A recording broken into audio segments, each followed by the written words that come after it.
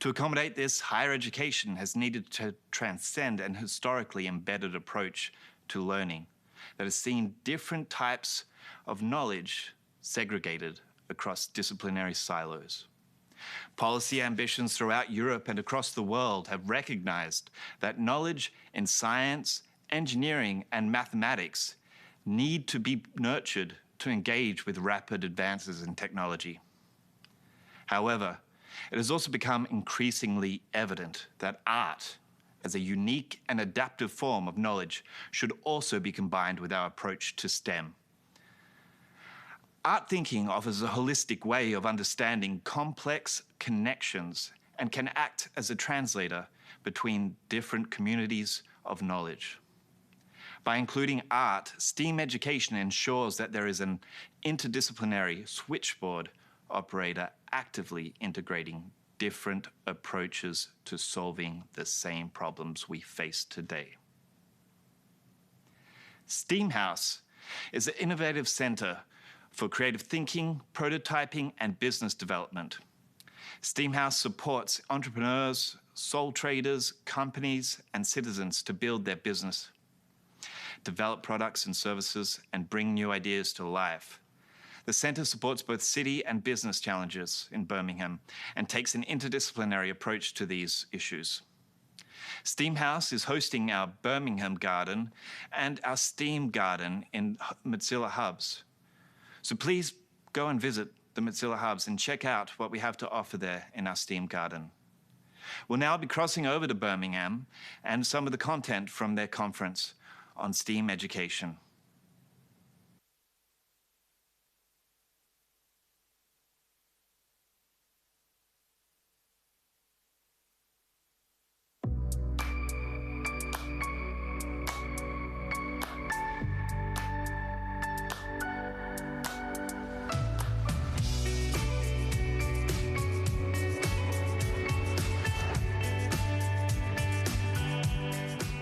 Welcome to our first International STEAM Conference. We're delighted you've joined us. Whilst the virtual environment isn't quite what we envisaged, we were determined that a small thing like a pandemic didn't stop us from collaborating. Birmingham is built on creativity and industry. The artist and the engineer stand side by side on the city's coat of arms, and the Lunar Society's cross-disciplinary collaboration seeded ideas and innovations which transformed the world. It's an image that's inspired what we do.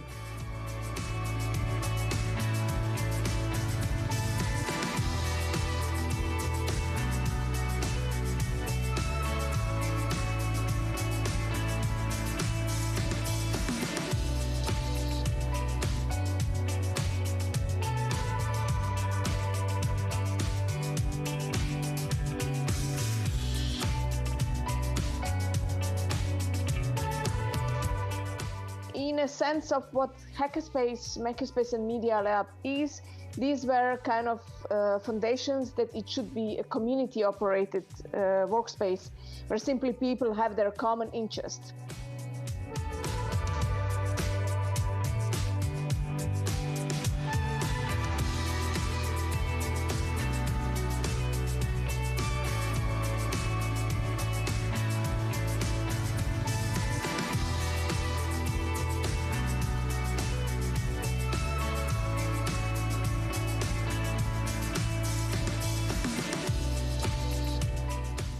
I'm looking at raw scientific data and playing with it. So I'm employing different artistic modes of production and taking image data beyond its normal usage and custom to purposefully reconstruct it.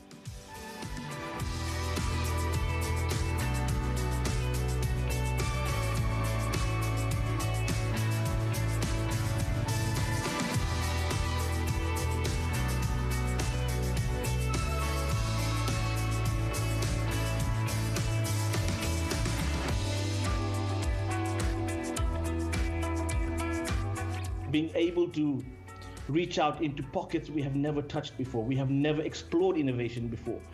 These are huge opportunities for us to be inclusive, to make STEAM applicable for everyone.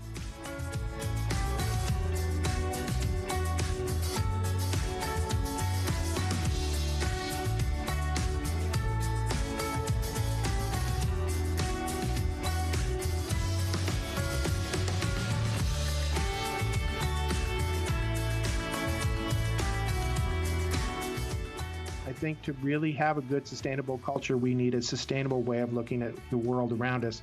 And the way to do that is to put those two things together, art and technology.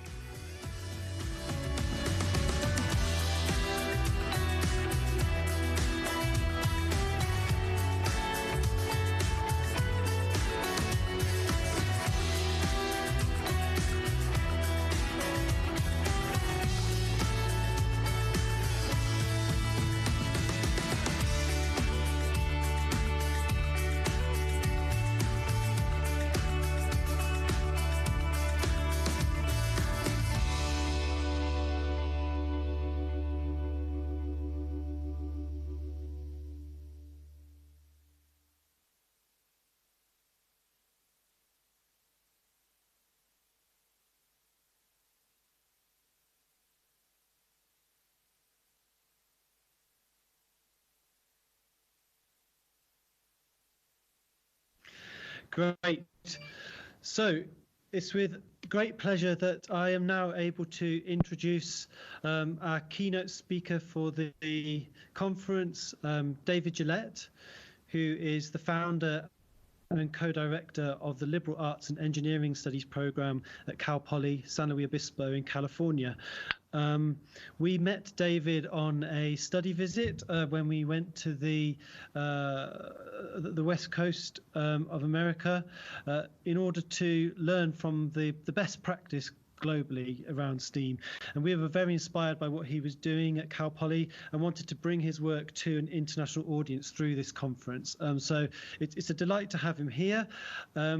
He, as I said before, is the co-director of the Liberal Arts and Engineering Studies program, and this offers a hybrid interdisciplinary Bachelor of Science degree which combines upper level courses in engineering with advanced courses in the humanities, so right in the center of what STEAM practice is. And David's had an academic and commercial background in media production, rhetoric and creative narrative design, and his recent research has focused on STEAM-based educational outreach to underserved local communities, media-driven technical documentation and system design for testing for various forms of interactive place-based storytelling.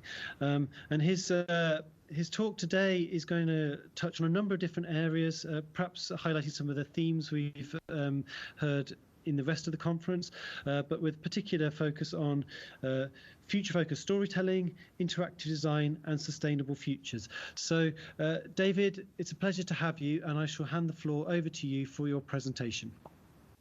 Okay, thank you, and hello everybody, and thank you so much for asking me to present. It was really interesting sitting here all night watching the sun come up. So it's lovely that the sun is up now and the birds are out there, and I've been able to walk outside a little bit. So let me take over the screen here and share my slides. There we go. And you should have the first slide there. So I've titled this, Oh My, What Now? Mainly because that's what I've been asking myself, and I've heard everyone say for the last 4 or 5 months is, oh my, what now? Every day it seems to be something different, but actually in many ways, it's kind of what we do for the program. What we've been really interested in is this idea of how do we know the world, and how can we make change in that world? And so one of the things we're interested in for the program is meaningful forms of design, and we're hoping that that will lead to some kind of positive future. So this is me. This slide's about me, but let me get to the program itself. So currently the program, just to give you a quick summary, that's a little bit of San Luis Obispo up there in the upper right, has been running for about 10 years. We have about 80 students on a regular basis. There's a couple of us teaching in the program, about 4 or 5 more who help out. Students are required to go overseas at some point during the program, which we also provide them some funding for. Most of the students focus on we have a wide range of things the students focus on. Most of the areas, though, range around audio design, interactive environments, community development work, tech and art innovation. It's a hybrid degree. That's the way we refer to it most of the time, and that it's half engineering and half liberal arts. The students transfer in from different areas of the university to participate in the program. This shows you where the students come from to become part of our degree. We have a lot of students coming in from aerospace and software engineering, but we also have students coming from industrial engineering, political science, theater arts, sociology, philosophy, electrical engineering, food sciences. We have students from all over that slowly changed their minds about what they were doing originally at the university and decide to come into our hybrid degree. We have about 200 students now who are graduates of the degree.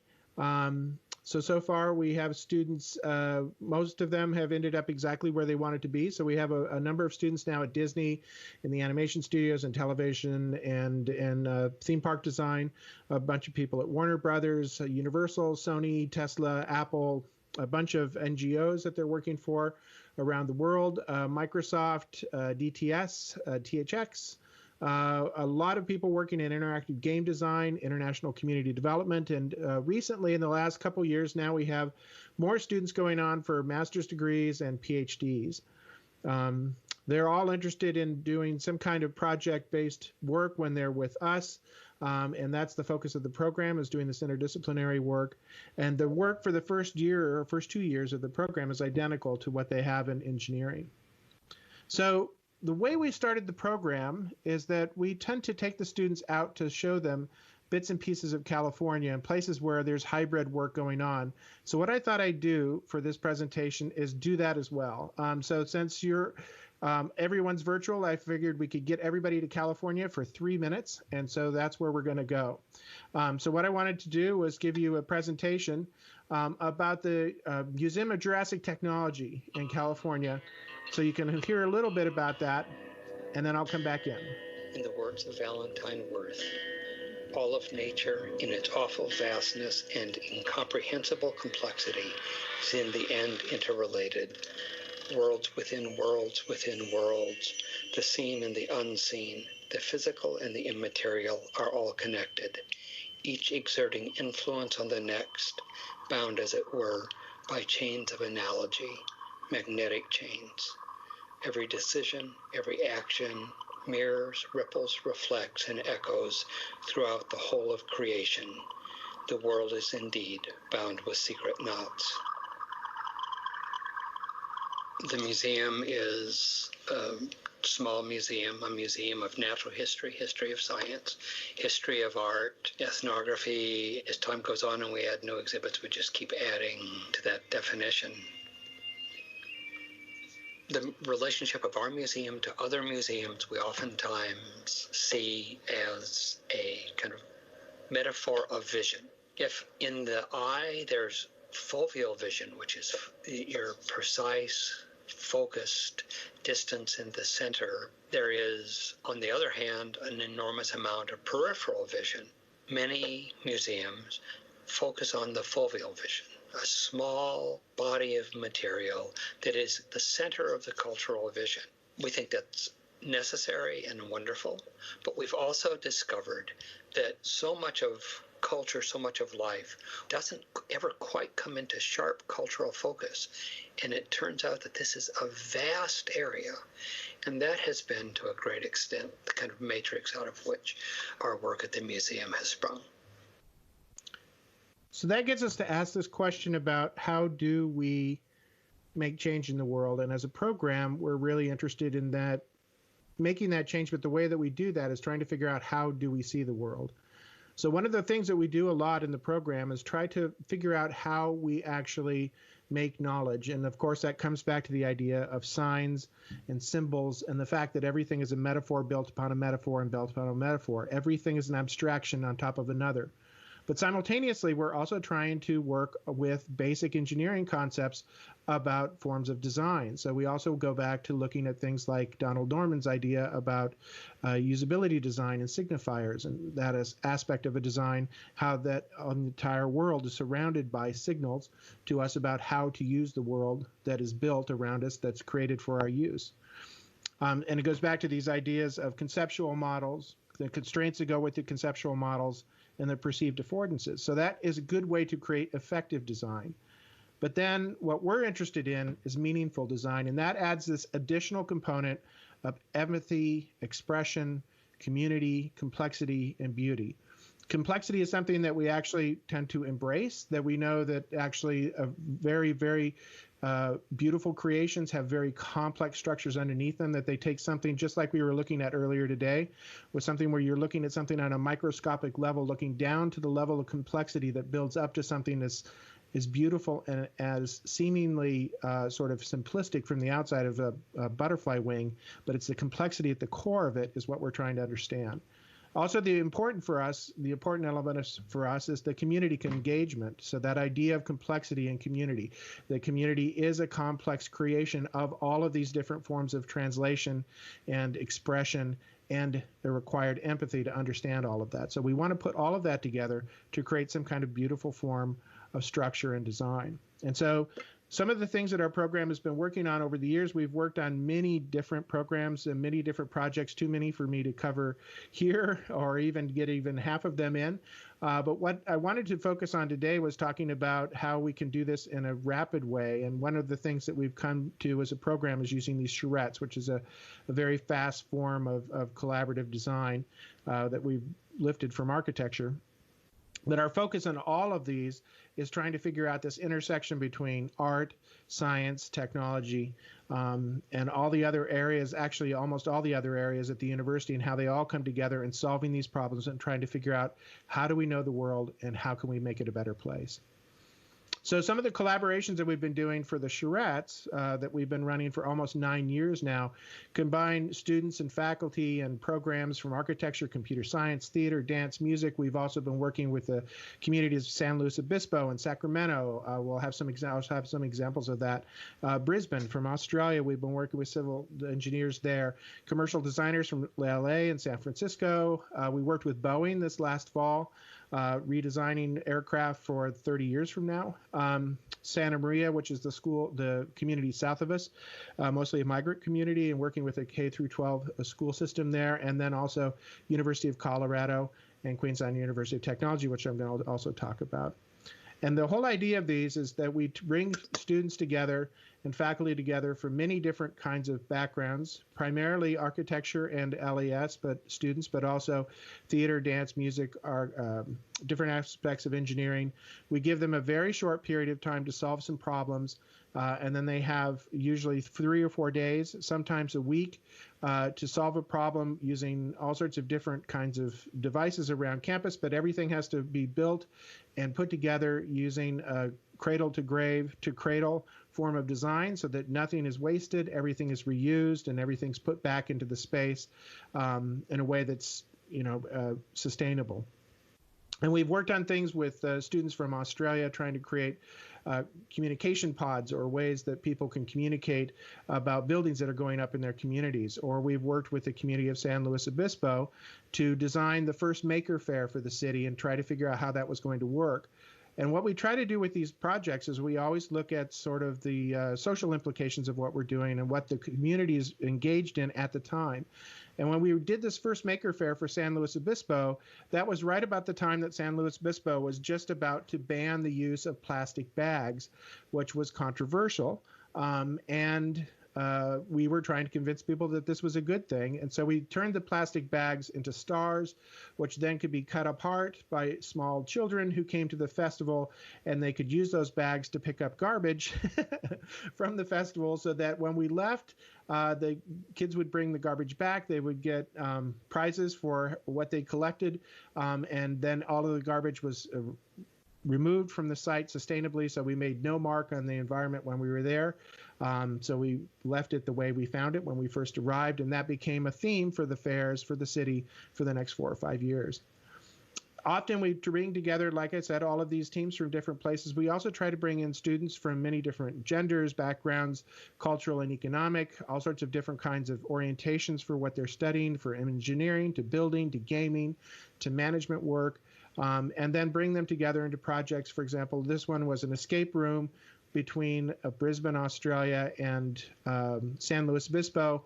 The clues to get out of the room in San Luis Obispo were hidden in Australia. The clues to get out of the room in Australia were hidden here. and they had to collaborate with each other using a bunch of linguistic clues and clues about each other's cultures, and they had 1 hour to solve the problem and get out of the room. So we have sort of amusing and whimsical things, but we also have things where the students try to engage the community directly. In response to the mass shooting at the Pulse nightclub in Orlando on June 12, 2016, students and faculty at Cal Poly San Luis Obispo created a project to encourage a national conversation about gun violence. We built an arc of 6 panels that asks visitors to comment on how safe they feel in their community. We call this work SOS, which stands for Sense of Safety. The inner side of the project asks, how many school shootings have occurred in the last 12 years? The panels answer this question through holes piercing the plexiglass. Each hole represents a school shooting.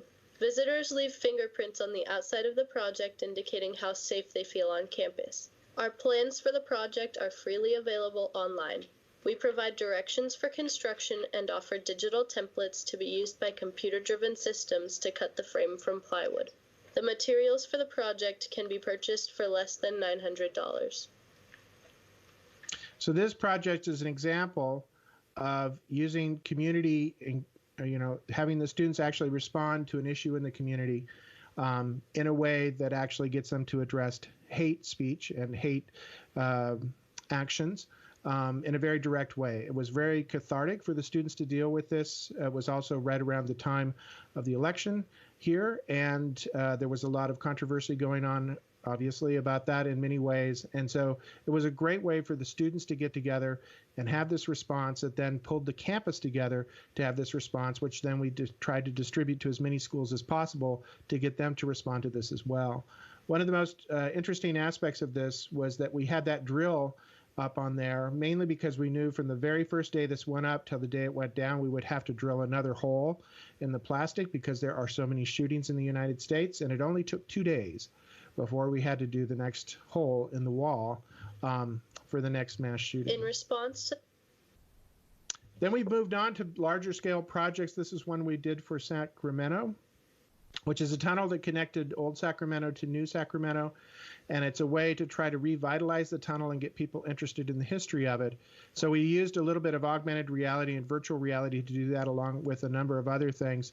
There are some iconography that's built into this, symbols that are built into the walls that were designed by the artists, the Royal Chicano Air Force artists, who were told at the time when they did this, which was in the late 70s, that they weren't allowed to do anything controversial or political, so they did it anyway, but they hid the images inside the structure of what they built so that you can see in the upper left, they were not supposed to reference migrant workers and migration in the area, but they did. What they did is they showed workers in a truck moving to the fields, and you only know that if you know the history behind it. So our students went out to the artists and interviewed them. Esteban Villa is one of the artists in the red shirt or the red jacket in the lower right-hand image, and asked him about the history of building this and putting it together so that they could hide these images, that the hidden images could be then revealed through some augmented reality, which we designed so that when you walk through the tunnel, you could hold up your iPhone to the images on the wall, and then you would see the actual hidden images inside those images that were actually physically there on the wall, and hear from the artists themselves about what they were trying to do. Sacramento is also about 5 hours away from San Luis Obispo. So in order for us to build things accurately for this tunnel, we actually scanned the entire area, which is about the length of 2 football fields.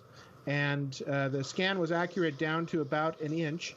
And that way we could create a virtual representation of the tunnel that we could then walk through, try out different designs and see how they would work. One of which we wanted to do was put in a train so that when you used your phone, you could see the trains from the history of transportation in Sacramento and walk through it and see what it would react to or how it would react as you walk through. So that gets us back to why I started with the Museum of Jurassic Technology. It gets us to this idea of questioning curation, like why and how do we put things together in a museum environment, but why and how do we know the world? Now, the Museum of Jurassic Technology is an interesting place to start because it's kind of a meta-museum.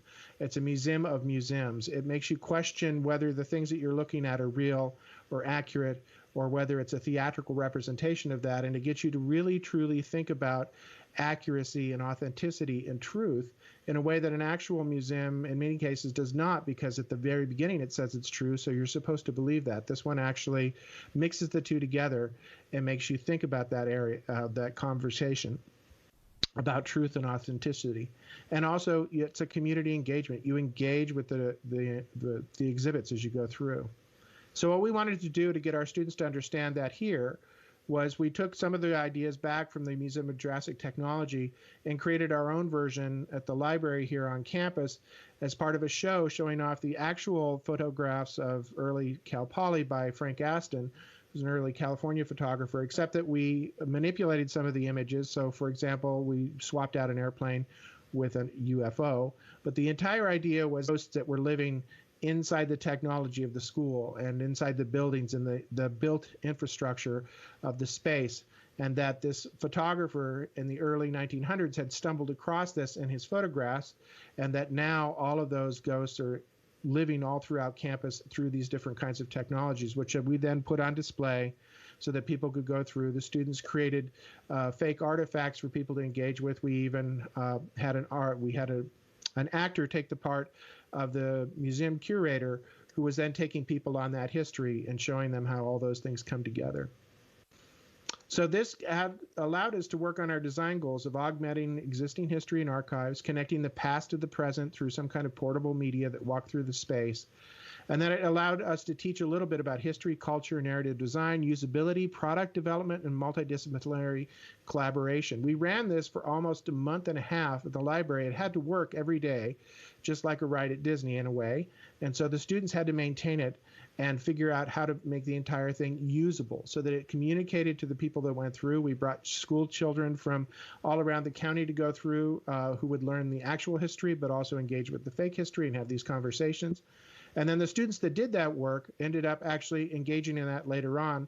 This image I just found a couple days ago I realized that the students in this image all ended up doing this kind of work after they graduated from Cal Poly. One of them ended up working for Disney for a while, then Universal, and now designs a whole bunch of interesting stage shows. We have one that works for lighting systems for Cirque du Soleil in Vegas, and along with some other professional organizations. And then one of them was also now a game designer in San Francisco. Out of this came this original idea of kind of gamifying this environment. And what we wanted to do was create the idea of an old technology that was taking us through a new one. And so the idea originally was to have a daguerreotype with all of these ghost images that would take you through the story. But then we eventually turned that into an actual app that you could use on the phone to walk through the campus to find the hidden stories of the campus, which then led us back into the community south of San Luis Obispo to start working with one of the ethnic studies professors, Dr. Grace Ye, who was studying the history of the Filipino and Japanese American communities in South County and trying to recover some of this history that was disappearing because it wasn't being recorded. And so we worked with her and the community to gather the stories of the community and tag them with geospatial data so that you could use the app on the phone and walk back through these communities, and you could go into a store that is now maybe a grocery store or is in some cases because of tourism, is like a swimsuit shop or something like that. But then you could actually hold up the phone, see what that was actually a gathering place for the Filipino community, Filipino American community in the early 1900s, and you'd hear the stories recorded from the people who lived in that period in that place. We decided to also take that to different locations. We've since taken it to Brisbane, Australia, where we worked with a community group that was doing a festival called Colorize, which was looking at the Aboriginal history and the unrepresented histories of Brisbane, and also the landscape of the city, which has been overridden by infrastructure, and so you can't see the original landscape. And so a way for using our app was a way to tell you the histories that were underneath your feet as you walk through the city. We've also took that to South Africa this last spring to do the same thing in Cape Town. So what we're trying to do is connect the key aspects of engineering for some aspects of design. So some of these ideas like the constraints and affordances, visibility, conceptual modeling, design models, user models, system images, and spatial mapping, but also tie them together with ways that we tell stories and how we present information. So we also go back and look at narrative and the structure of language as an equation. And we look at structuralist design. We look at call and response and interaction. Writer as a maker, the person telling the story as a maker. We take some of these things again for software design, like fluency, efficiency, delay, and confusion, and then reinterpret them into terms that are more like stories. Performance equals time. Accuracy is truth. Recall is memory. And emotional response is the ownership of the story. So where this comes to is that during the pandemic this spring, we had to toss our entire program online. And this entire program is built around building physical spaces and walking through them in teams that work together in an intense period of time. We tried to recreate that in online, and what we did is we had the stories, the students work on trying to create mobile stories for our system. These students, for example, a team in just 2 weeks went through the campus where they could actually have access to the land without worrying about COVID-19, and scanned it, put it into the computer, and wrote an entire story about a ghost ship that you could go and interact with through the application. So what I wanted to show you was a couple things that the students managed to do in just 2 weeks, when we also put them together with students at Colorado State University in a master's program who are creative writing students. And what we decided to do was to try to get them to look at their place that they live now, look at the world they live in now, and try to figure out where they're going to come out the other side. So again, that goes back to the title of this is, oh my, what's coming next? What now? And so most of the students were asking that as well. So we decided to have them get together with the students in Colorado. The students, the creative writing students, each wrote a story about a positive aspect to come out of the pandemic, a positive future, and in a narrative format. And then our students took those stories and reinterpreted them and turned them into walk-through virtual environments. And they did this in 2 weeks. So we had some students create just a video game that you could walk through and play.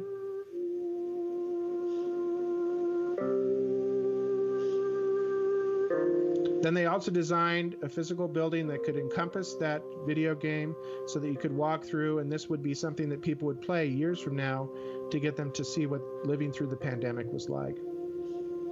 We also had students design entrances to theaters that were telling you some of the story of the pandemic.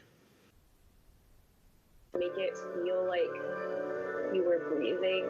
Like yeah, absolutely. You was breathing. Yeah. And that's, one of the pros of having a, semi-sheer kind of clothy material, so the air can kind of flow through and it can also move with the flow of the air. And the light will also be just penetrating through that as well, so we have that element. So the students had 2 weeks, 1 week to work on design, 1 week to build, and then they presented their resulting work to a series of faculty, some from architecture, some from Colorado State, from the creative writing program, people from the interdisciplinary programs here. And one of the most beautiful creations that the students came up with, one group of students, was trying to figure out a modern museum for taking you through the pandemic. So they would have a museum display that would show you elements of the actual pandemic and what was coming out of it, and what the reaction to people were to being separated from one another, and possibly what they've learned from sharing this across the entire planet and what that was like. And so the students created this virtual hallway that you could walk through, that you would put on the VR system once you were inside the museum or the museum-like display, and see what that was like. So the students then displayed this, and we talked about it. Now you're going to see a lot of references to cheese in some of these images, and that's because we asked the students to come together while they were presenting and eat something and snack on something, in lieu of the fact that we couldn't be in the same place at the same time. And because it's America, everything had to do with cheese. So you will see that in the background.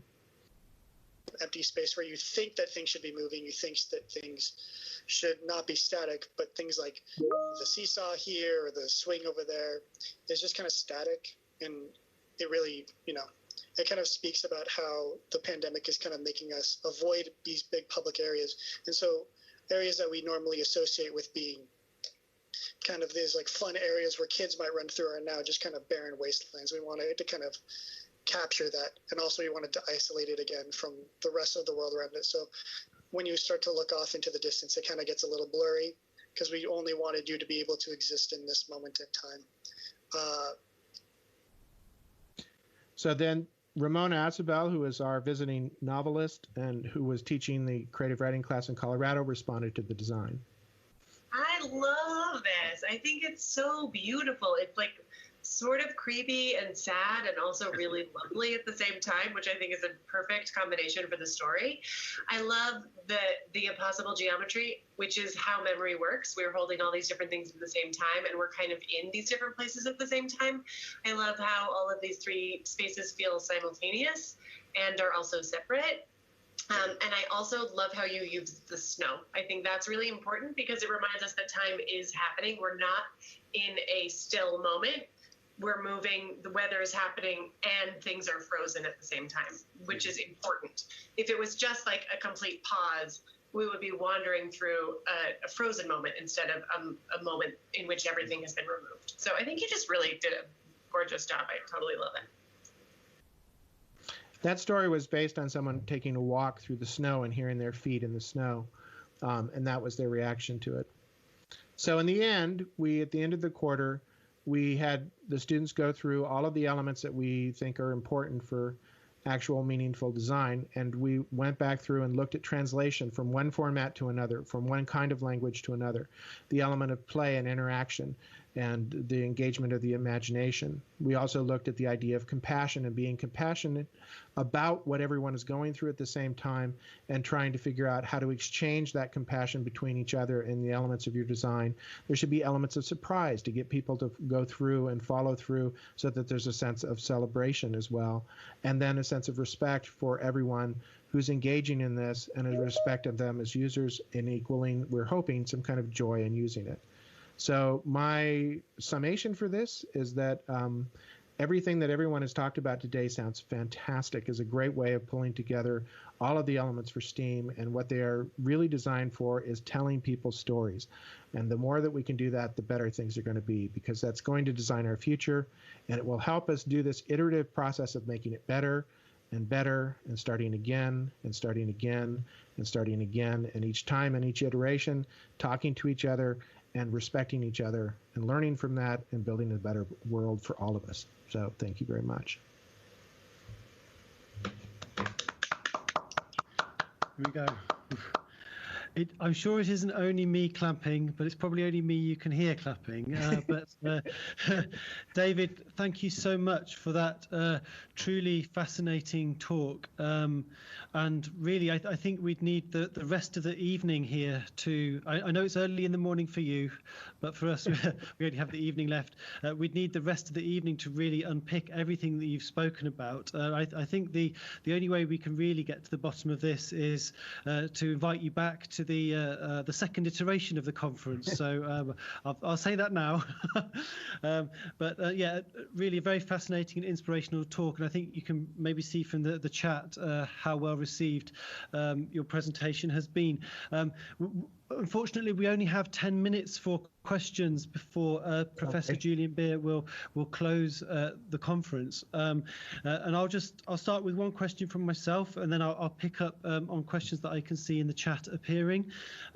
So the first question, just to get things started, is that I was interested when you were talking about the Jurassic Museum, about this idea of curation and the way that things are put together, and then it made me think that STEAM practice is sometimes seen as a way of bridging the space between different disciplines or different modes of thought, and actually that's the way we set up this conference. But I was wondering, to flip that, if in your work, whether you've come across examples of ways in which artists and engineers have approached problems in the same way. So it's less about saying there's two disparate ways of thinking about things, it's more about saying, well, an engineer thinks like this, but also an artist thinks in a very similar fashion. So just I wonder if you had anything to say about that. Yeah, I'd say that understanding the basic components of the problem is an artistic investigation as much as it is an engineering investigation.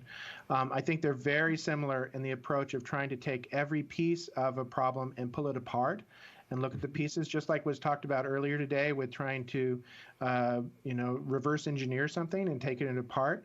The entire component of I think, engineering practice is making sure each one of those little parts are sustainable as they connect to each other and create a unified system when it comes together.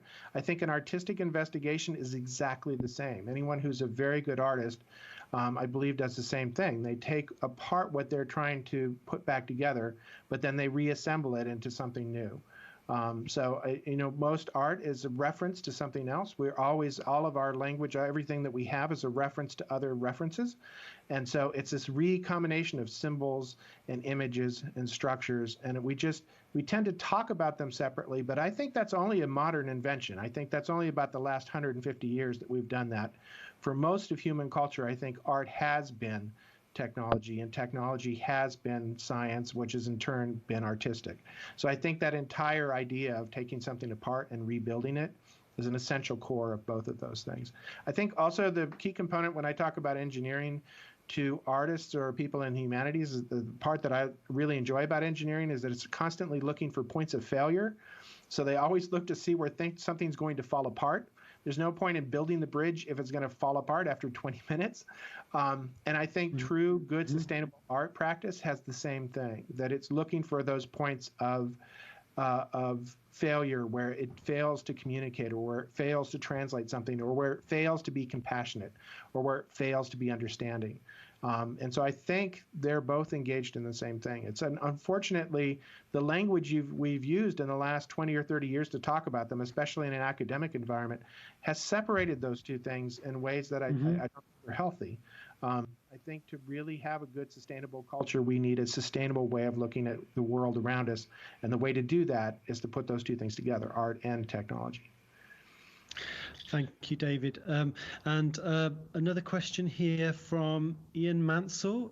It's about kind of a global perspective. So have you noticed a culture difference between the US and the UK around innovation and engagement with businesses? And I guess connected to that, in your work with Brisbane, do you think you've seen a convergence of global issues, or do you feel like people are dealing with different challenges across the planet? I think we're all dealing with the same challenge, and the same challenge is being alive on the planet in a sustainable way and trying to be fair to one another. I think we've been trying to deal with that for hundreds of years. And we just have lots of different ways of doing that. And I think we tend to think that there's better solutions other places, or they're not doing the same thing. But I think we're all engaged in the same thing. In terms of the business part, I think that's just an inherent part. I think that's just an American thing. I've rarely encountered, when I've traveled, other places where kids are trained to be little entrepreneurs from age 4. I know from my family growing up, whenever I would talk about something, they'd immediately say, "Oh, well, you can sell that." And I would say, "Well, no, I just thought it was kind of pretty. But yes, you can sell that. And how much would you sell it for?" And I'm like, "I don't know. I'm 4 years old. Don't ask me that." So it's something that's just an inherently part of, and it's an inherent part of all of our education, and it's ingrained in the educational system. I think that's present in other places, but maybe perhaps not to the same degree. So it's got almost a religious fervor, the way that people are so attached to the idea of marketing and selling and making things. So to me, it's nice to go to other places where where that's not the pressing issue oftentimes. And most of the times the pressing issue is it meaningful and does it do good first? Second, maybe can it make some money? So I don't know. I'm not an expert on that in any way. I don't know enough about other cultures to know. Thank you. And then I think just one final question, and I wish we could ask more, but this is from Alexa. So Alexa's saying, having such a diverse mix of students and disciplines, what are the processes you use to build trust and collaboration and understanding across your student community? Pizza. Pizza. We're a very small program. We can't really afford to offer sort of tangible benefits to other students when they come to do these kind of collaborations. So we pay people in pizza. But the truth about that is that what we do is we bring people together to share food and do something kind of whimsical. I think that it's pizza and whimsy. The second part, the whimsical part, is the most important part. We try to do this early in the quarter before everything gets really hard for everyone and they hunker down sort of in their own disciplines and try to get through. So it's the first couple weeks usually when we do this. It's a way for students to get to know each other. It's an introductory component, and it's the same way and the same reason we get together to share food anyway, is to meet each other on sort of a neutral ground. And so we feed them. And we get them working on something that doesn't have anything to do specifically with their grades or their course or their success in their program. It's just an engaging, interesting thing to do based on the imagination for a couple days. And it's amazing how much, if you put people together with some food and time and a physical space together and they're young and you ask them to play, they will do it. And so it's structured play with a creative community component built into it. I mean, we have an underlying component of what we're trying to do. We're trying to get them to learn how to work in a team, how to collaborate, how to organize that collaboration, how to break problems down and reassemble them. But at the entrance to that is basically some form of whimsy associated with pizza. So that tends to help. I think it's a fitting way to end the conference on a discussion about pizza, which is a collaborative foodstuff. So, David, thank you once again for your incredibly inspirational presentation. We'd love to have you back at some point, and I'm sure that the people attending the conference have taken a lot from what you had to say. So thank you once again. Well, thank you for inviting me. And it was so lovely to be here today and to watch all of these presentations. I got so much out of this. It was great. And I will be telling everyone here of everything that I saw over the last 4 or 5 hours, 5 hours. So I'll be happy to spread the news. Thank you. Thank you very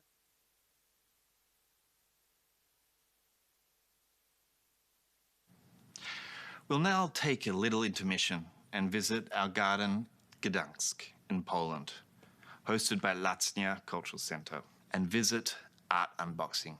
Art Unboxing is a series of video performances produced for the internet. It is published in episodes in the form of a program that mimics the typical YouTube unboxing show. Instead of the typical objects, however, Filip Ignatowicz opens purchased works of art, things signed by artists, or gadgets from the exhibitions. The act of unpacking those items is the essence of his creative act. He tries to verify the thin border between art and product. Let's go and have a look.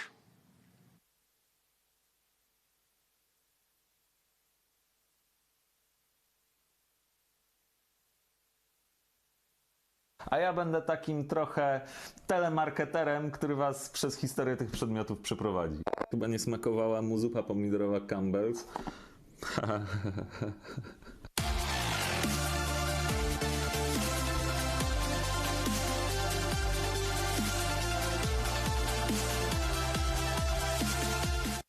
Witam Ciebie w Art Unboxingu. Ja jestem Filip Ignacy i będę waszym hostem w tym super internetowym show w serii 35 odcinków i 15 sezonów. A już dzisiaj otworzymy bardzo fajną rzecz. Przedmiot zawieszony pomiędzy sztuką a produktem. To nic dziwnego, bo właśnie w Art Unboxingu będziemy się skupiać na takich przedmiotach, które w jakiś sposób będą redefiniowały tą granicę pomiędzy sztuką a produktem.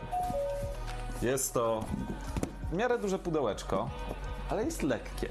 Wydaje się szczelnie opakowane, tak że nic w środku nie może się poobijać, nie może się zniszczyć. Przysłano to z Art Republic. Tutaj możecie zobaczyć ten znaczek. Art Republic funkcjonuje w Wielkiej Brytanii. Co tutaj jest napisane? A że jeżeli zniszczona jest paczka, to sugerują nieprzyjęcie jej. Zobaczmy zatem, czy jest niezniszczona. Wydaje mi się, że całkiem spoko. Zabierajmy się do tytułowego dla serii unboxingu.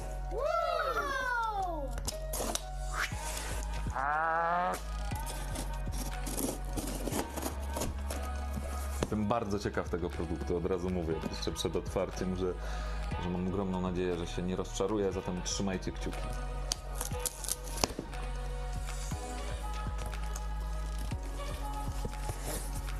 No, jest tu bardzo dużo. Nie mogę sobie odmówić. A ja już tutaj w pudełeczku Widzę ten przepiękny przedmiot. O Jezu, to jest cudne. Zabawka, która w zasadzie nie jest zabawką, bo tu jest 3 razy z przesunięciem napisane no te toy, no te toy, no te toy, no te toy. Jest to figurka wykonana z żywicy przez artystę znanego jako Rajka. Rajka, a.k.a. Ryan Kalanin. Jest on twórcą, który przygotowuje rzeczy, o których bardzo często się mówi bootlegi. Tak się mówi na ten rodzaj takich zabawek, które są zmieniane. Z jednej zabawki bierze się głowę, podmienia się tułów, są zamieniane, a następnie artyści z żywicy w formach silikonowych robią odlewy. Każdy z artystów robi swój własny blisterek, swoje własne opakowanie do takiej historii. Rajka ma rodzaj takiej serii, która jest nazwana właśnie Art Troopers. W obrębie Art Troopersów Rajka zrobił różne postaci. Każdorazowo jest to ktoś ze świata sztuki przemieniony na szturmowca, Stormtroopera z Gwiezdnych Wojen.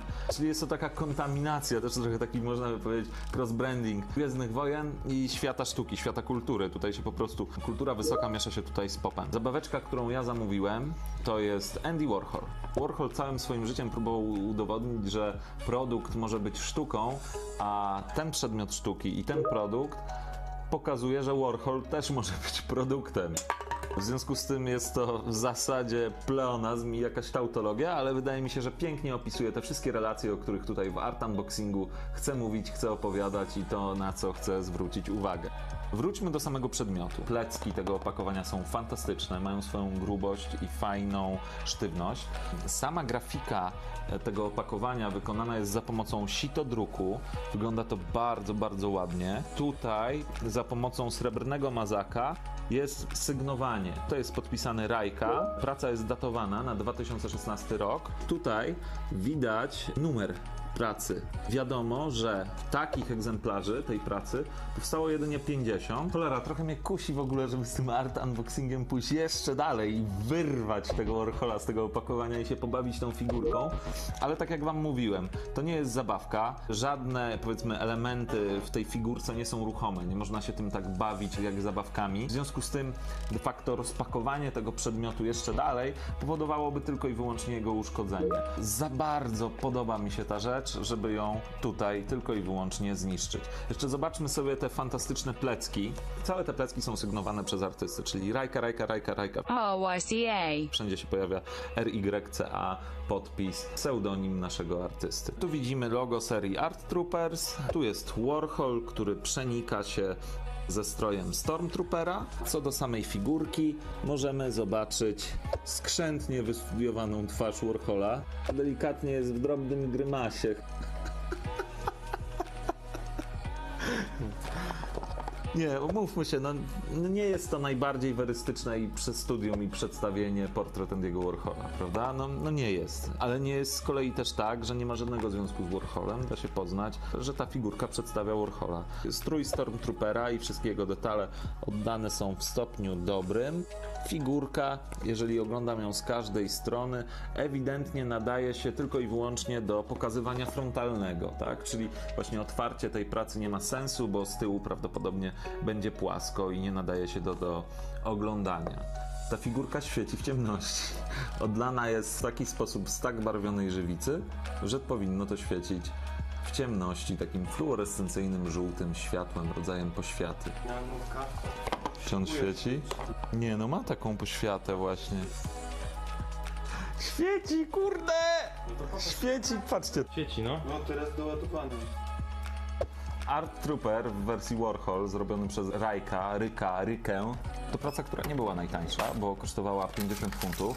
W ofercie Rajka ma chyba Keitha Haringa, Jean-Michel Basquiata na pewno. Można też zakupić kolekcję raperów, można kupić Notorious B.I.G. Bigiego, można kupić Tupaca. Ja jestem z Art Troopera w wersji Warhol bardzo zadowolony, na pewno to zawiśnie u mnie na ścianie. Powiem wam szczerze, że ta figurka daje wiele satysfakcji, daje takie fajne poczucie kwintesencji idei tego, czym jest ten program, czyli zestawienia ze sobą sztuki i produktu. Bo w momencie, jeżeli twórca, artysta sam się staje przedmiotem sztuki innego artysty, który zamienia jego postać w zabawkę, w figurkę, w przedmiot konsumpcyjny, w gadżet, no to doszliśmy już właśnie do kwintesencji tego, o czym chcę mówić. Serdeczne Wam dzięki, że oglądaliście ten odcinek. Polecam Wam serdecznie tego twórcę i mam nadzieję, że widzimy się w następnym odcinku. Pozdrawiam, hej!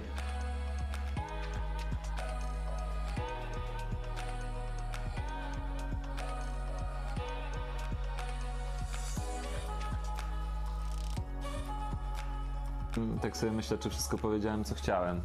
Subskrybujcie mój kanał, śledźcie mnie na Instagramie, łapki w górę, lajkujcie. Coś jeszcze jest takiego, co często mówią youtuberzy.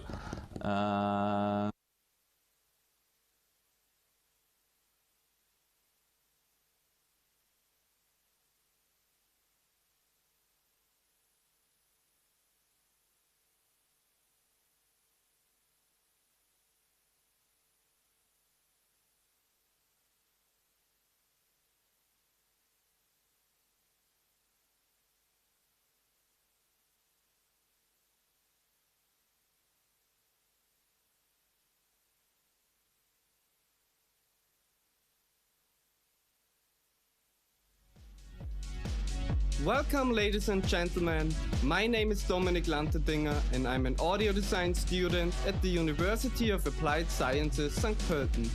Within the scope of my interactive audio project, I have developed the Rumbler 1.0, a simple but effective audio effect device based on the graphical programming language Max for Life. So let's make some noise.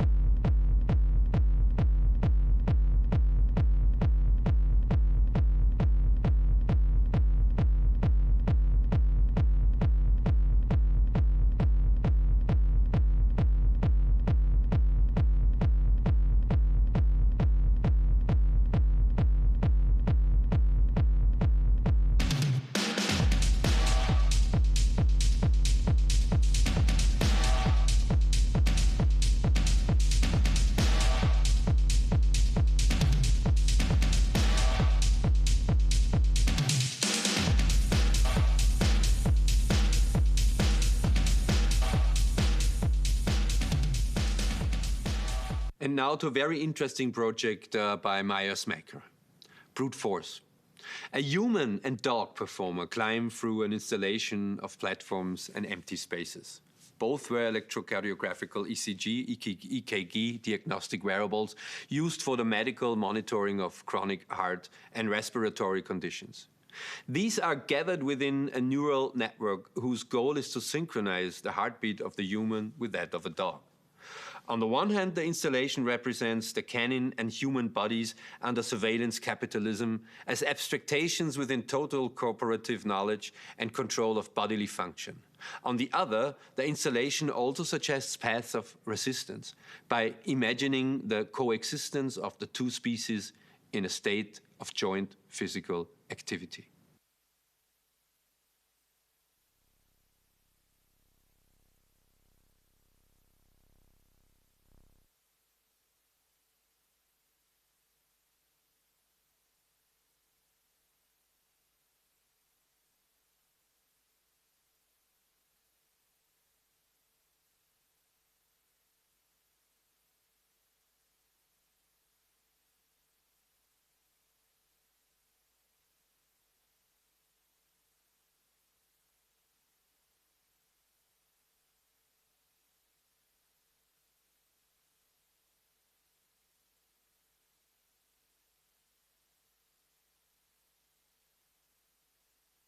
As the premise of the project dwells on the establishment of mutual relations between human, animal, and artificial intelligence, my artistic research stems from a fascination over the relationship between humans and dogs.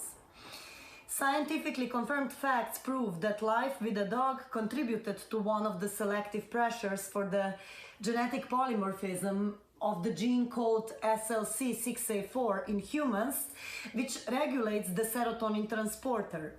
Besides being recognized as the biological marker of behavior processes, serotonin and serotonin transporter have been found to modulate several other brain and body processes which coincide with various forms of bodily activity.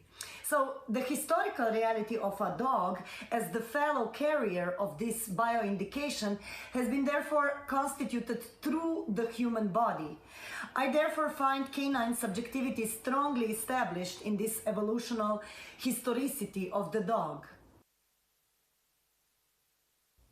But what about the status of artificial intelligence? The philosopher Oksana Timofeeva claims that humans try to overcome the abyss which opened with the end of the classical human figure in the 20th century through the use of technology, which has been, I would add, manifested especially through the field of artificial intelligence. Machine learning utilizes hierarchical constructions that find its origins in the beginning of Western philosophical thinking that in its very essence dwells on the nature-culture division. It seems like artificial intelligence is a mirror of our own subjectivity, some kind of a projection of our desire to process ever-increasing amounts of data through which we attempt to preserve a certain order of things, especially in these times of uncertainty. Even though artificial intelligence lacks subjectivity, it is a very powerful tool. And I'm using that tool to utilize and augment my vision of physiological hybridity with the non-human. And although it seems that with data science we are facing a new sovereignty of truth that has nothing to do with bodies, I think it is precisely this condition that should evoke biopolitics to address the handling of cybernetic control to life itself. And as a point of search for new ways of articulating the future, I am, through the project Non-Brute Force, suggesting a discourse on AI for being employed as a tool of unification instead of being utilized as corporation-owned tool of division and control. The installation resembles an orthogonally abstracted serotonin molecule-shaped grid. As mentioned previously, the process of breathing and heartbeat are also influenced by the effects of serotonin, the human neurotransmitter whose metabolic functions have been highly influenced by the parallel evolution with dogs. The grid serves us as a platform for feeding our algorithm. So, during one iteration, the dog and I climbed through this shape composed of plates and empty spaces. Throughout my climb, I built new combinations of 32 plates and 37 empty spaces as inputs for the neural network, and at the same time as stairs for the dog to follow. So, what I actually do from the perspective of our convolutional neural network is composing pixels in the form of plates on the recommendation of the network's output based on the parameters of physiology of me and the dog.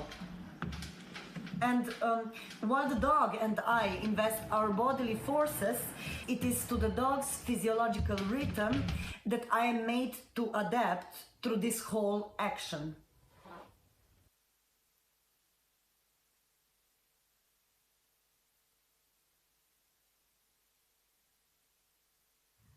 In this project, dogs are using a very specific range of motion, and we have been preparing them for it on a daily basis. There is a lot of jumping, a lot of starting and stopping on a very limited amount of space, so the dogs had to build up their core muscles and their overall body strength. So we're doing this dog fitness or dog workouts on a daily basis to help them strengthen up. For the trainers, it has been a very interesting thing to observe different individual personalities of the dogs.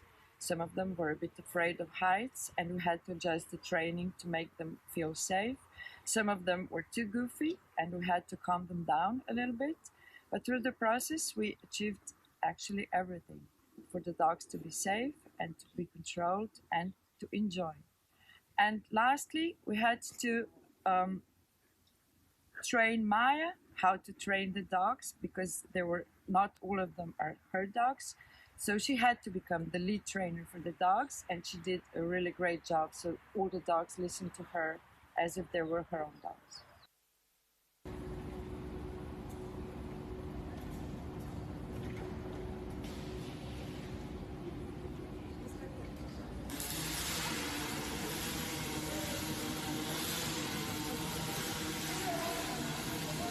Păi.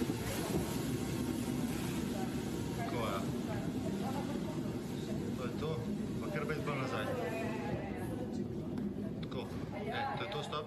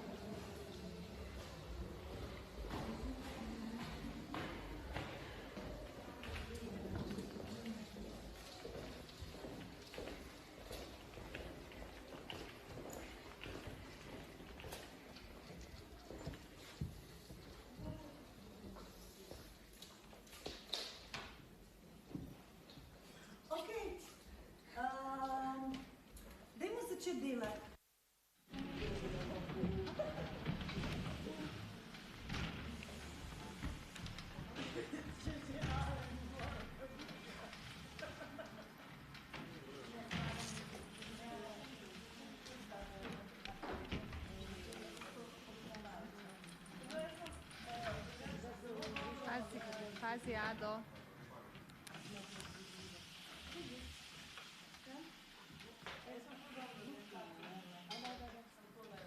Tam jest Google Krimper.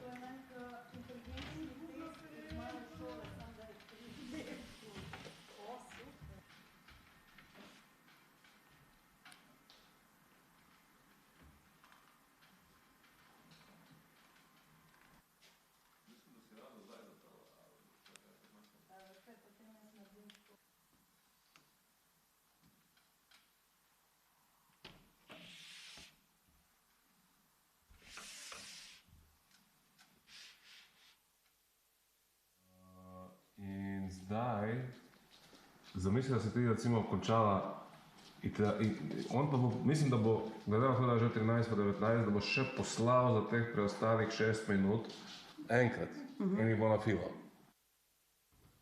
The problem to solve in this project was to find a plan for a 3D space layout that once walked through by the dog and the human would influence their heartbeats in such a way that they would be as similar as possible. This layout is composed of 5 floors, each having around 15 movable tiles that can be randomly arranged, offering the dog and the human different path possibilities to walk on. As such, these tiles somehow resemble an image data, and for image data classification, one of the best machine learning techniques are so-called convolutional neural networks, or CNN. For initial training and evaluating the CNN model, we indeed used image data, where we placed tiles in the shape of numbers that the CNN had to recognize. It did that job very well, so we continued using the same model on this more abstract problem of heartbeat delta adjustment. During real iterations by the dog and the human, we had to store this data in our cloud that we developed for this project. And what was saved was the data from biometric devices and the layout of the space. This data was then further classified into 5 classes based on how big the delta was between the human and the dog heartbeat. For example, smallest delta from 0 to 5 BPM was classified as class 0. Our model was then trained with the shape of 3D layout as the input data and the heartbeat delta class as the output data. After every iteration, new data is collected and a new layout is generated by a generator.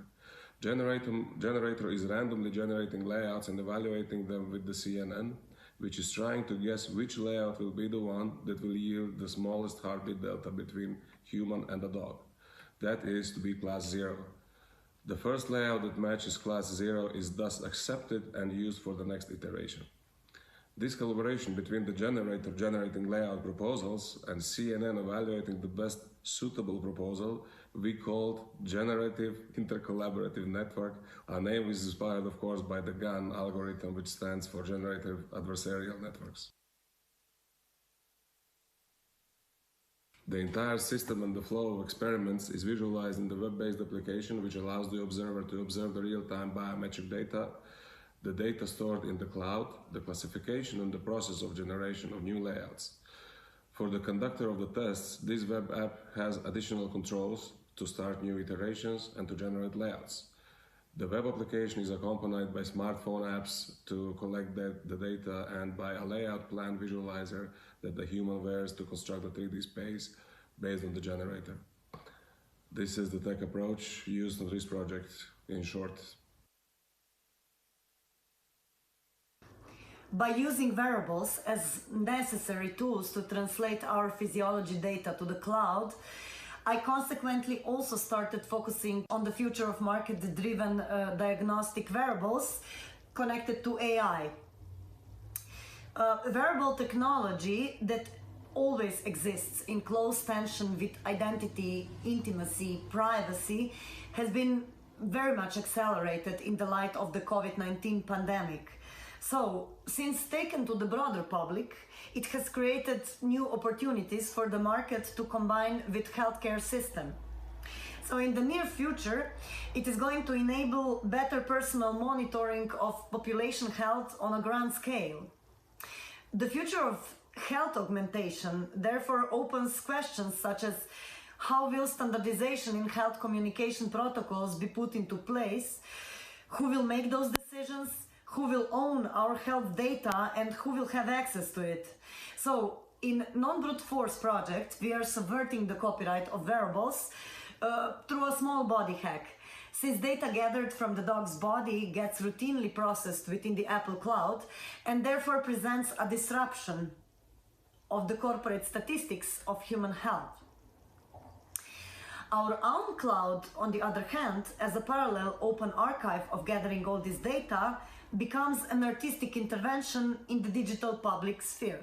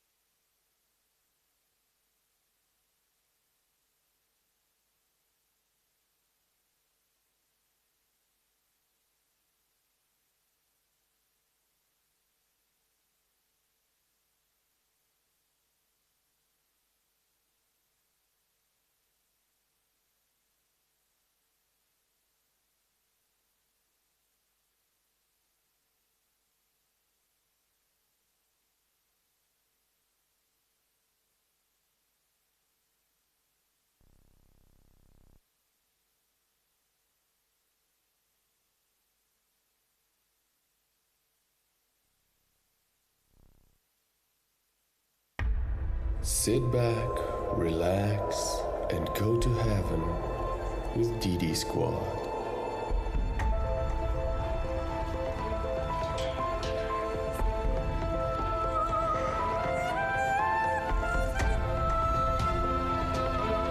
$14 more to go.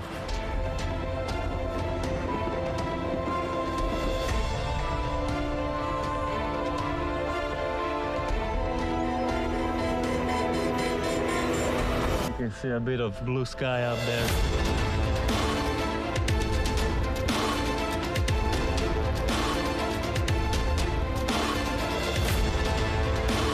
You can see by the look on our faces that the climb is not so easy.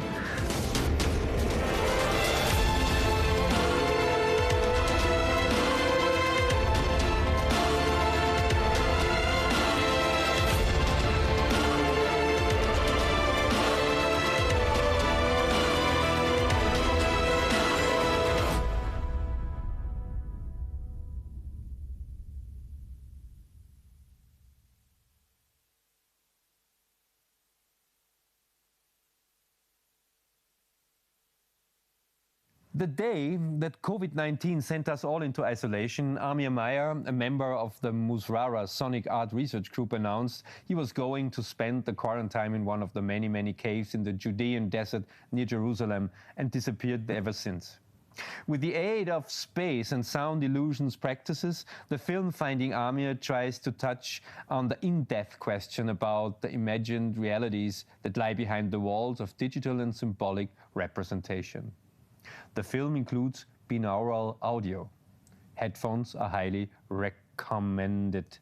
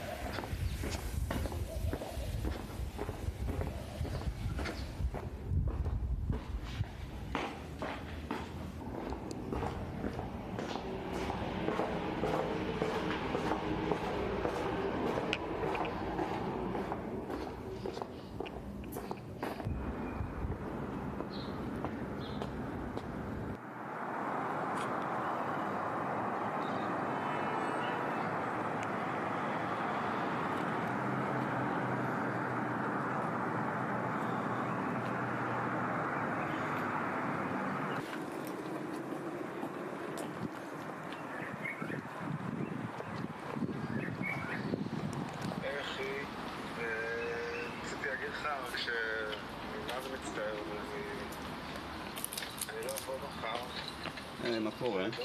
היי.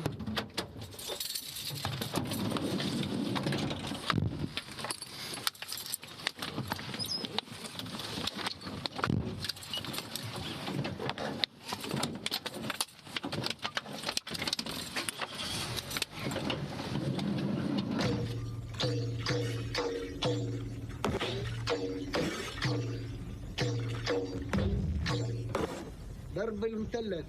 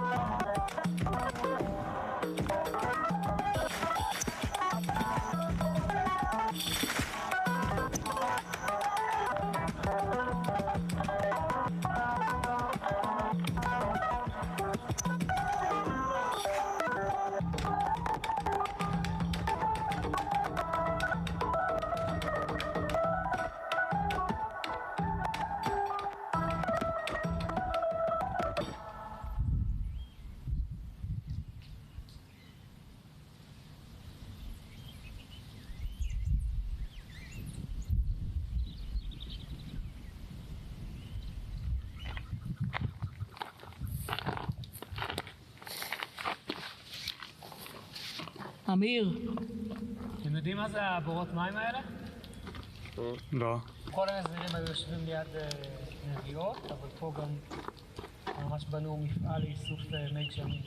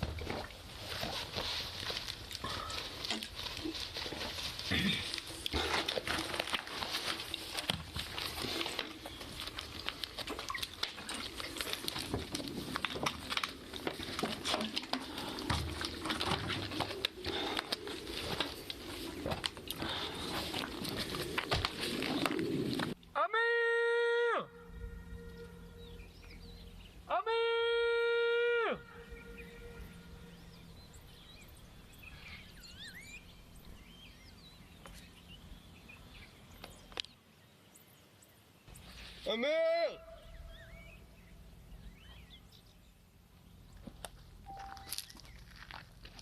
אמיר! אמיר!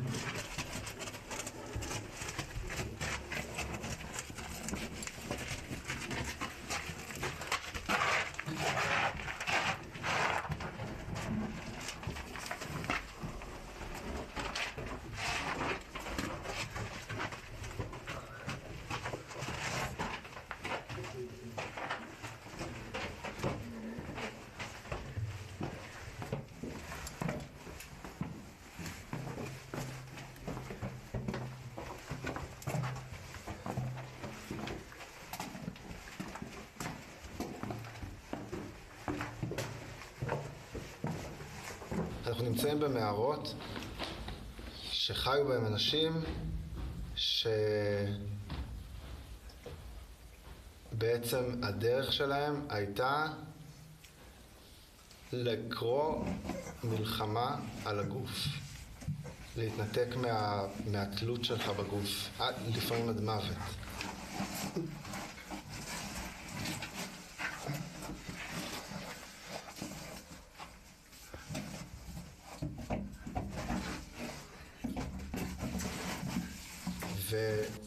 ואנחנו דור שחווה את הממשות רק דרך המסך. כן. אבל אולי דווקא יש פה איזושהי לידה מחדש של הרעיון של ניתוק של המלחמה בגוף. של הניתוק מהגוף בתור איזושהי דרך לגאול את עצמך מהמסע האינסופי הזה אחרי הממשי.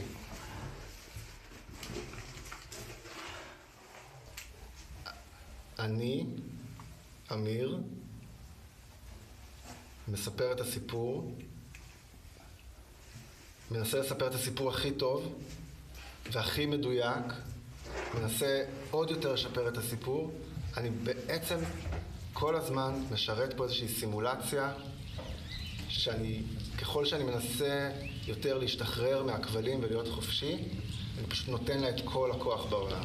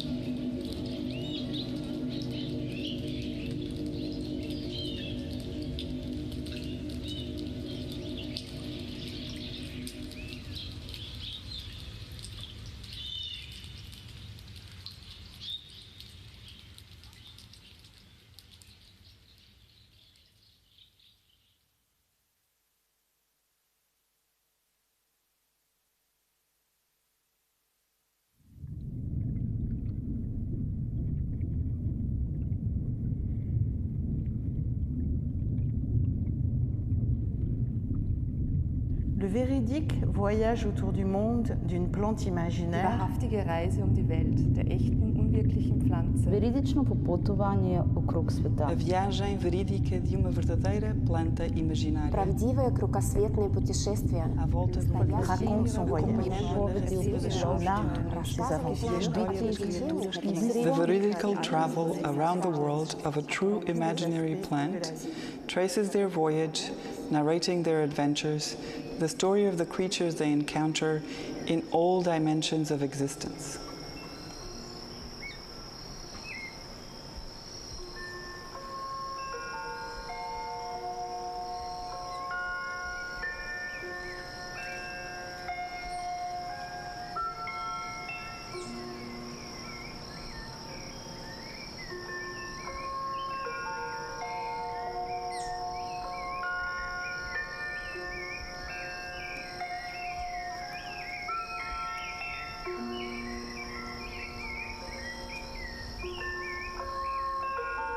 Traveling plant is a challenge.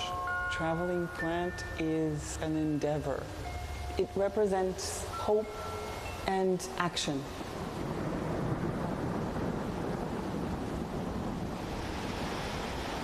We should ask first what it means to learn from non-human beings, and then become apprentices in these non-human knowledges and wisdoms, one of which is what I call in plant thinking, the wisdom of plants. The project is about doing something locally, individually, but also about sharing the same platform and the same goal and some kind of same collective project. Traveling Plant is an opportunity to think of possibilities, of paths to move forward. It's about doing and actively looking for ways to move beyond the things that restrain us in our contemporary world. I really love the idea of a slow project because it gives enough time to go into depth and grow into the depth and to pause whenever necessary. The traveling plant gives lots of possibilities. There is also, of course, some restrictions which they're coming with it. And these possibilities and restrictions, they're kind of following the understanding of plant world, but also our relationships with it and how do we navigate that. For me, the traveling plant project has also to do with the travel in time. It's not only that we travel to different countries, but also I personally can have a chance to get back to my childhood. On the one hand, I associate this kind of plant movement with the diasporic movement, because diaspora, as it is applied to human populations and a kind of spreading away from the place where a certain human population lived, diaspora is really a vegetal term, because it literally means, when translated from the Greek, a division of the seed or the splitting of the seed. So plants are diasporic in that sense that they can send their genetic material far and wide using not only the carriers such as insects, butterflies, bees, and so on, but also working together with the elements. It's about dealing with the difficulties that we face as a species, as a planet, as a whole, and trying to think through them into possibilities that will make sure that the whole is a surviving one and not an ending one, not one at the edge of a precipice. For me, this is an opportunity to really work with people I admire and people I find that do really interesting work and have something to say.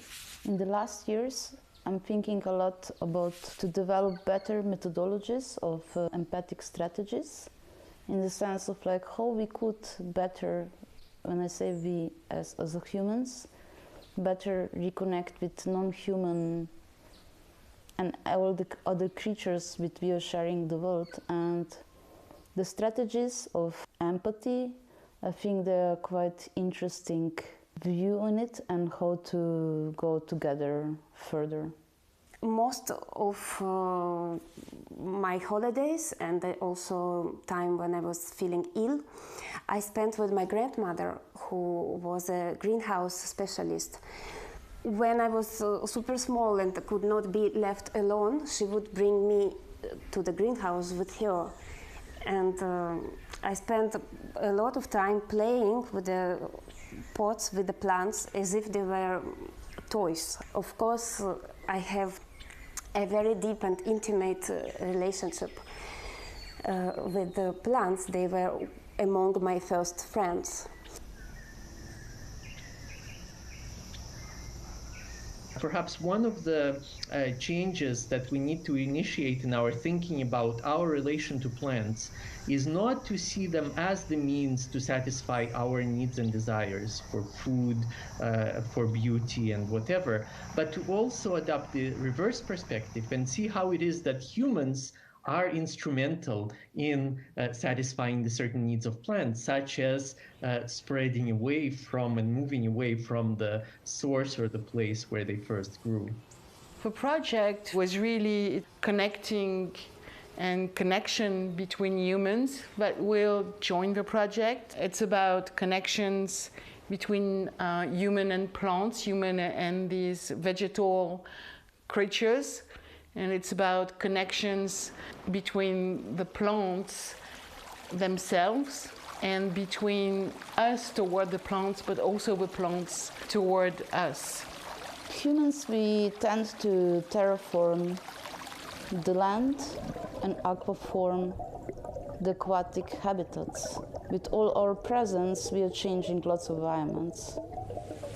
What I like with plants, they know how to change that also, and they can be persistent in their own space, like from smallest algae, like plankton, to the big forests and so on. They are with us and we are with them, but relationships has to be built. For Cultivamos Cultura is an opportunity to also have an active role in recognizing that the planet is a whole, that in our differences, in our specific characteristics, we are still a part of our home. It is about understanding that our planet is our home and that we need to take care of it. There is so much things that we can learn from the plants. The way how they know how to coexist with other species. Plants are never by themselves. They rely into insects to help to be reproduced. They rely on birds. They live in close contact with all sorts of other animals. They are connected between each other. And we humans a lot of time violate the ecosystems that plants have created, and we don't listen to them. And the project, I think, it enables plants to communicate to us, to transmit a part of their knowledge. Plants give a lot of solace, so you can find a lot of solace in plants. So I think it's extremely interesting to focus on them and to create awareness and to create an experience that reminds us of what they actually do for us and which place they have in our lives.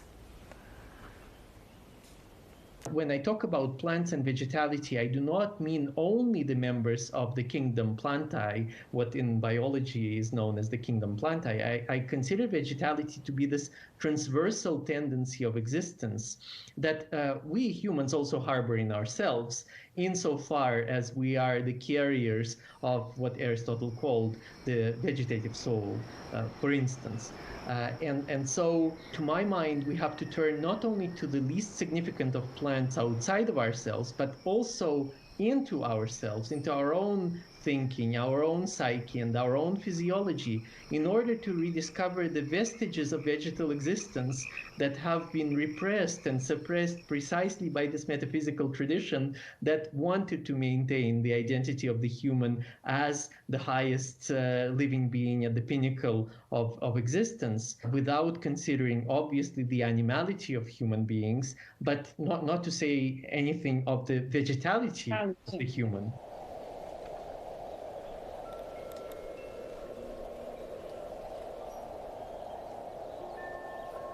it is the value of learning something from plants that we cannot forget about today. And this is where vegetality enters the fray. The Vertigo travels around the world of a true imaginary plant.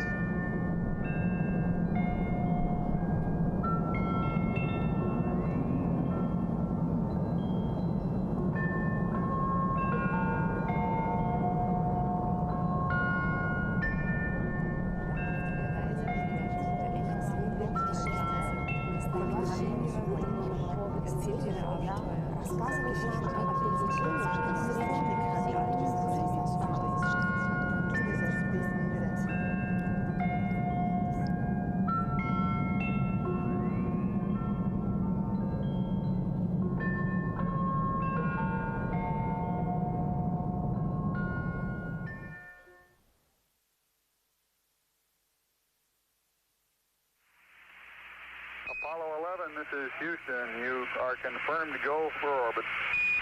Roger. 8.5 down, 20 feet. 15 forward.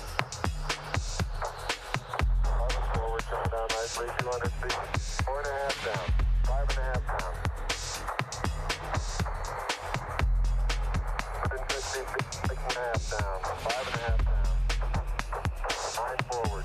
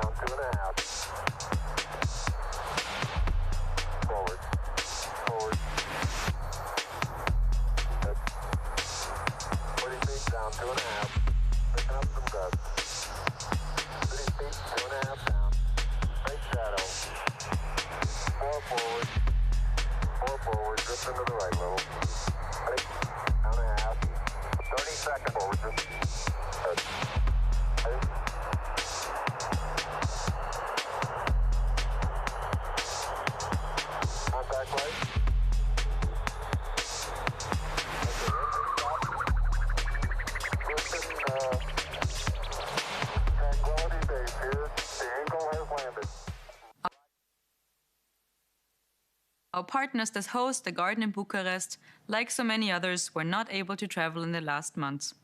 Therefore, the 4 artists from around the world developed their works in collaboration with the CINETic researchers for online interactions in a long-distance collaborative process.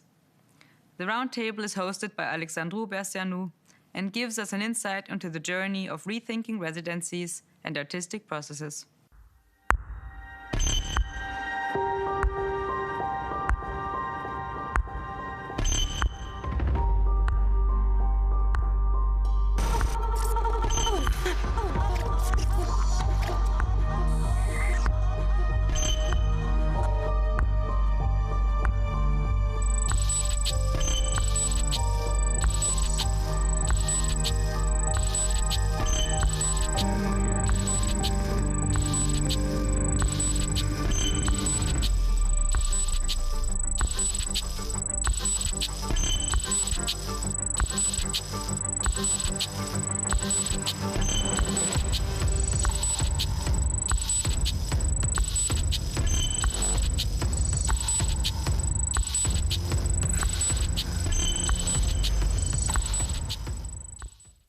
Hello, it is 9 o'clock in the morning.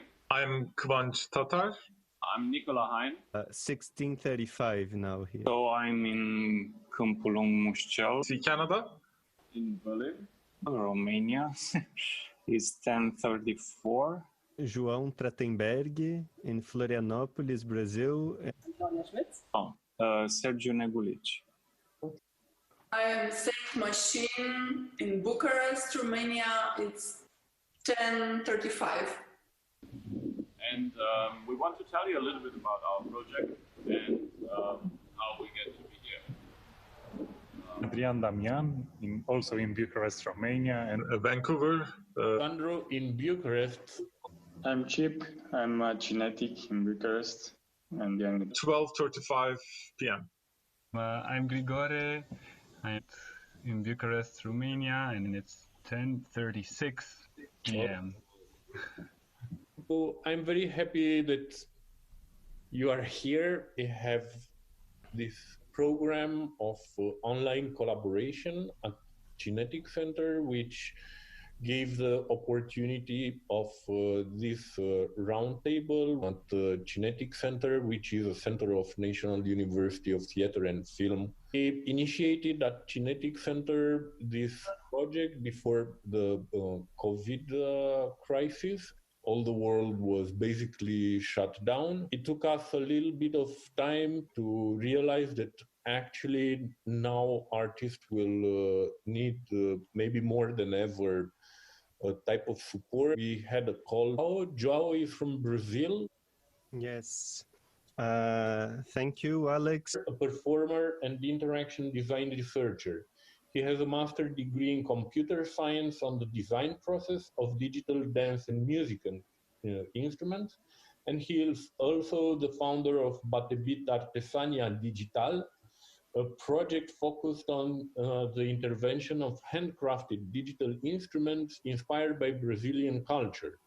I applied to the residency in a context where I was actually quite depressed by the pandemic feelings that all my work had to stop, since all the projects I was carrying out depended on other people presentially, physically.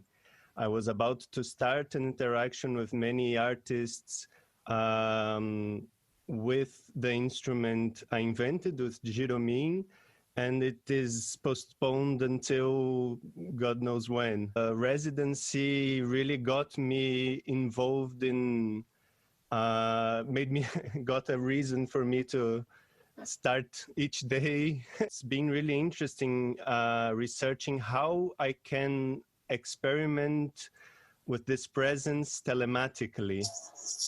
It was a good stimulus to see how I could do the performance work I usually do, where I interact with physically, with my whole body, with other musicians, with other dancers, playing at the same time, the same instrument, the same sounds, and also controlling light over the internet, and seeing how this space of the internet can interfere in the improvisation, in the exploration of sound and dance. And the rehearsals we had so far have been really exciting to see how it makes even more magic to control with the wireless sensors controlling synthesizers through body, through dance is already something very intriguing, but doing that across the Atlantic Ocean is even more exciting. And I recorded one of the rehearsals I made with Mitos. Was the first time we got the system here to work, and he's playing a synthesizer there in Bucharest, and from here, from Florianopolis, Brazil, I am sending data from Giro, from inertial sensors that my dance is transformed into musical parameters there. Let me send you some pitch bend.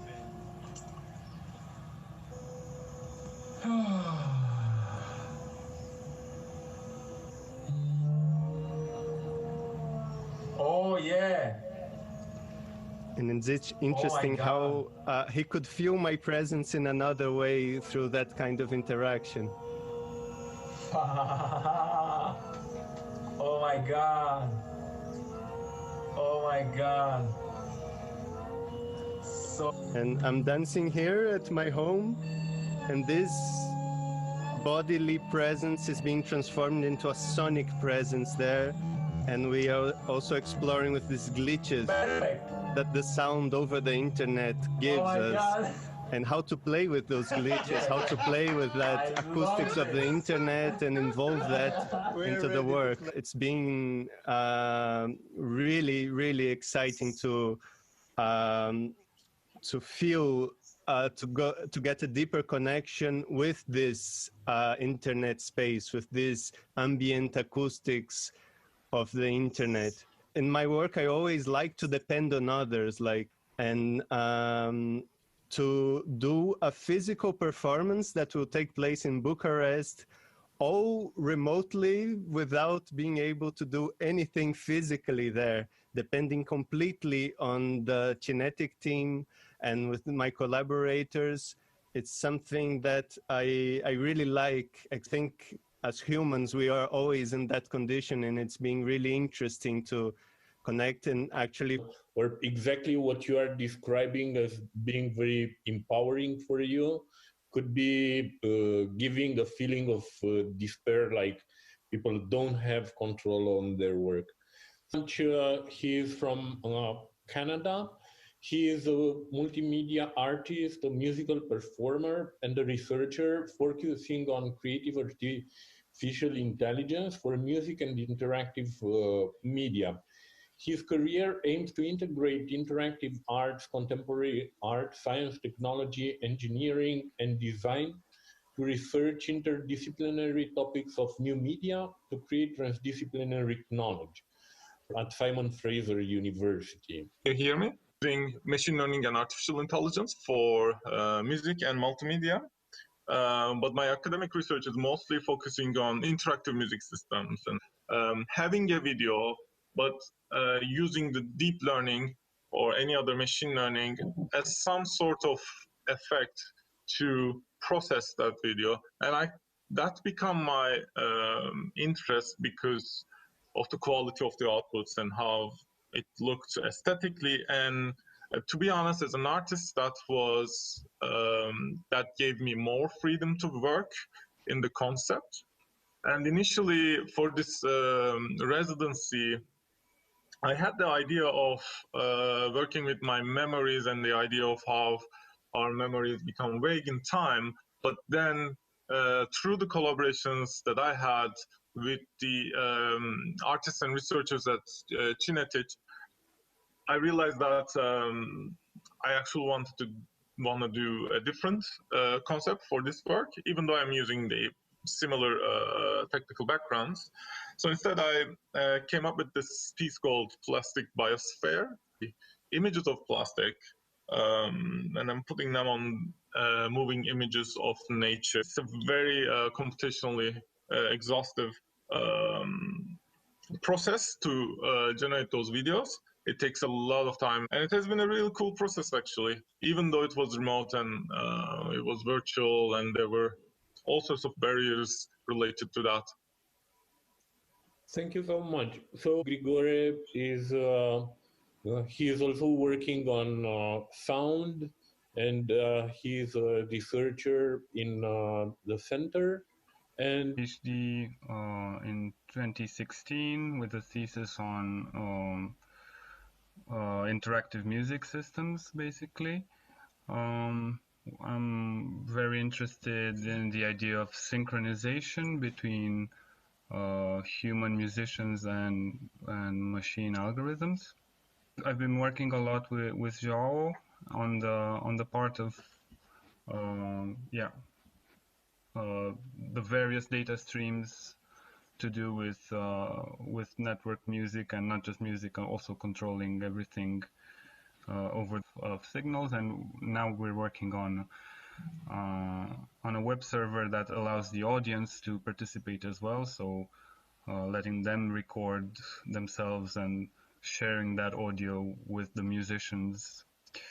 And who knows, I might be also participating in the event as well. Adrian, your background is in set design, and actually you're also a researcher, an assistant researcher in the center. I don't know, it's weird how I used to have like a a very crowded schedule and never having time to understand exactly what I'm working and going from one project to another.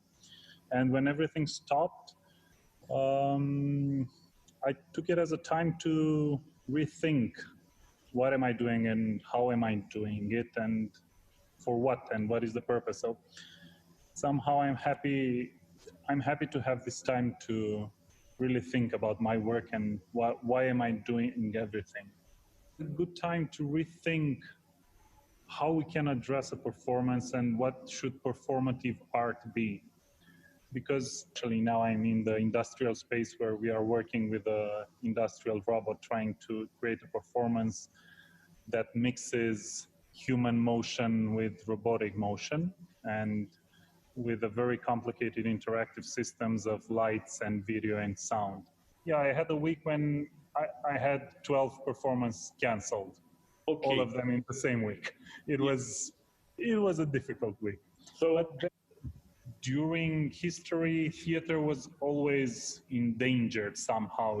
There were a lot of times in history when people thought that theater will disappear, and it always overcome this and it developed new ways of addressing and of expressing. So I think this is a really good moment to understand how we can do this.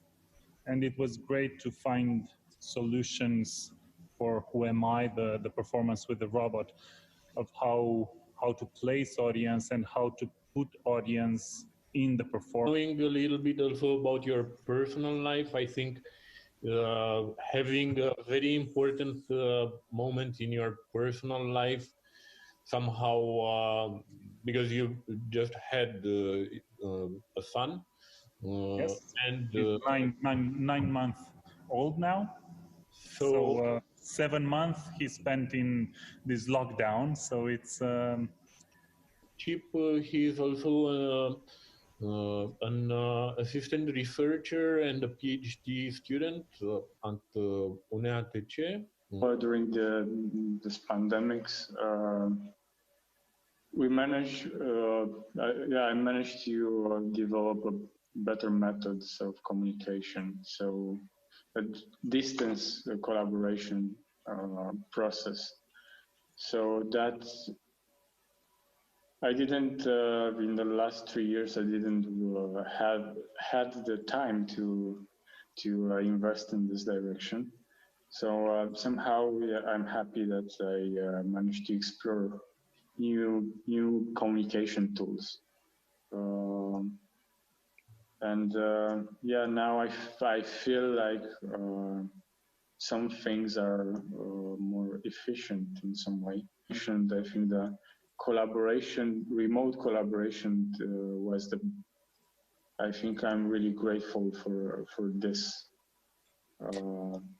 development in my life.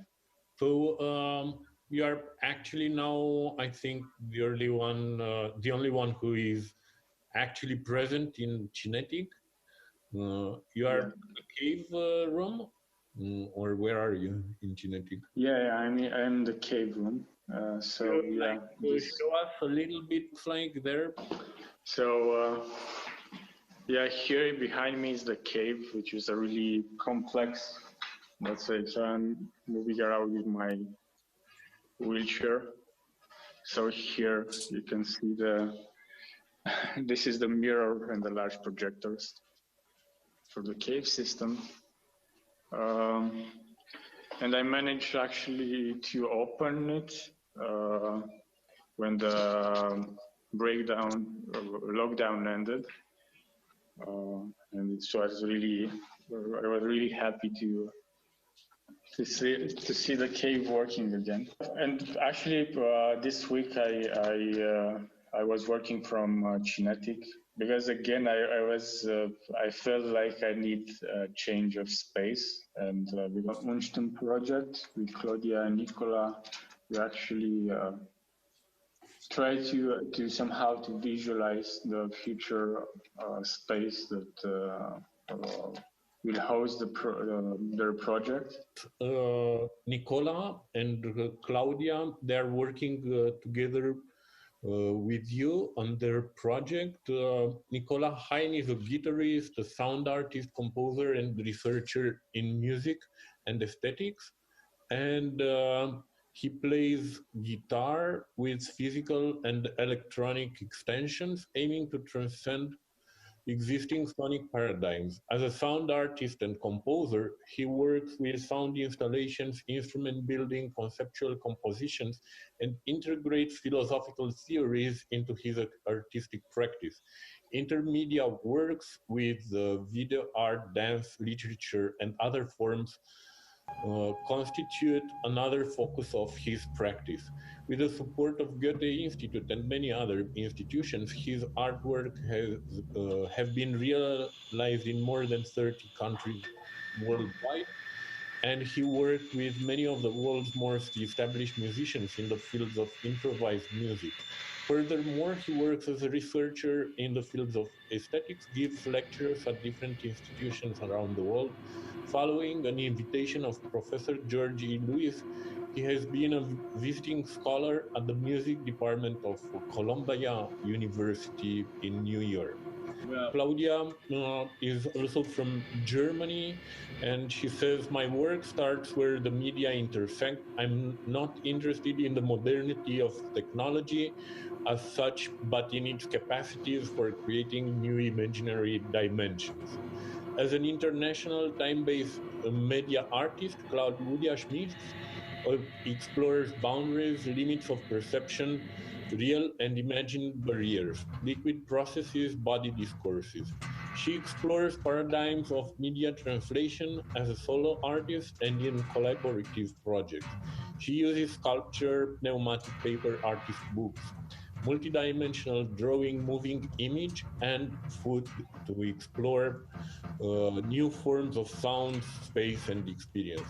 Preliminary conversations in augmented ether is us two interacting and performing together with Alexander Bruck and Elena Pardo from Mexico and Konstantin Basica from Stanford. And we will be doing a real-time composition that then can be perceived by the audience as augmented reality environment and listening to the sound with headphones in the exhibition space. And based on our collaboration and other projects, we are doing a conversation between moving image and sound. Maybe, Nicola, you want to say something about your experience with telematic performance, because you already did a lot of in the last month. Yeah. So I mean, definitely for me during the last months, also for the reason that in New York there was definitely less in-person concerts than in Germany, and they still didn't really figure it out, so it is still really an issue. There was only the option of doing telematic concerts, but for that reason there was also really a lot of telematic performances of people in New York, but people in the United States in general, and of course also internationally. And for me it has been a really, really interesting experience to be able to perform with friends that were either in Japan or in other parts of the United States, in Germany, in the Netherlands. And I mean, although I had never done this before and had definitely clear conceptions of what it would be, I was really astonished to see that in the end, with the right program and the right internet connection, it isn't really different from being in a studio. And certainly the possibility of meeting and joining with friends from all over the world in an instance over the last month has been really, I think, really rewarding, and created a different sense of community where everybody was stuck at home, but at the same time everybody could be participating in anything regardless of where they were. So I had, for example, a lot of talks yesterday with Japan and Korea with friends and artists. So we are talking about the situation, and this was it was a wonderful experience to talk about it and to see how are the difference in between all of of us and the possibilities. And so I only want to say that I feel very privileged here in Germany and in Berlin to have these possibilities we have here, getting funding, and we can go further with our work. And also thank you to the CINETic. Yes, Grant. Thank you very much for much. inviting us, and thank you very much for giving us the opportunity to start developing our augmented reality project. It's been great working together, and yeah, enjoy the exhibition. Yeah, and I was wondering if you maybe start to create a new sensitive here. Because we start with thumbs on the mobile phone to change our brain in sensitive, and now maybe start here. It is actually, let's say, a simulation of the future experience. So here we try to evaluate the scale of the visual sculpture that will generate also spatialized sound or volumetric sound. Here we try to, let's say, find a common ground, a common space to visualize and to explore. The video produced by, test video produced by Claudia, that is mapping actually the entire space. Saint Machine, she's from Romania. She is an experimental artist. She's a creator of organism-like sculptures that carry a virtual core and use the human body to function. Her works are immersive, interactive installations that investigate the notion of space as living structure in its superimposing instances: real, virtual, public, private, interior, exterior, hidden, revealed. I like to collaborate. Actually, I want to say that I'm really, really glad that I was selected for this residency, because this was been the most horrible period of my life, and everything dropped, and I was very here, isolated, alone. I had no work, so I'm really happy that I'm part of this team.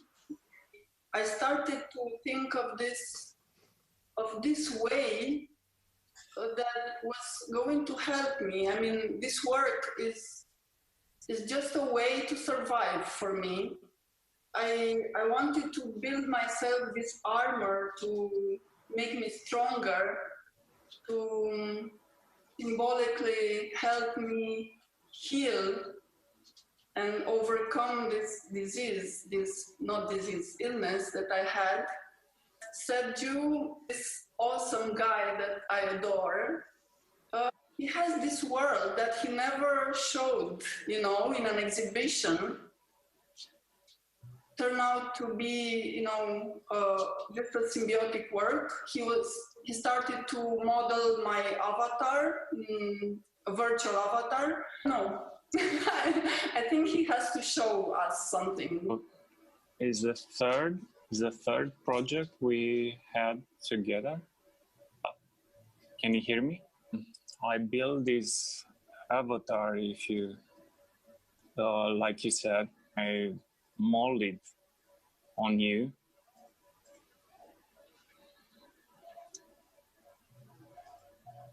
This avatar is not by itself, but the surrounding space of this avatar is like the negative space of her body. It is the same structure that is influenced by the people who are looking at it, because this is the idea, to look at an animation, and as you look at it, to create it. We're using this deep learning algorithm, that is this code of open face that reads emotions, and for each emotion of the onlooker, there is a space in this world that responds to that emotion. How can I explain? To understand something like the animation by creating it, part of the content. yeah, I don't know if that has any logic, but it's like a negotiation space between your body and my forms. And yeah. People can connect with your level of emotions, or do you think the digital environment would somehow give a feeling of numbness? Or anybody's interested in the other's emotions. Everybody's interested in their own person. Of course, this is exactly the challenge, to get people to care about things and to get yourself out of your bubble and just look at what's happening around you, being aware of other people, you know, not only of yourself. I'm just happy that I'm alive. Actually, this belonged to Sergio, but I will include that. Joao, what do you think? What's your perspective? So many times during, even before the pandemics, but during the pandemics, I felt, I think the highest moments I had during pandemics was when I was experiencing art telematically over live streams, over videos that I watched. I think art, many art forms don't need the presence to emotion. The books, the movies, emotion can be transmitted by so many means. And I think that live performance telematically it needs a special attention. It's not the same thing as a presential performance. It can't be treated as such. But if you take care of watching where you are and the people that are around you and how you interact with them, I think you can exchange emotion through that. Because I think that if you are like playing, I've seen some live performances of music that people are playing at their homes, sometimes even in duos or trios, as if they were in a theater where people were there watching. And they weren't taking into account that the people that were watching them were at their home watching over a mobile phone. And I think they didn't feel part of it. If you need to take into the consideration the space you are. The same thing if you're like playing live in a theater as if you are on a street performance. It doesn't work. If you're performing live on, I don't know, at a circus and you're pretending it's a classical theater performance, it doesn't work either. Because you need to share the space to build a close relationship with the audience. You need to feel like you are the same for it to happen, for the presence to happen, and where I think it's the most powerful emotion. Well, it's where it potentializes the emotions the most, when you feel the presence. And yes, that needs work. I need to say that from this residency, I most like the fact that I spent a lot of time talking to Joao and trying to find, I mean, we had some common stuff, but just he was very open, and he just taught me I learned from him. That's what I liked.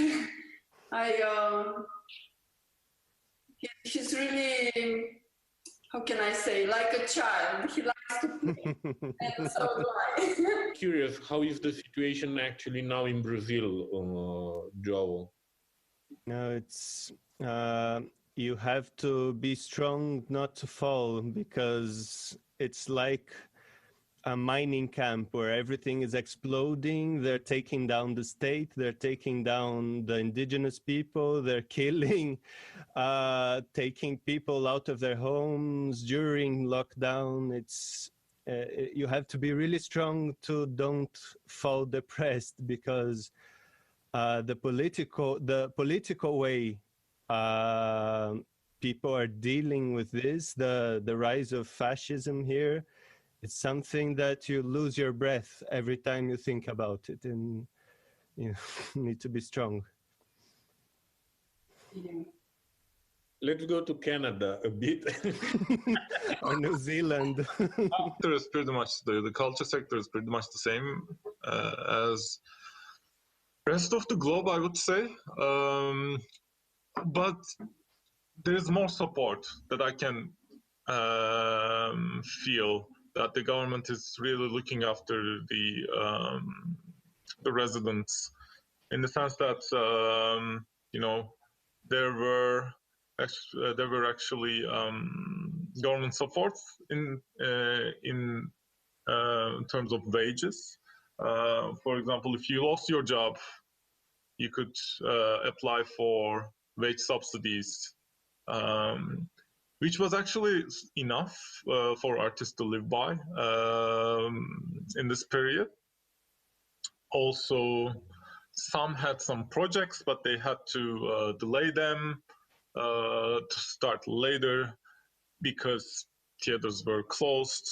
Some had performances cancelled, like anywhere else in the globe. People here were a bit more on the lucky side of the COVID situations, also because I'm in British Columbia, the West Coast, and British Columbia as the state, as the province, is actually, in terms of statistics, it's one of the best COVID statistics. People are really thoughtful in the sense that, like, it's people are trying to wear masks. You can see social distancing happening, but at the same time, you know, this was the beginning. In time, we got bored of it because, I mean, you can so much stay in house without losing your shit. You know, it's I mean, it feels great in the first week because it's like a holiday. Second week, you are like, okay, I can get used to it. And then in the third week, you are like, you know, in my personal case, though, on the contrary of everyone else, I got more busy because normally, you know, let's say there's this residency happening, I would be in Romania and I would be like fully committed to this. But now I can do the residency in Romania because it's virtual, but at the same time have another project running with someone else in Canada, talk with people in Turkey. So it's like I have a day divided to two. That starts my normal day starts in the morning. This is Pacific Standard Time, so it's 9-10 hours difference with Europe. But then around midnight, Europe wakes up, so I get like this whole record 24-hour loop of people thinking that I would be available. Or there were cases that I had to be, for example, you know. The day somehow extended. Making this artwork that needs physical attendance, that the audience is going to be at the garden and they will be experiencing it in person. So there is no, the piece is made telematically, but it's not shared over the web. I need to somehow manage how to do the installation from a distance that I've never done before. And that is quite challenging because I'm working with a structure that I've never seen before, with limited knowledge that I could get through other people with some short video recordings or some pictures, and I'm trying to make something around it. And there's a lot of trust in there as well, because I'm collaborating with the people at CINETic, Luliana or Marius or Greg. And so there's a lot of trust there, that you trust that these people are knowledgeable in their area, not that, but also they understand what you want to achieve. They understand what the artwork is about. So even though communication is challenging, the requirements of the art piece is high as well in terms of communication. Yeah. Do you think this experience is somehow not just the experience of this residency, but actually how you, let's say, adapted and how your practice work adapted? Do you think will bring you to a next, let's say, level? And what would that be from your perspective? Or do you think that when life will go back to, let's say, 100% same health conditions, safety conditions, everything will go back to normal? It's very difficult. For me, I have this feeling that I'm really appreciative of what's going on, but I still see it as something temporary. So I kind of try not to get fully committed to it. I think in some ways I'm a pretty conservative person in that I don't like to change my environment, and I'm seeing this as a sort of break from the standard, allowing me to work on stuff that I've been wanting to work on, but stuff that I don't want to think about whether it's still relevant or not in this new world. So I don't I'm kind of in denial about it a bit, which is why it's hard for me also to fully commit to this telematic world, which in a way is cool, but it's like a fiction a little. Do you think that's how I see it. Because you said in this new world, do you think it's a new world? Why do you think that? Sorry. Well, let's see. I hope it's not.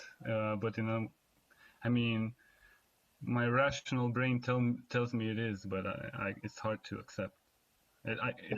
It's hard to think it won't be, right? Why? Something will change. Why is it a new world? Well, we'll see. I'm trying to make it not be. I'm in small city in the mountains, working the same thing, animation.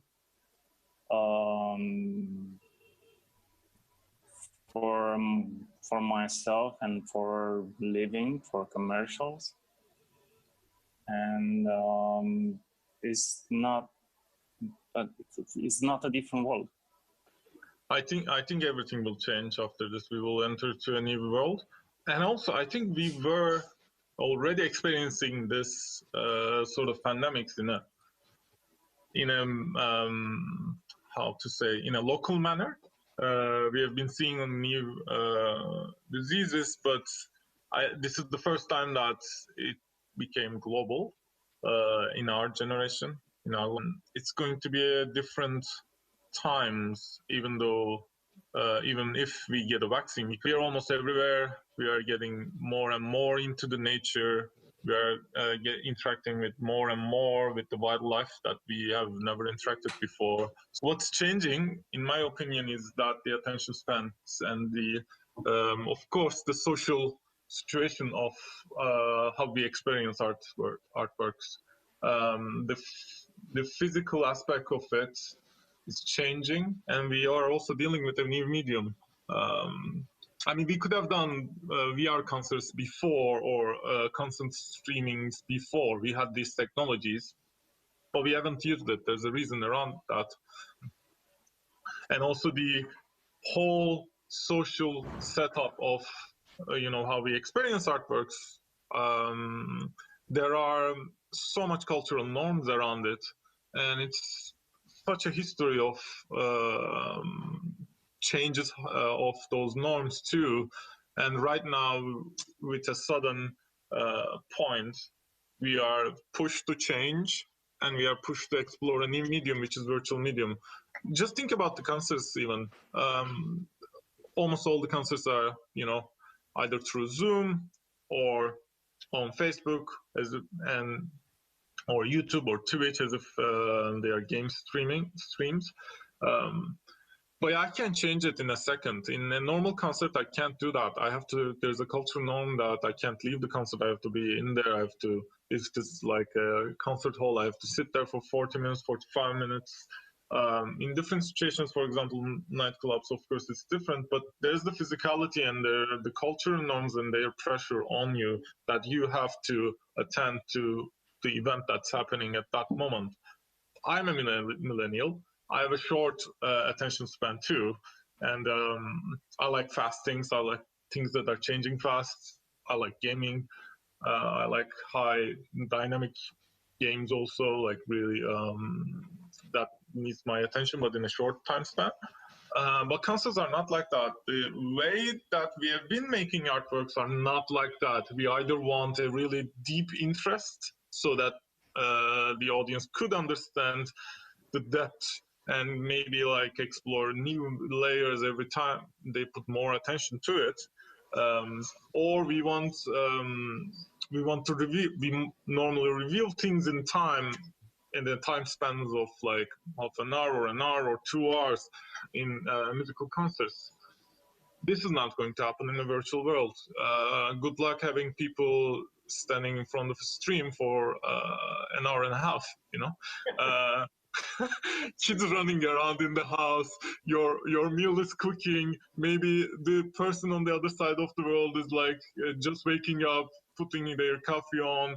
So and it's like they're not going to be sitting in front of the stream and just attending to that. There would be things happening in their own space. We are all somehow in our private places, which are, of course, somehow now becoming like part of a public place. It will bring its new cultural norms. It's going to bring its new standards and forms that will, I think, also affect the how we make art, and it's going to change the conventional forms. Yeah, say what town you are in and what's the hour and your name. Bye-bye.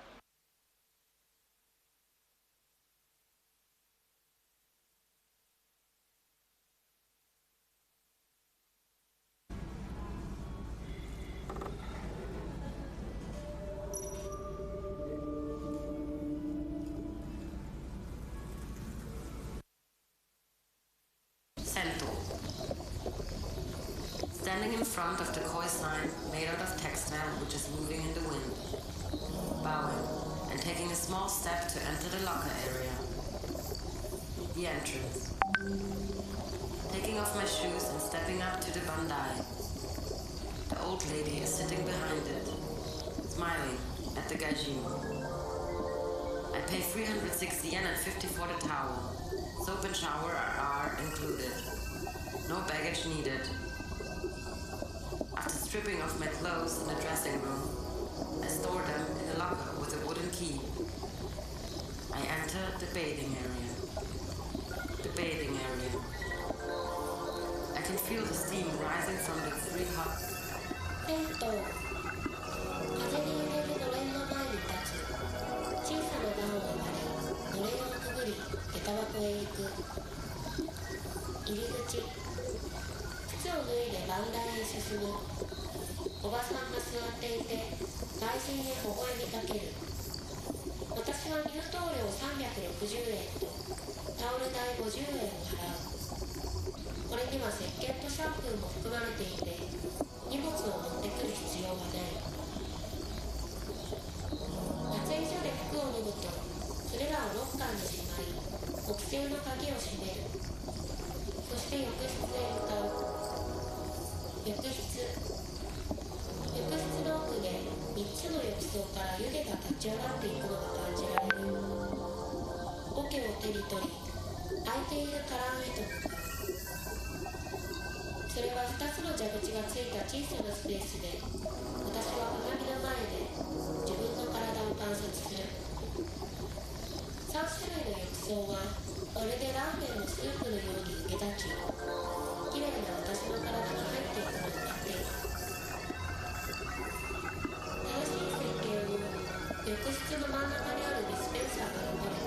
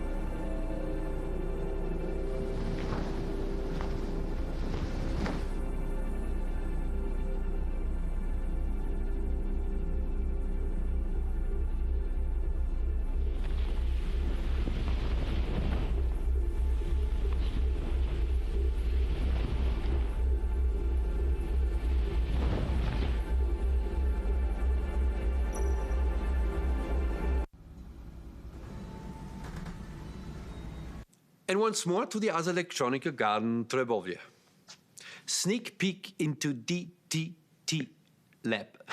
In the DT Lab, we will see several projects that are linking the human brain with output devices.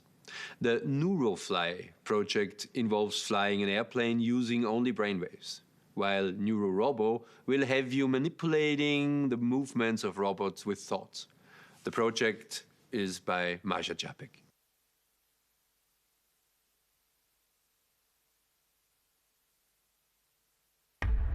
Sit back, relax, and go to heaven with DD Squad.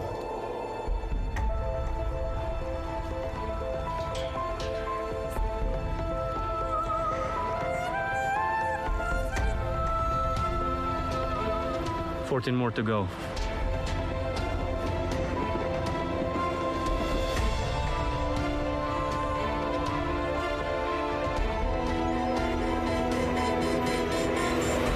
You can see a bit of blue sky up there.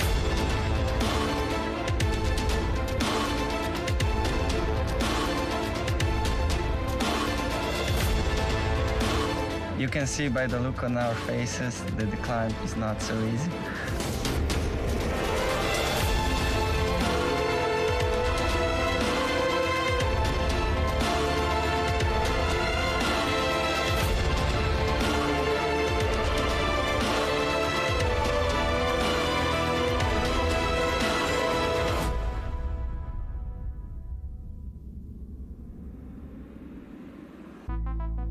It takes a lot of effort to get up this chimney, and for us it was even more effort because we had to haul up a whole lot of equipment. So we're carrying a lot of safety equipment, safety gear, cameras, water, and of course chocolate bars. I think it's going good. I mean, we're only 1 hour behind schedule, so that's perfect. Only 1 hour? Yeah. The last bag is up on the top, and this is one of 6 bags. It's about 100 kilos of equipment that we brought up. And it took us hours, but it was all so worth it, man. Like on the way up, seeing all the mist and the clouds from above, sunrise saying hello to us in the morning. Once you come to the top and you take a look over the edge into the chimney, scary, man. So to put things in perspective, the height of the Eiffel Tower is 324 meters, and the chimney in Trebovlje is 360 meters tall. It's time for morning yoga on 360 meters.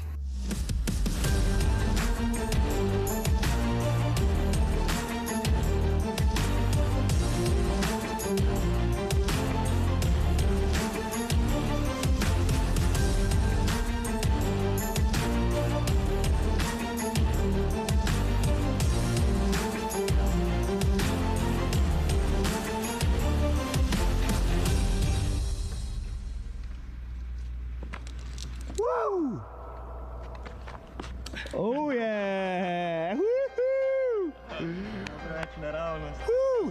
We're almost as high as Snoop Dogg, you know?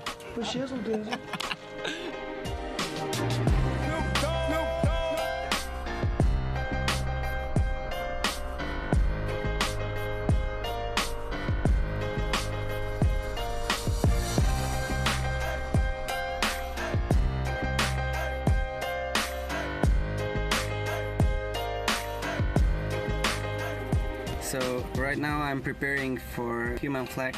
I'm gonna do it out of this cage. It's pretty sketchy because it's all wobbly and the edges of it are sharp as fuck. It's one of the best views.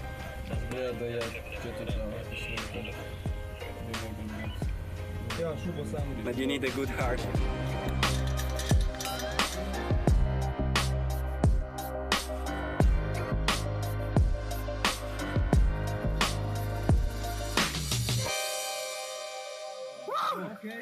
That was intense and painful at the same time. The scariest part for me, because I was securing everything, was the thought of someone falling and the rope ripping. Everything is super secure, but still there's a lot of sharp edges. And this is what makes me nervous.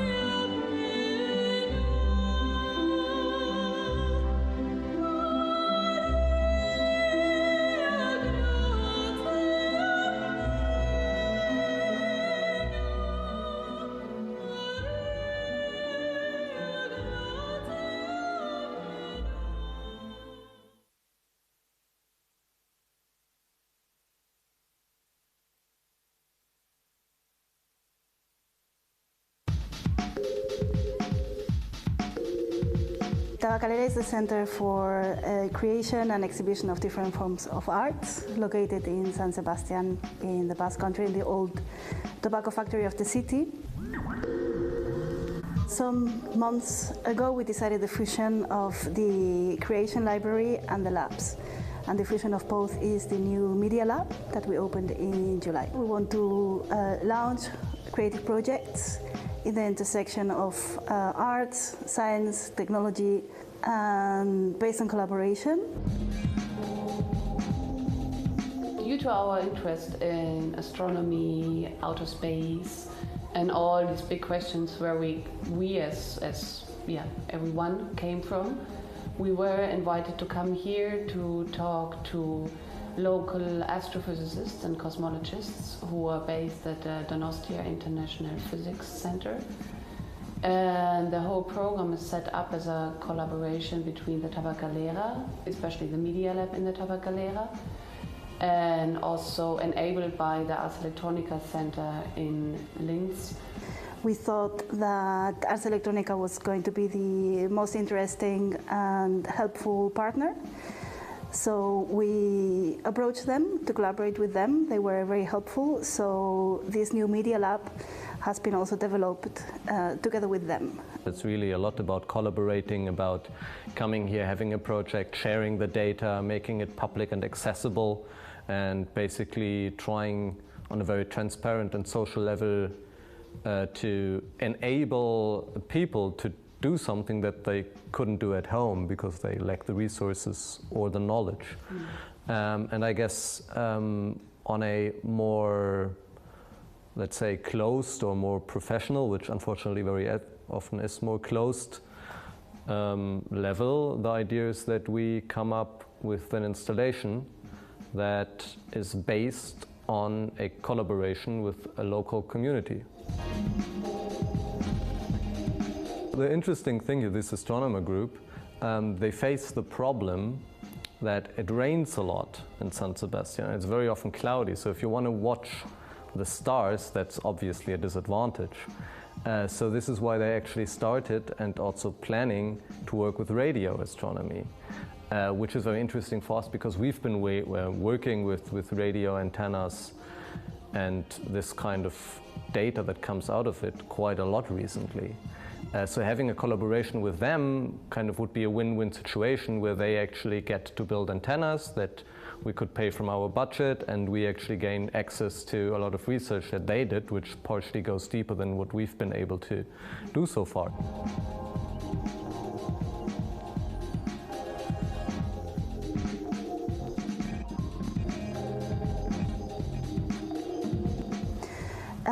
It is also a special project for us because it's going to be one of the highlights of the program to celebrate the 5th anniversary of Tabakalera. Tabakalera was reopened as a cultural center after having been a tobacco factory for so many years. It was reopened as a cultural center in 2015. And in September we are going to celebrate the 5th anniversary, and it is a very happy coincidence that the weekend of our celebration is going to happen during the weekend of the Ars Electronica Festival, so that this work that we are doing with Quadrature is going to be also part of the Ars Electronica Festival, and this is also very special for us. We're feeling the pressure, but we're also very, very, very happy.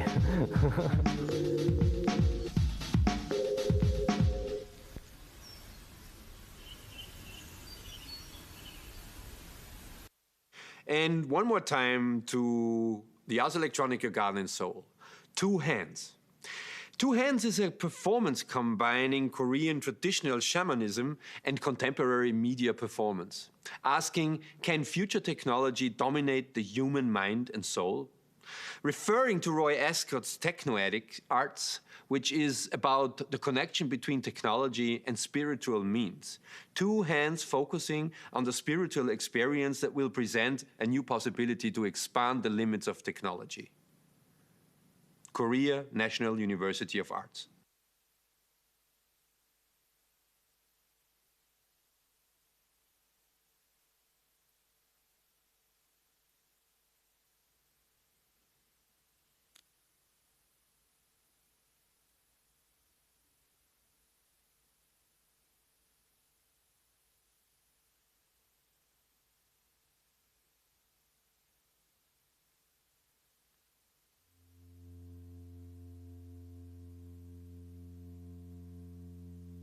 나무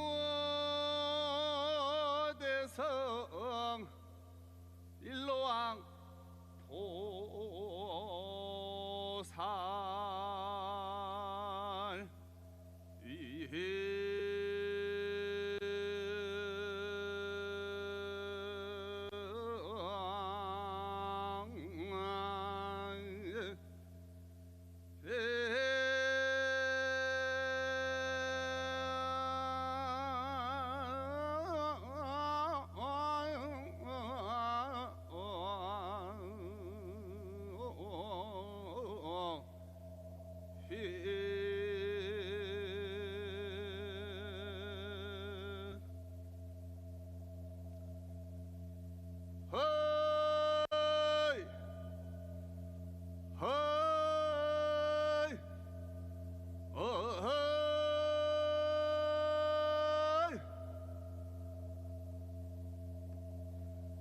남선 부주 동양 대한민국 서울특별시 성북구 석간동 어열시나 금일령가 육로로 환생하옵소서.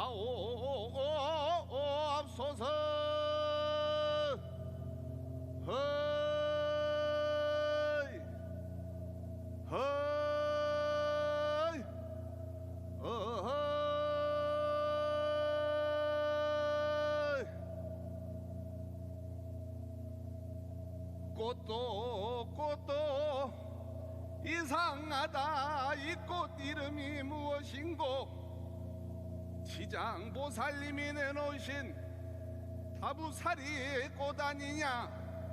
피살이 꽃이고 살살이 꽃이고 뼈살이 꽃인데 오늘 이 꽃은 다른 꽃이 아니라 두 손 모아 공연하는 비손 공연해 보는 시청자분들의 모든 맥을 소멸하고 심중에 먹은 마음 뜻과 같이 점지하라는 기도 발언의 꽃이 올시다. 허이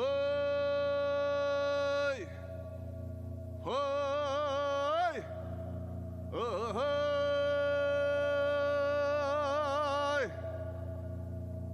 어서 돌아오소 비손꽃에 돌아오소.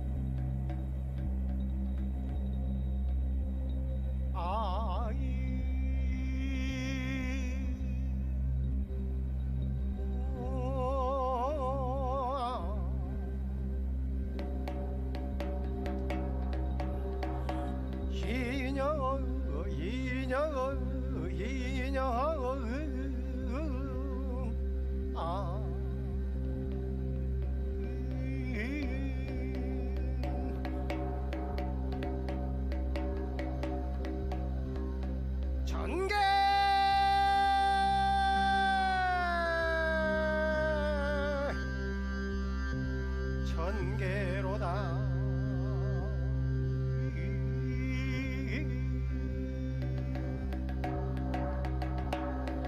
하나리 문을 열어 천계로다 비난이요 비난이요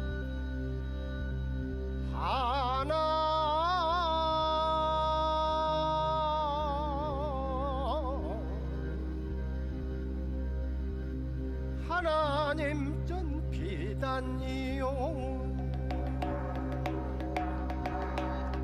1월 성신 천지신명 산신님 전 발언예라 명이 잡다고 거는 분들 명주머니 받아가고 복이 적다 하시는 분들 복만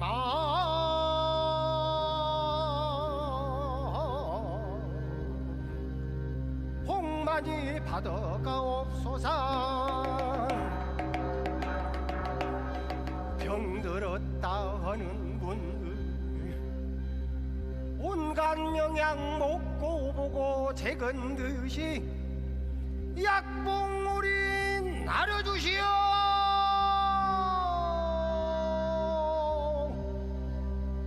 그 약을 먹고 나면 허리 안 내 안 숨뚱 가슴 6천만 매도가 쑤시고 아픈 관세 없이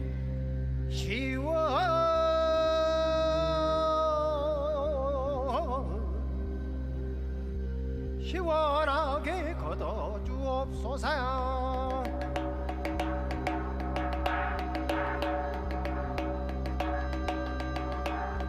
1년은 저걸 2달 화년은 저걸 3달 1년 365일 번개같이 지나가도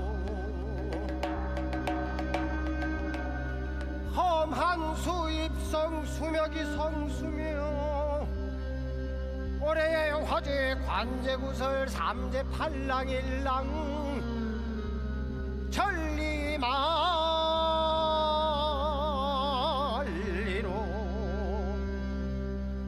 방송을 시켜 주옵소서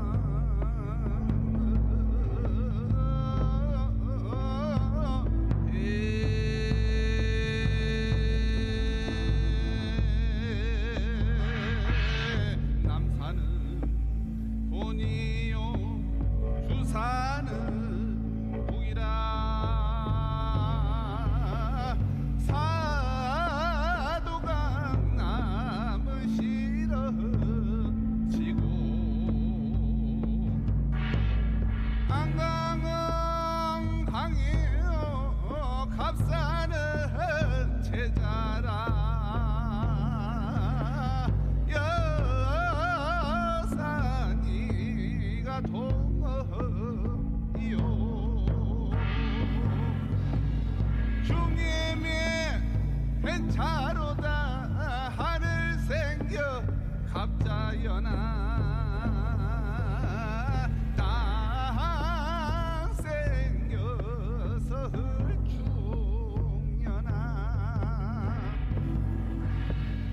천지현황 생긴 후에 일월 영책 되었으니 만무리가 번성하야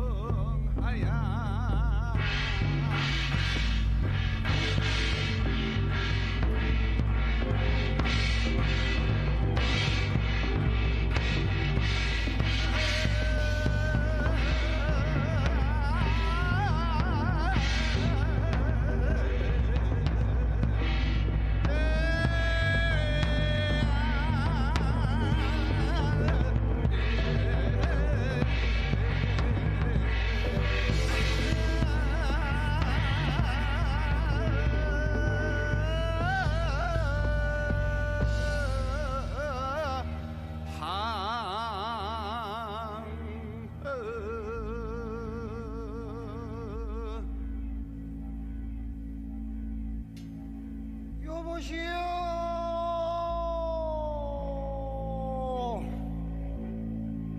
망자씨 넋시대양 오셨다면 옥방 안에다가 무시오 혼이 태야 오셨다면 혼반에다 오루 소세 허열시나 금일망자 혼이라도 돌아오고 넋이라도 내 돌아온다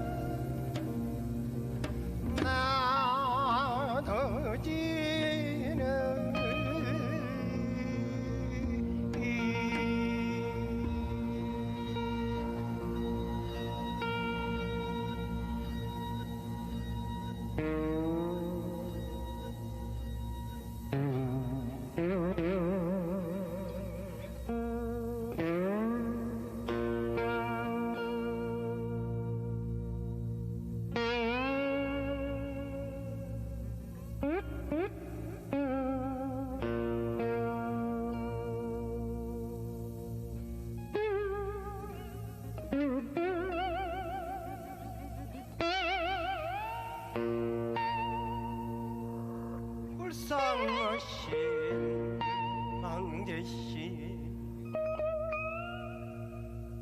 떡시대야 오셨다면 떡반으로 쉬시고 혼이대야 오셨다면 혼만에다가 나오 소생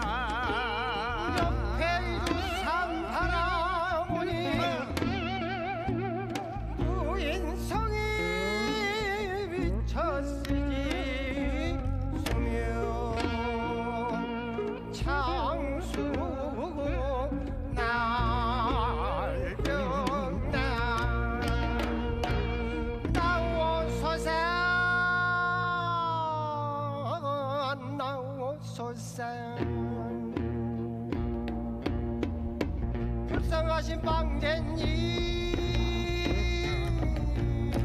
나와서사 이 꽃마당에 넋이라도 나오소서 온맥이라도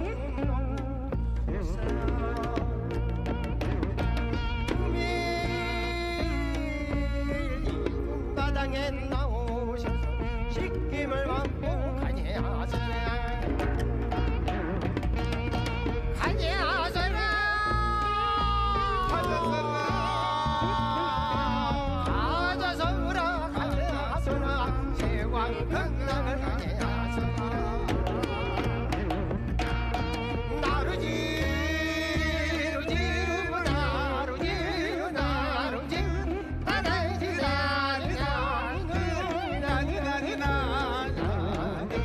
이제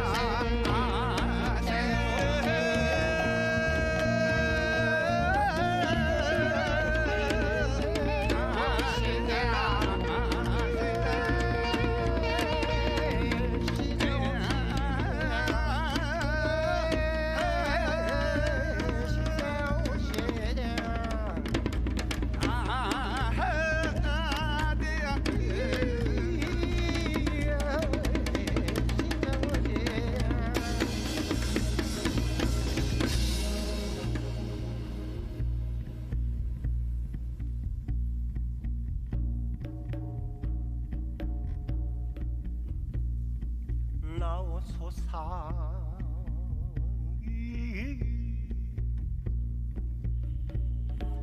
나오소사 넋이야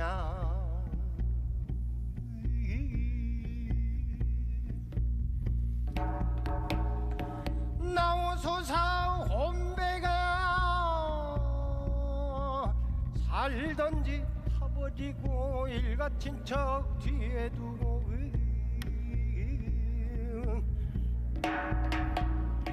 저 세상엔 먼저 가신 불쌍한 넋이야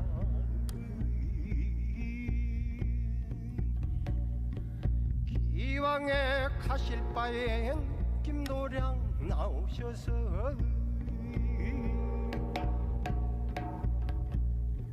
씻김 받고 가옵시면 비린내도 가시고 탄내도 가시다니 넋이대야 나오소서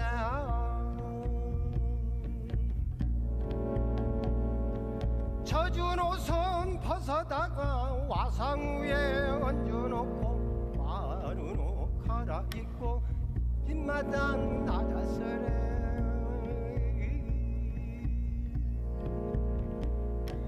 하늘이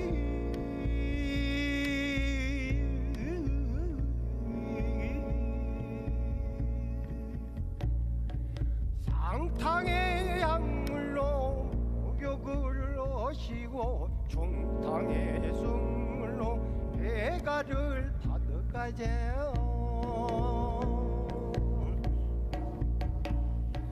하탕의 청개수로 수족 씻고 가옵시면 맑은 넋이 태약하고 빨간 혼이 된답니다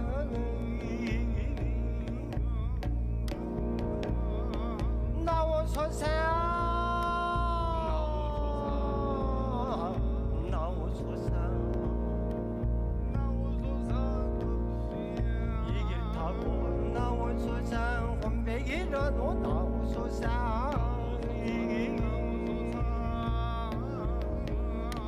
가다가다 또 가다가 산이 높아 못 가거든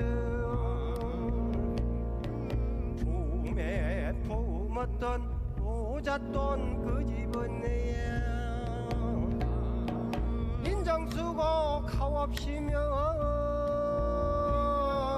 극락세계 간다거니 연불만이 하고 가자 가다가다 또 가다가 강이 막혀서 못 가거든 일로 왕보살 인정 쓰라고 없거든 품에 품은 노잣돈 챙겨다가 인정 쓰고 가옵시면 부지개 다리 생기나니 그 다리 타고 극락가자 다리 타고 오르소서 올라가자 전국 찾아 오르소서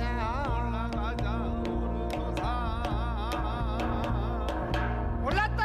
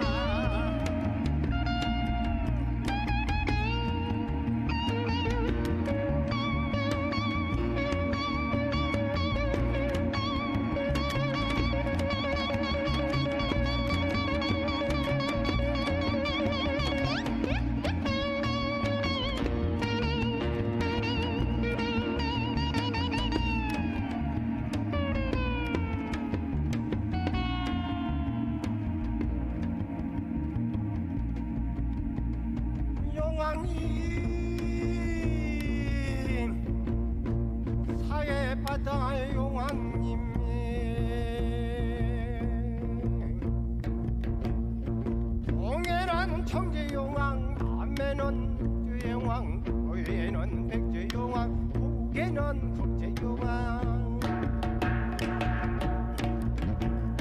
불쌍하신 망냐님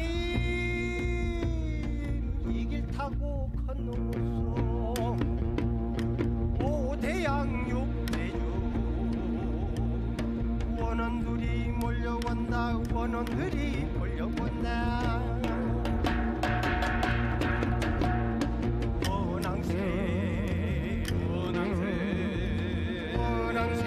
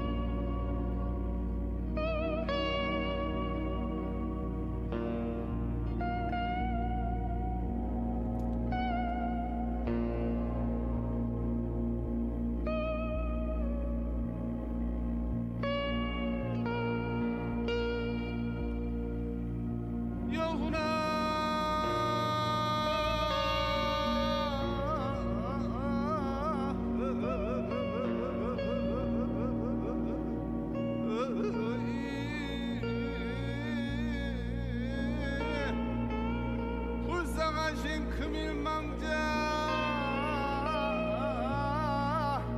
혼이라도 왔거들랑 넋이라도 왔거들랑 일가친척 상봉하고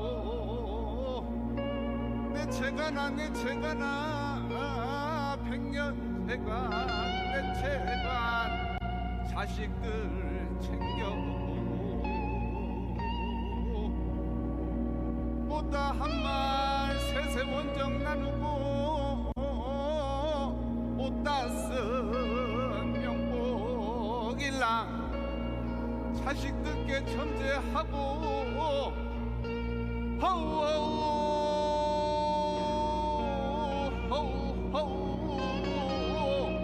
극락 세계로 가옵소서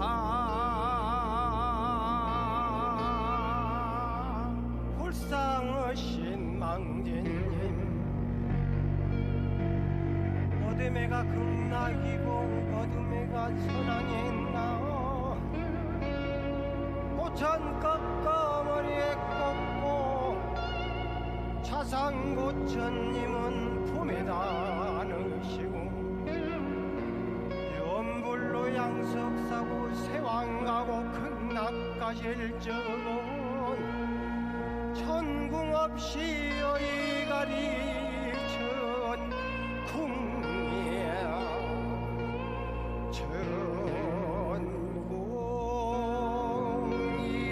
천궁이야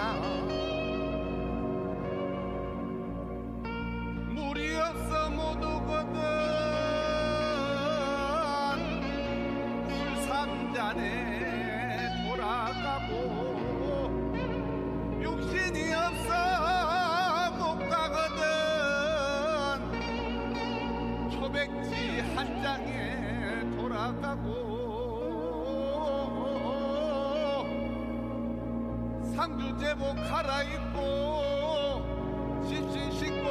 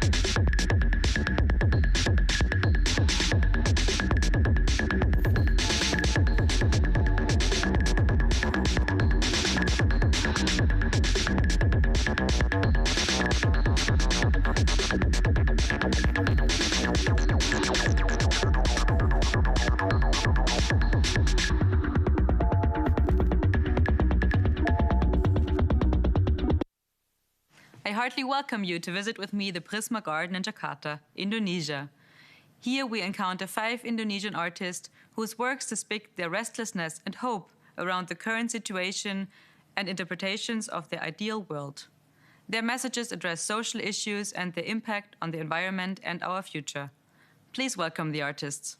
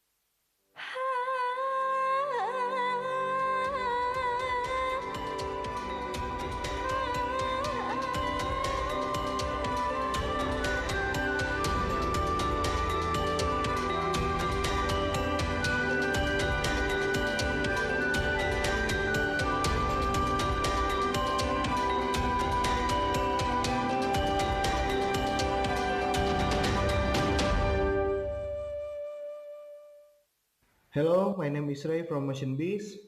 MotionBeast is a multimedia studio based in Bandung, Indonesia, focusing on motion graphic animation, creative coding, and art installation. It always fascinates us when our farmers process tea traditionally. So, the idea is to showcase the beauty of Indonesia tea plantation. Indonesia, in a bigger scope, is one of the biggest tea producers in the world. The video was taken in Bandung, Indonesia, where tea plantation is a common scenery we see every day. You. We use motion tracking technique to insert some animation scenes to the video. We also created cinematic sounds such as traditional music instrument to add the ambience and characteristic of the plantation itself. We want audience to experience the journey, how it's like to be involved in the process of tea harvesting in Indonesia. We met a tea farmer at the plantation, and he told us a story about the habit of drinking tea among the farmers and their families. They usually enjoy drinking freshly harvested tea from the plantation that they brew by themselves, not a factory-made bottled tea that we can easily find anywhere. We believe that every country has its own tea culture.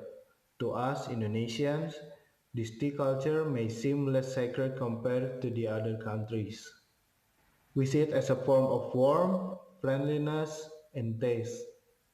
To us, tea brings us together.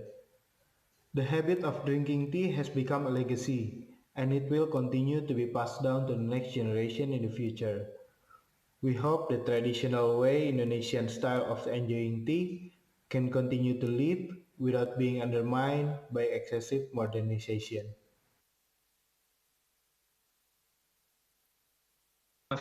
Actually, this is my first opportunity and experience to be involved, and then I'm honored.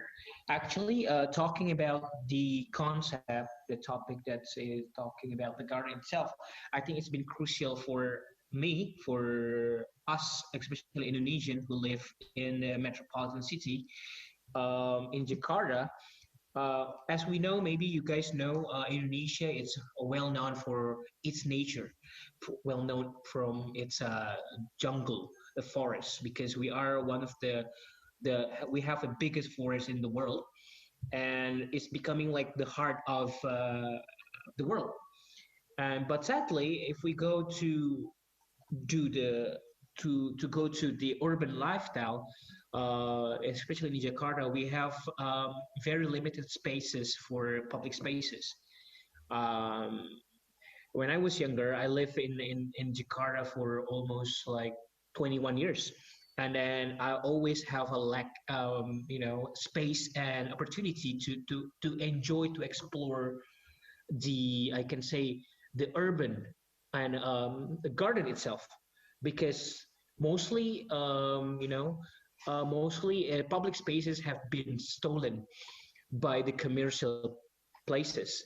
And I think that is a very pivotal for us, especially if you go to big cities like New York, like London, Singapore, Hong Kong. They always have these public spaces like garden to balance I can say, the hecticness of the city. And meanwhile, in Jakarta itself, there's none of it. And we always have very limited spaces for us to enjoy the garden. And all the public spaces and garden it's been replaced to the commercial. So now the young generation are seeking of it, because this is becoming a current issue and become a very long journey of issue. Like recent now, a lot of young Indonesians, or people who live in Jakarta, they are seeking for the space. For instance, they are going out, riding bicycle, but they are confused where do have to stay, or where do they rest. So they are just ending up in a coffee place. So I think that's very important to have like a fresh air. If we talk about the amount of the number of pollution in Jakarta, it's based by research is almost 10. It's in the rank 10 of the whole world, and it sucks to have this condition when I open my door, my house door, and when I see it's always concrete. Everywhere are concrete. So that is the thing that is the reason why I want to create this artworks. This artworks called "I Bet You Love My Garden," because I want to create this artificial garden that tells about how critical, how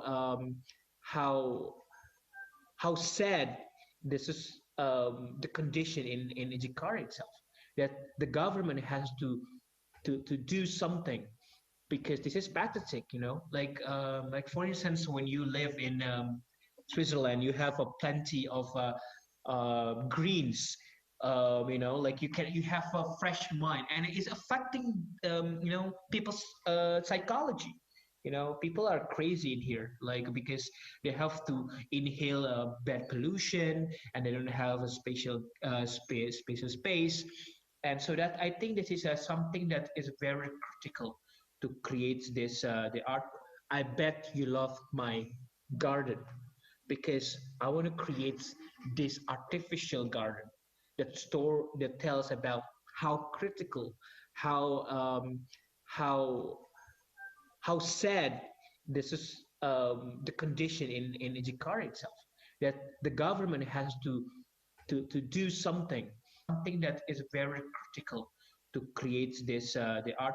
And I think it's a very good topics to talk about garden, because I think garden is not just only about green. It's not about nature, but it's about how we use space, how we can utilize space. And then it can be not only something that's nature, but it can be an artificial, like, you know, artificial plants.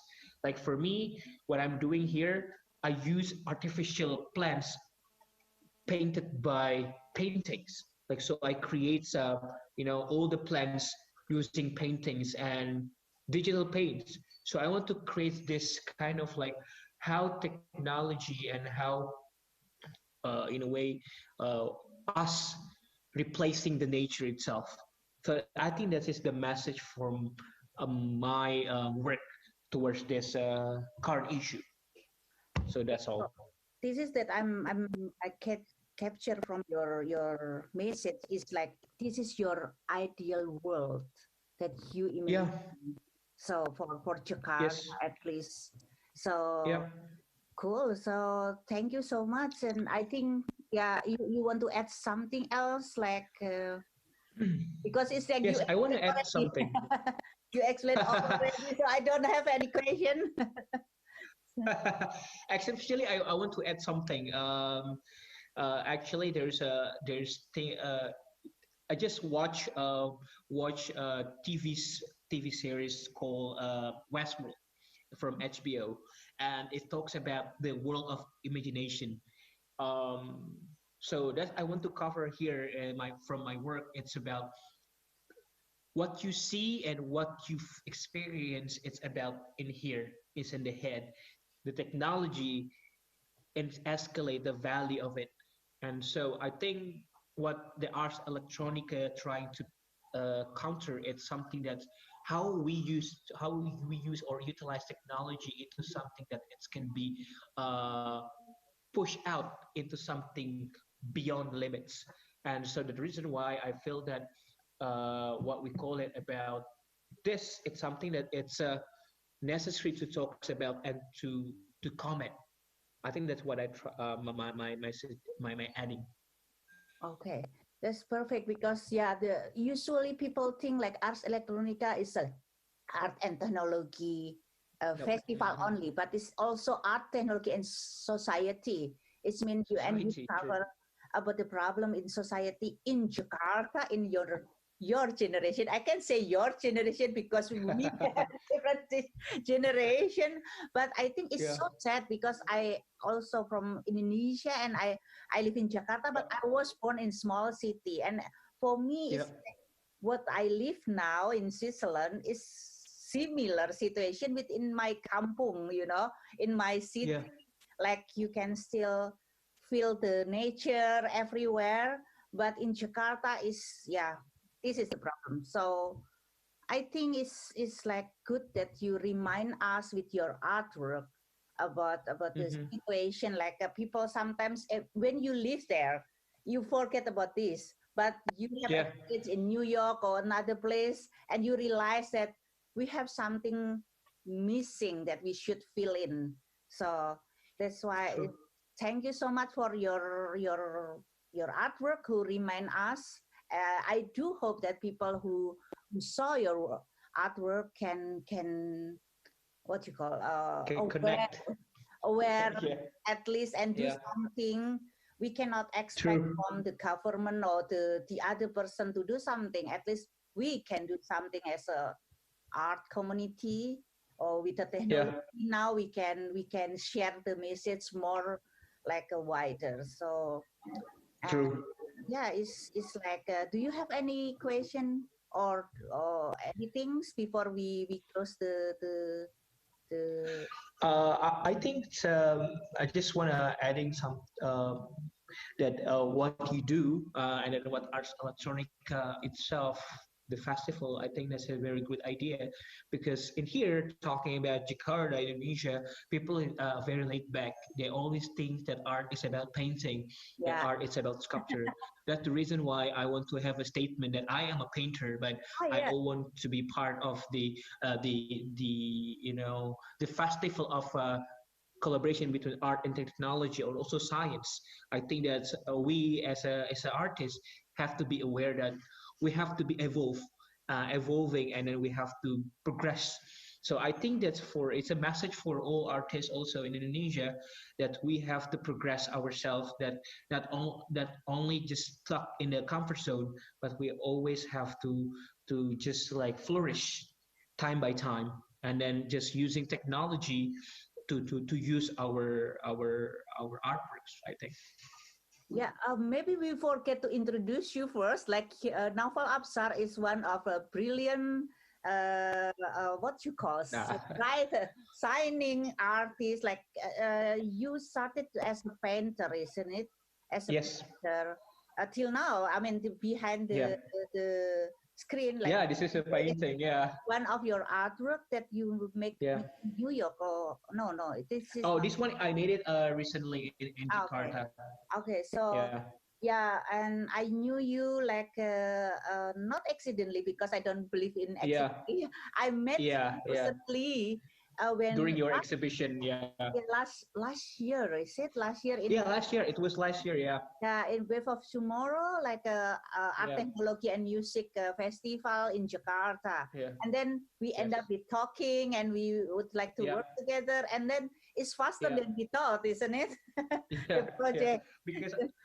Because I think we share a same vision. I think I'm always fascinated with technology and how art and technology can combine. I think that's when we talk about we recently talk about that. I think that we always, as Indonesian, you know that you're Indonesian, but you've been living in abroad for quite some times, you know. So that's why you see that something missing in here for Indonesian all the creators. I think that's what we have to do, is just push things more beyond what our capability.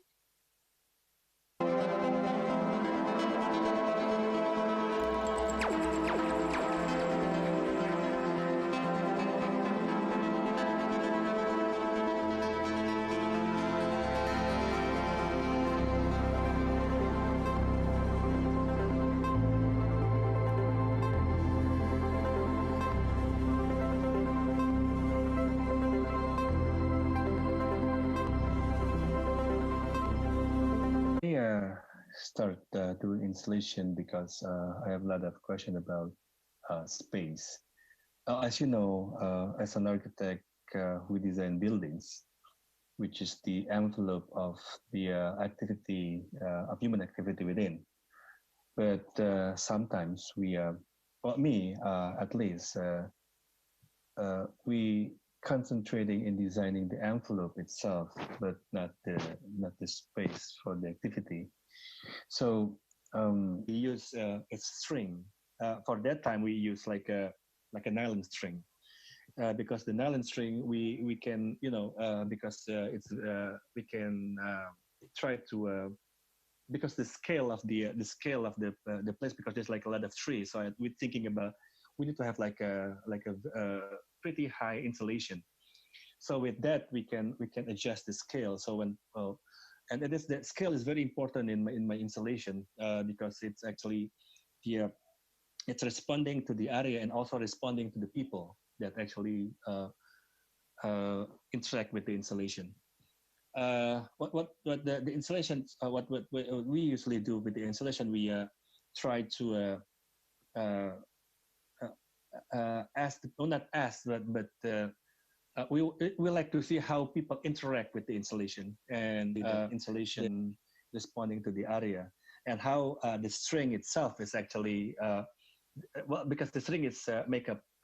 We design string like into a plane and then into a 3D. Well, it's a geometric.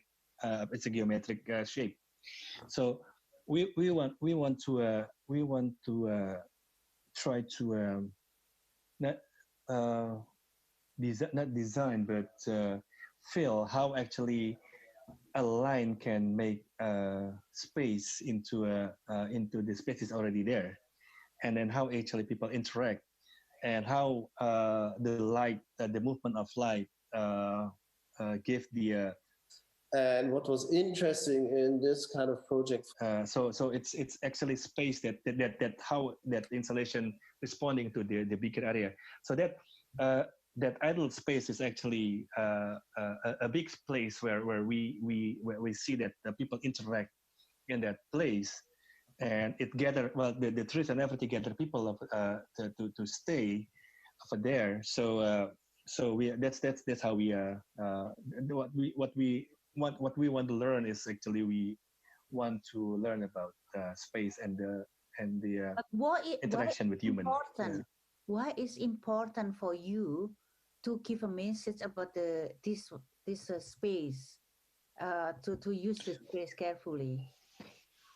Well, I mean, like as an architect, you actually every day you design, but then if you think about design, what design is, sometimes you think about the style, like if you do like I don't know, like a modern style or like a classical style and everything. But designing space is not. I think it's not that. It's not that. It's actually it's how people interact with the empty envelope that you use. So when you think about that, I mean, like you realizing that space is not only house or like a building, but the earth itself is a big space. And then like if you think about space, then you realizing that you're actually living in the big space, like as with the universe and everything. So you're thinking about something that you can be. If you think about universe, you can be small, but if you think about a small space, you can be big. So it depends on the scale. So you think, it makes you think about where you at. But you think about. Well, actually, everything is interconnected. So something like that. So that's something that. Okay. Yeah, that what I trying to say, it make you think. that's most important thing. And then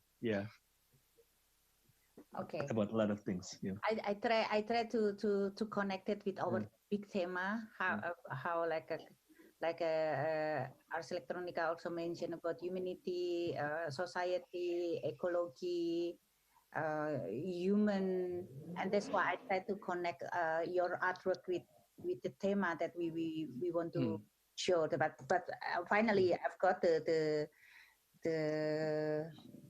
core. That's something that we want about this is actually the funny thing. Like with the coronavirus, we actually with physical space, we're actually very, very far. When you're in Switzerland, I'm in Jakarta. Yeah. But then after that, there's like an online meeting. Everybody do online meeting, and it's very, very close. So if you think about it, it physical, it's very long. Yeah. But then if you're not thinking about physical, we are very close. Yeah. So what's actually space actually? So the question is that. So what? That's cool. Why you? Why? What is space and what is actually physical space? So what's actually? So that's the question about. Okay. So when you concentrate asking about space, then you ask about the essence of space itself. So. Yeah.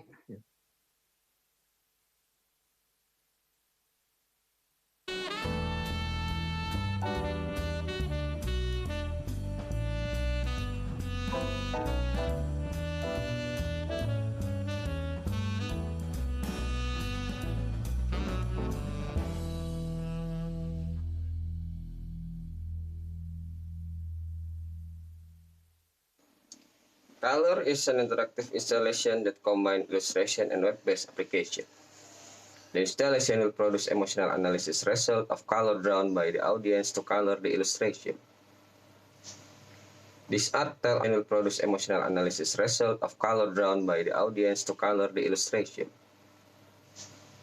This art tell us that emotion and love can be influenced by the psychological color they believe in.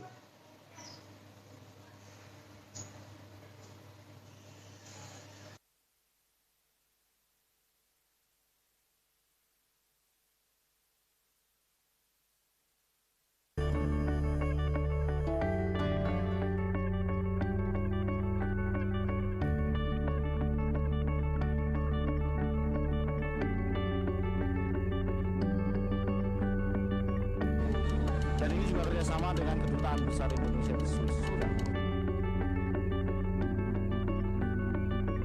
This is our first time to do doing a public space. This exhibition presents an online showcase of artwork that can be accessed from anywhere in the world. It may also encourage the start of democratic discussions.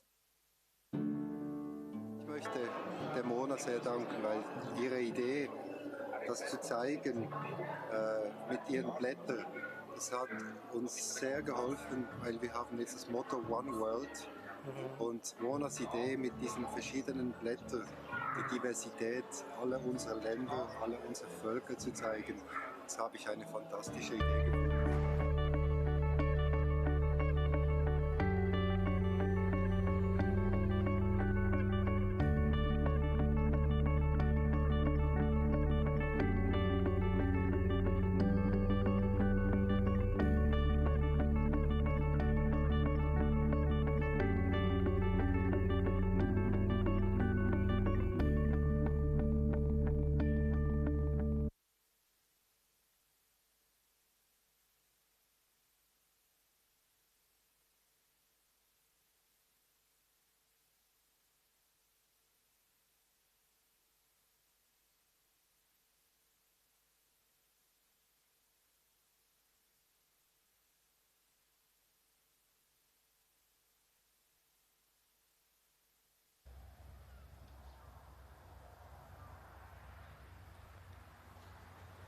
Welcome to Loch Duality and the hashtag Undesired Line.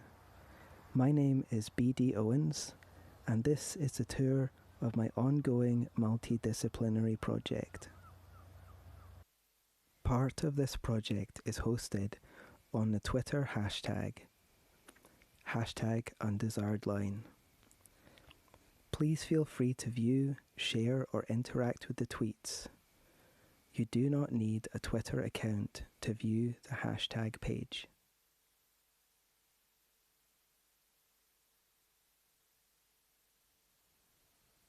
I live on the east shore of the Gare Loch, a deep sea water inlet off the Firth of Clyde on the west coast of Scotland. My home is close to the Faslane nuclear submarine base, and there is always someone watching nearby. But the seeds of this project were planted in my head in October 2017, while I was at Betonest Artist Residency in Stolpa in the Oder Valley in Germany. While I walked many miles along the trails, I began thinking about human and non-human memories of place. Who planted the stand of Scots pines on the bank of the Oder River? Just like ice cores from a glacier suspend particles from time, the trees, water, and earth can hold a physical memory of the complex and violent history of a landscape. In addition to walking, thinking, and writing, I began experimenting with my mobile phone camera, recording the passing barges on the canal and the patterns of light on the water in different weather conditions.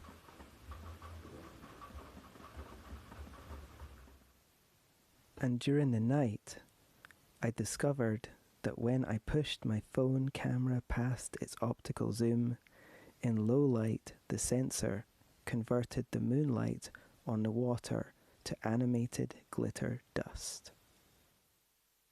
Later, I would discover that using this method for long-distance shots in daylight made the video grainy, similar to the look of old surveillance camera footage. But my new mobile phone makes different kinds of pixelated patterns in low light.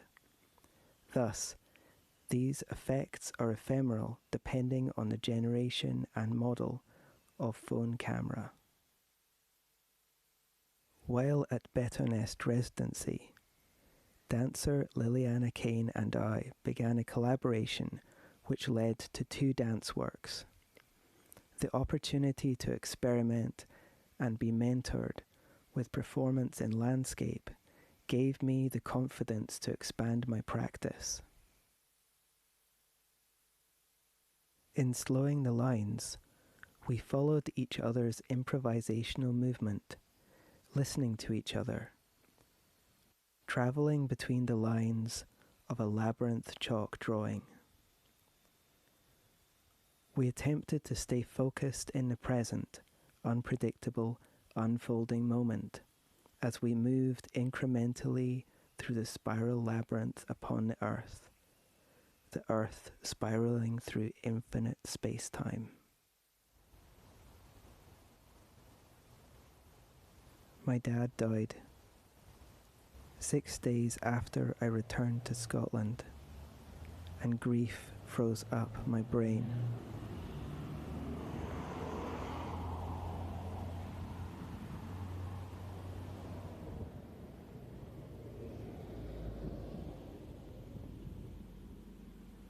It was daily walking and slow dance movement that enabled the thaw.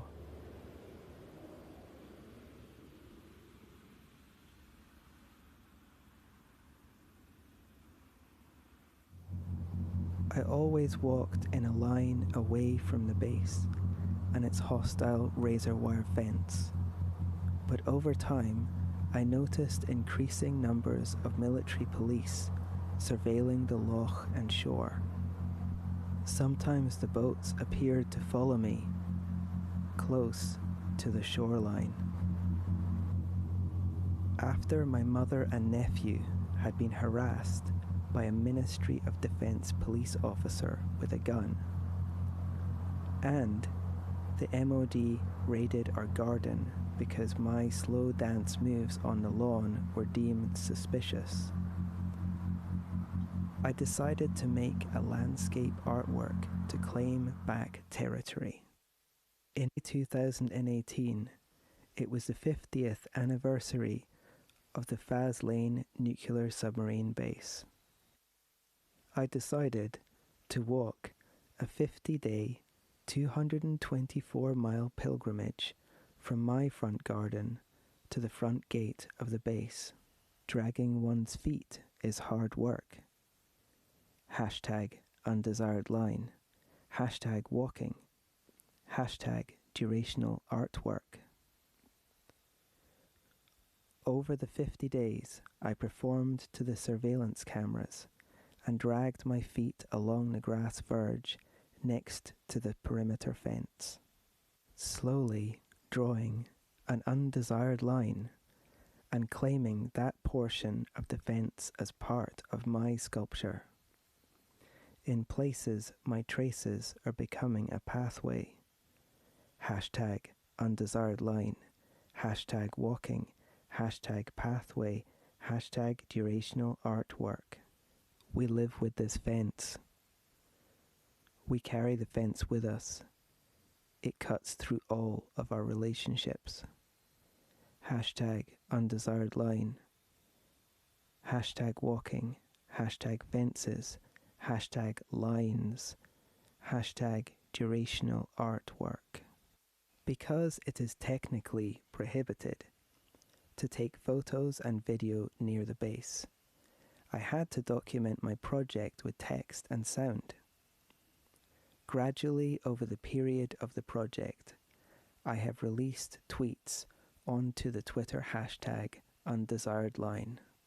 I was stopped and questioned every day by the Ministry of Defence police patrolling the fence. But I always turned the conversation towards the nature surrounding the base. Subject matter of yesterday's MOD police small talk. Snowy owls, cuckoos, and dawn chorus. Hashtag undesired line. Hashtag durational artwork. Hashtag birds.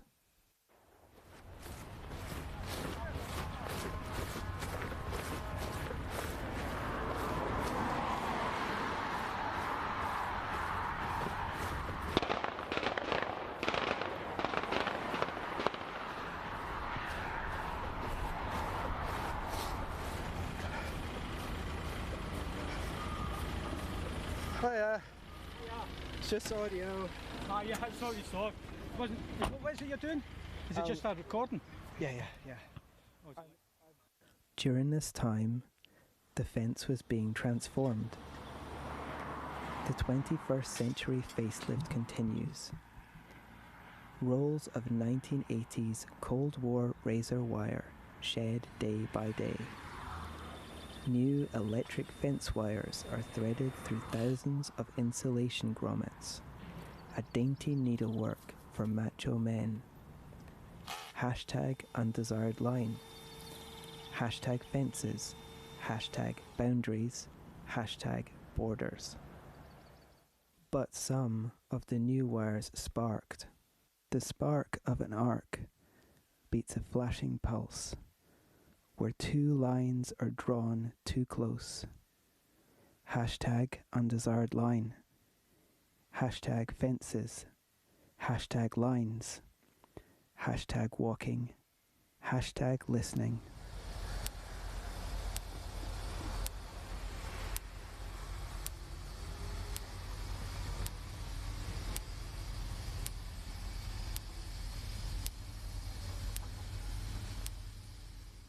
My line has become two parallel lines along some stretches, like dark green cross-country ski tracks. Hashtag undesired line. Hashtag walking. Hashtag durational artwork. It was when I saw the heron and the police boat near the edge of the line that I realised the broader significance of Gare Loch duality. Gare Loch duality. While the tide rises over the rocks, a heron peers patiently at the water while a police boat surveils the shore. Hashtag undesired line. Hashtag heron. Hashtag surveillance. In her essay, Nuclear Materiality, in the Nuclear Culture Sourcebook, Ellie Carpenter states, "The discourse on nuclear materiality has shifted to physical and material concerns in which the public sphere is embedded politically, environmentally, and psychologically." Like many historical war maps, the satellite view of the Faslane and Coulport nuclear weapons installations have been altered to mislead the viewer. And the Google Street View of the area is now a historical archive of the base before the Cold War style razor wire fence had a 21st century makeover. I have started mapping the soundscape near the base, and I will share some clips now. We have also provided some links so that you can take a wander around Google Street View later. The wind in the shore trees carries the bank holiday beats from the peace camp.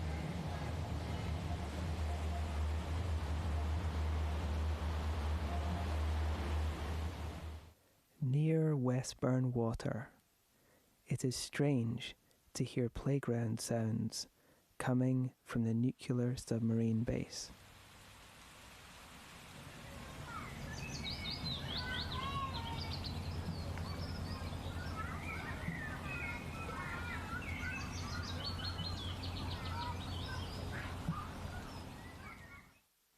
The evening colour ceremony echoes through the fence.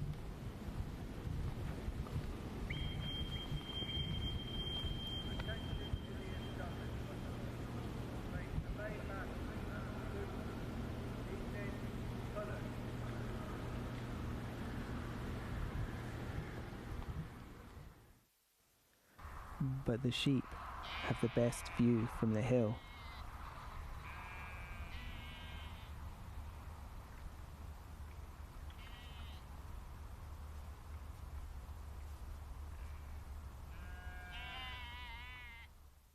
Under towering Scots pines at Linburn Water, slow drive-by scrutiny from a military police crew.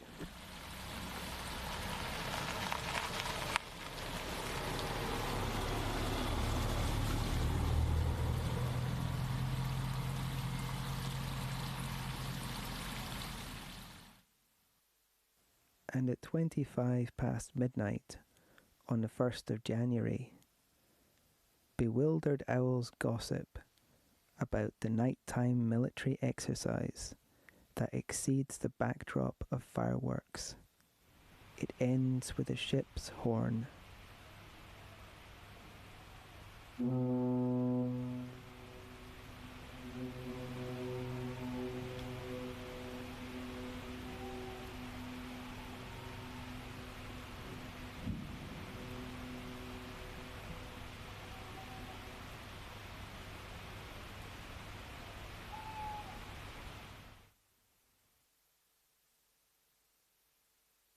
From afar, bright lights might seduce you, but don't be fooled.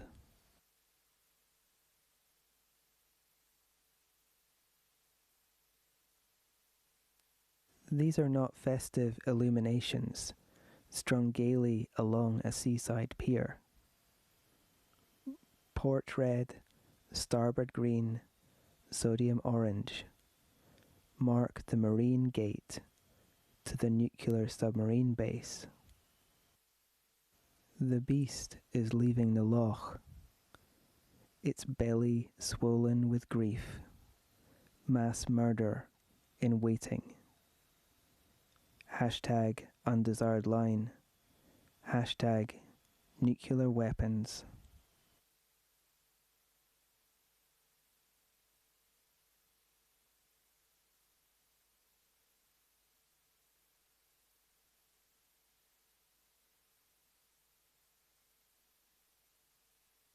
The tritiated water that trails behind the enormous black tail fin weighs heavy on my heart.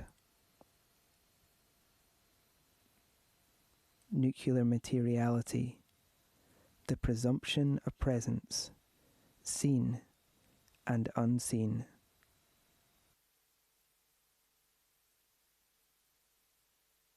In addition to the nuclear submarine weapons system, nuclear materiality is present in the infrastructure of the base. The visible and hidden military surveillance, the fortified perimeter fence, and the noisy training exercises on the Loch and shore.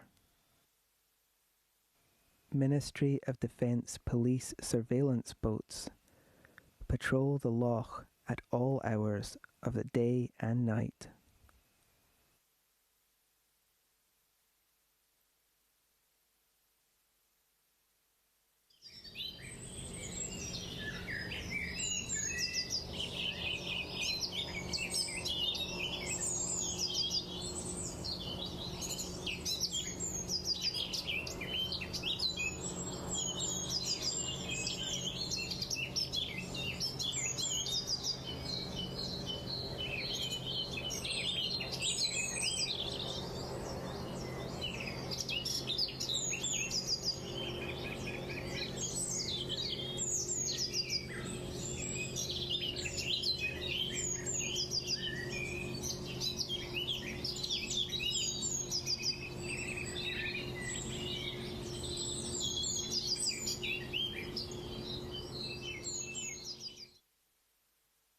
While police boats patrolled the Loch, rowdy oyster catchers partied on the beach until sundown. Gare Duality and the hashtag #undesired line.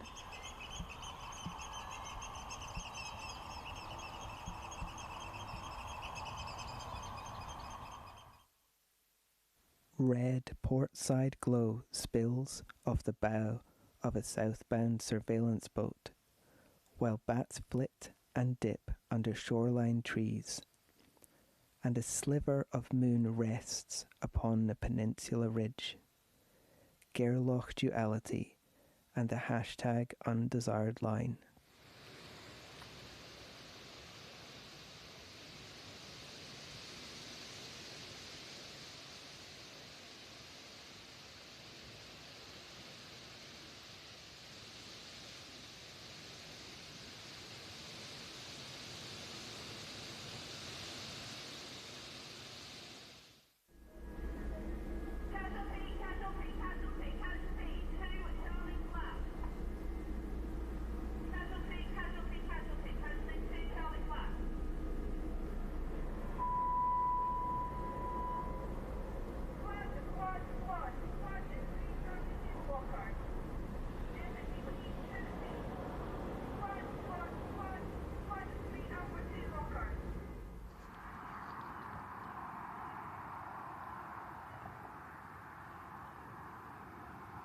The overt presence of the military could lead one to believe that there was nothing here before the base.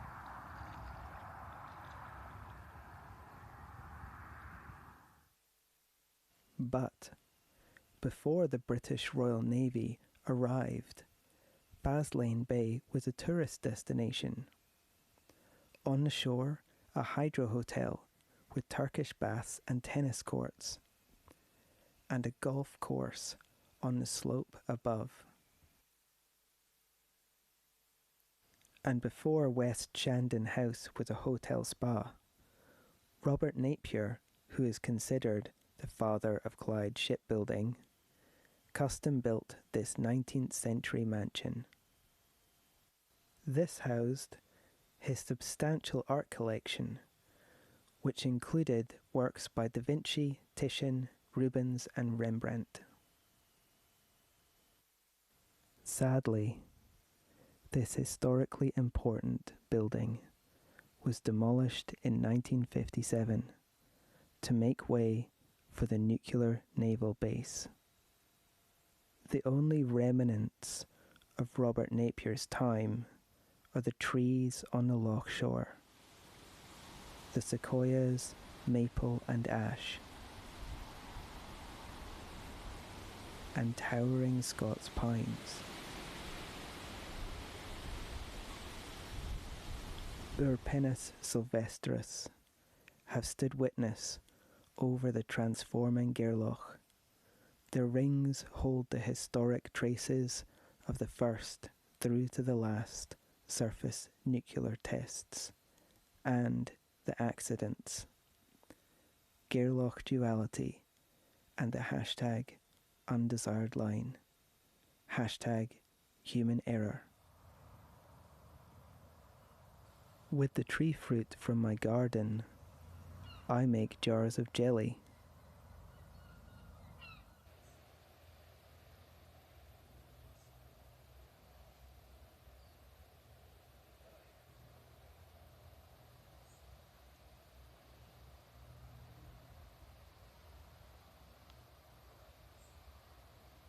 Gairloch apples, crab apples and rowan berries, boiled and strained and boiled again with fair trade sugar and pectin. Jars of sweet amber, set to a soundtrack of megaphones and machine guns. Gairloch Duality and the hashtag #undesired line. Mornings without machine guns and megaphones are preferable. Hashtag quiet mornings. Hashtag #undesired line.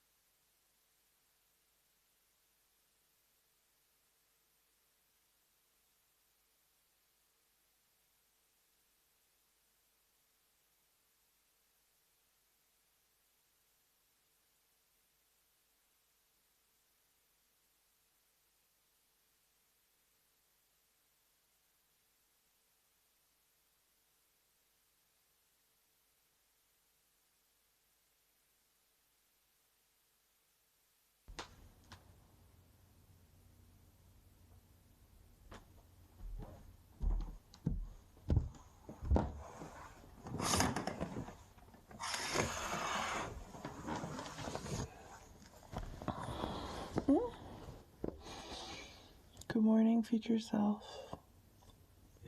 This will be your video memory for today, August 8th, Saturday. But also, ooh, can you tell I just woke up?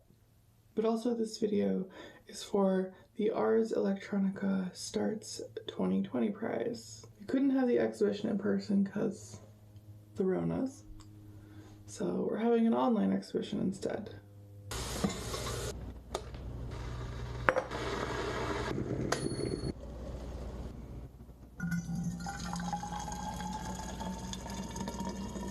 Okay, let's start with that video from earlier this year. It's a trailer for the Prosthetic Memory project. We used it in the application. One sec, I'm looking for it. Okay, ready to reminisce to February 2020. How do you remember? What does it feel like, or taste like, or smell like? What do you see inside your head? What do you hear? Because I can't do any of that. Hi. My name is M. Eifler, and this video is documenting my piece Prosthetic Memory in its world debut.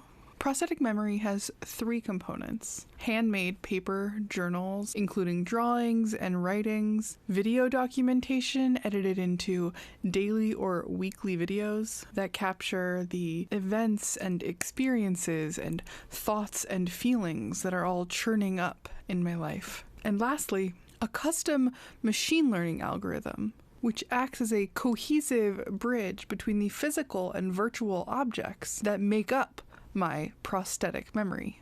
Recall interrupted. Okay, bring up the components menu. Let's narrow in on journals and come back to the present.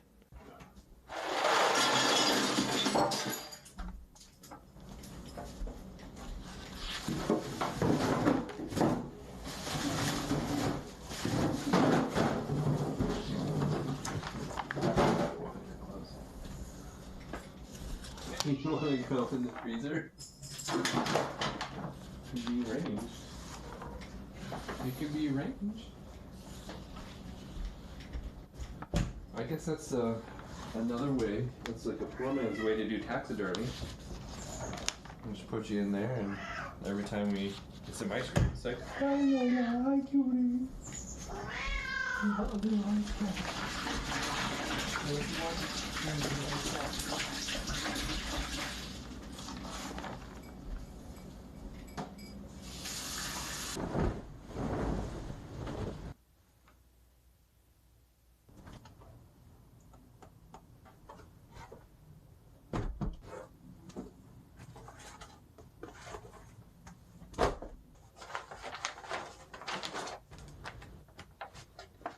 In the gallery, a copy of one of the paper notebooks is set up on a table where audience members can turn the pages. The AI uses a camera above the book to recognize which page has been turned to and plays the associated memories on the desk nearby. Because of my traumatic brain injury, I can remember very little. My long-term memory, which should hold the memories of my childhood, my wedding, my graduation from grad school, only manages to hold on to things like my phone number and how to ride a bicycle.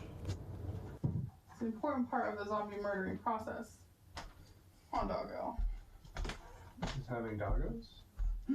No, it's yelling at zombies and saying, "Why did you change weapons? Why are you shooting me?" Yeah. Recognized exercise. Speed change to 553.43%. Change speed setting for exercise.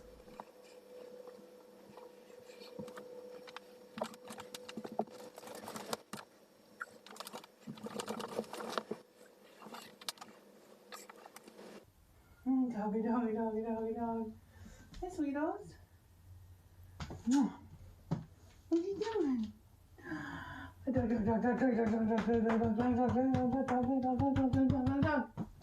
Oh.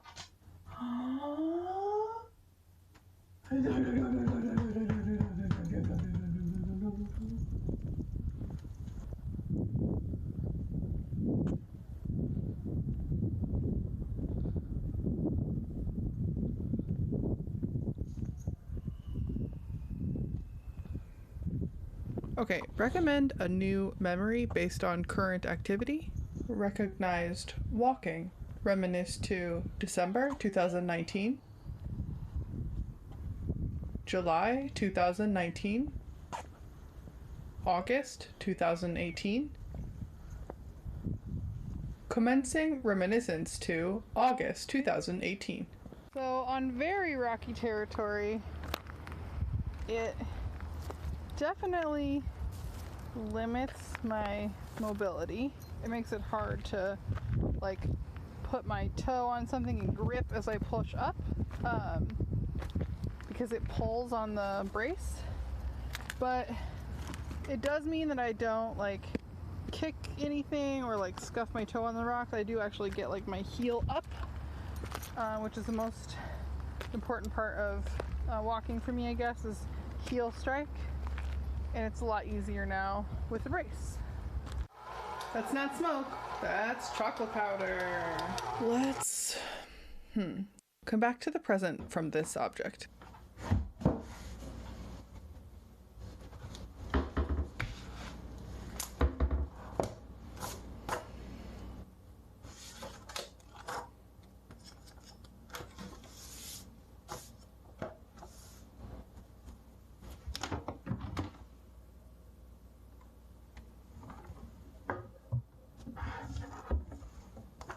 I don't know what to do here. Read me one of the journal entries. Something close by and about memory loss. Here's one from 2 days in the future, August 10th. The insatiable hunger of whiteness. Before my grandparents came to America, they weren't white.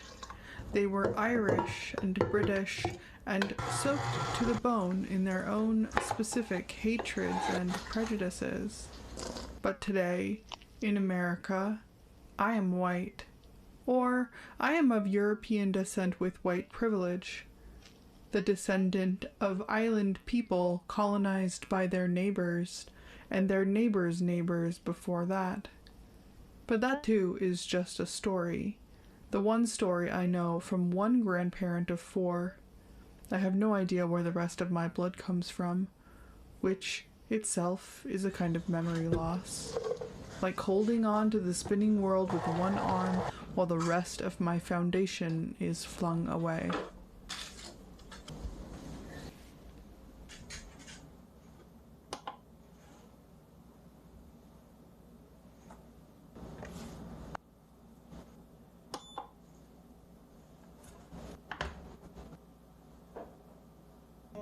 I don't know what else you're supposed to use when you ran out of exo.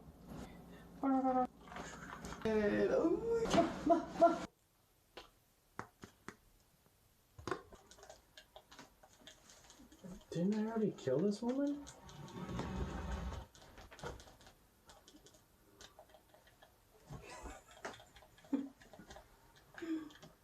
So much for usable audio.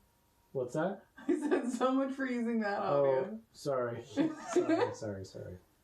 Didn't I already kill this woman? So who is the character design? Oh, it was like the same zombie again? Yeah, there's like no, not a zombie, a person. A boss. Like it was a boss battle, and I killed her. And here she is again? What? Maybe she is a zombie, I don't know. I think they just reused the same character model for some reason.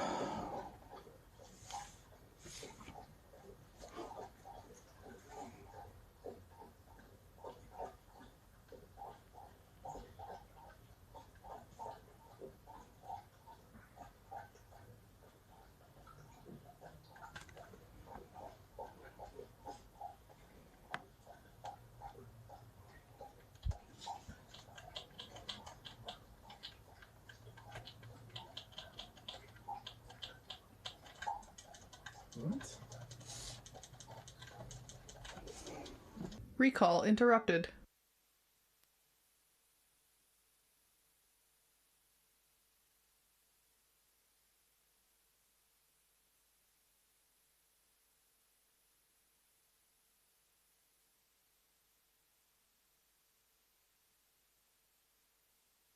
And now back to Tokyo, the Ars Electronica Garden Tokyo.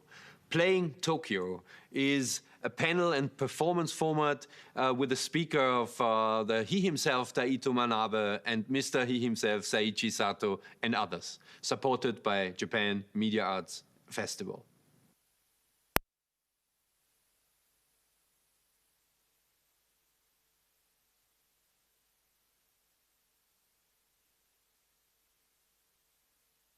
About publication, we are also thinking about this for about 20 years.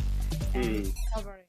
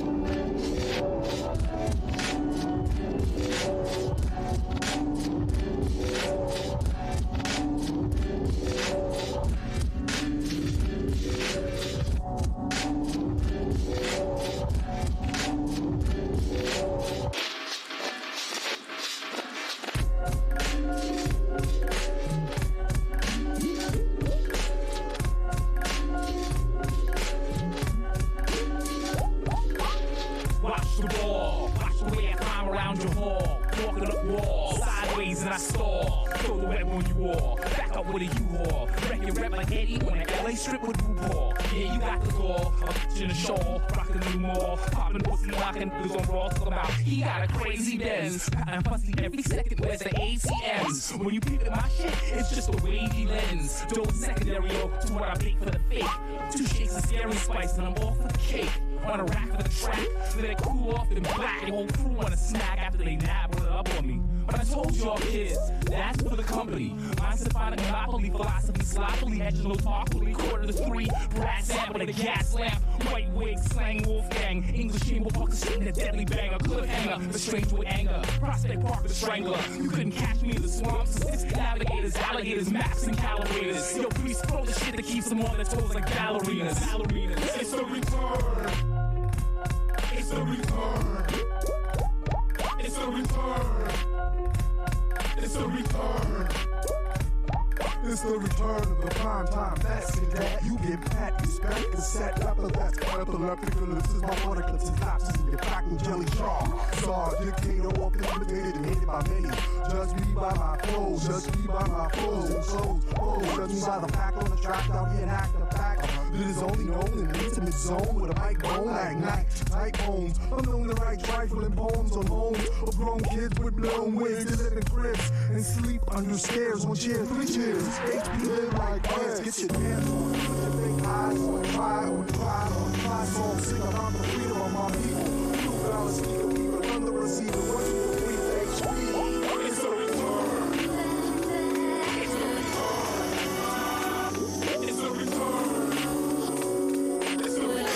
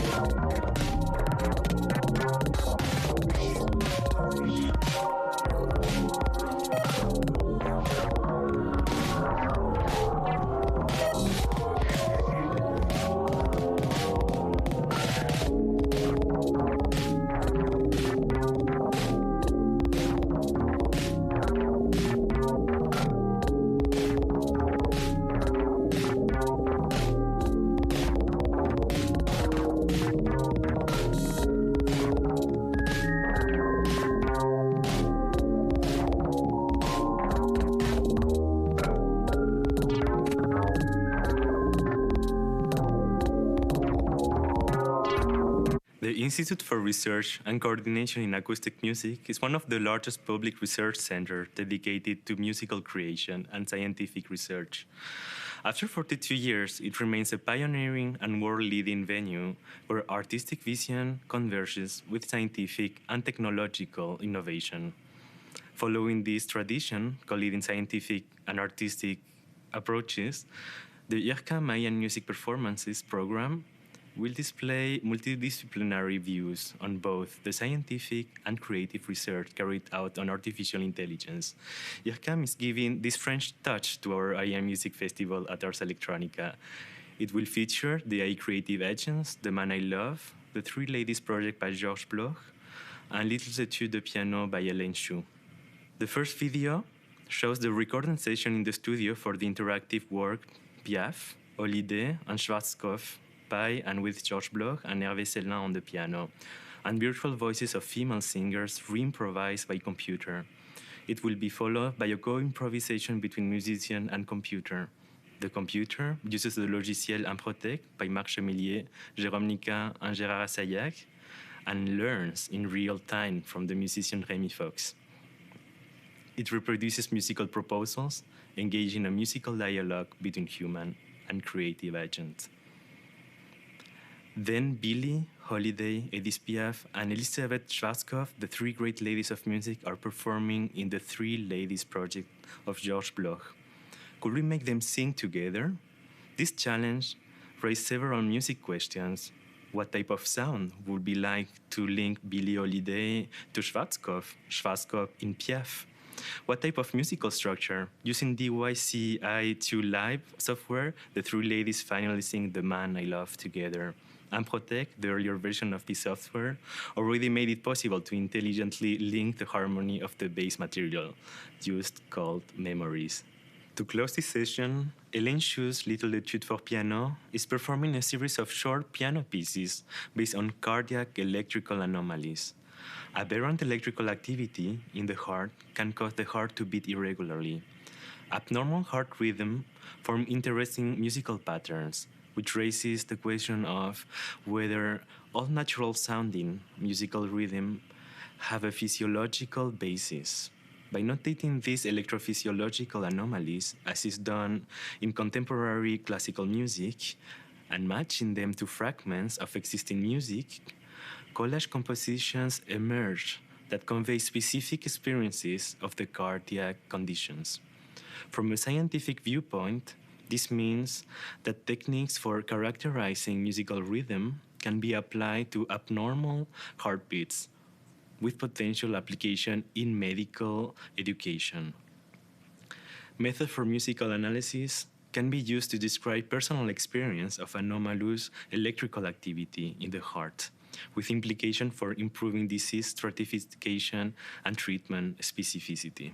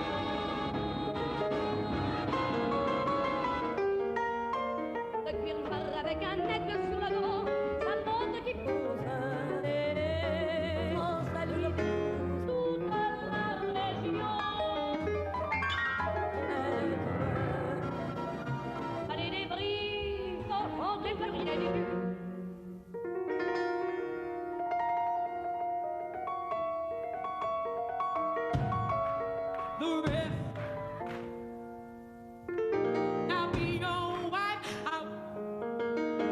Oh,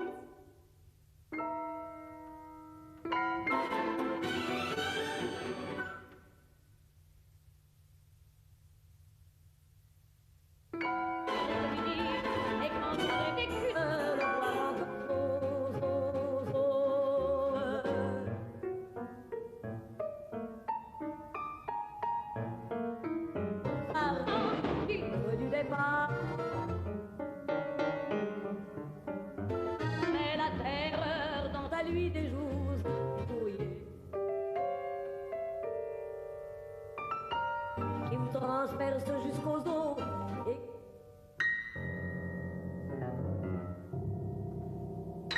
sans avance notre repos. Il me sarde, il faut sauver les jours. Ce sale petit café perdu sel dans le petit matin, ses bottes de moto, sa culotte, son blouset. En furent perdant, ça ne se dément, qui s'est été levé à la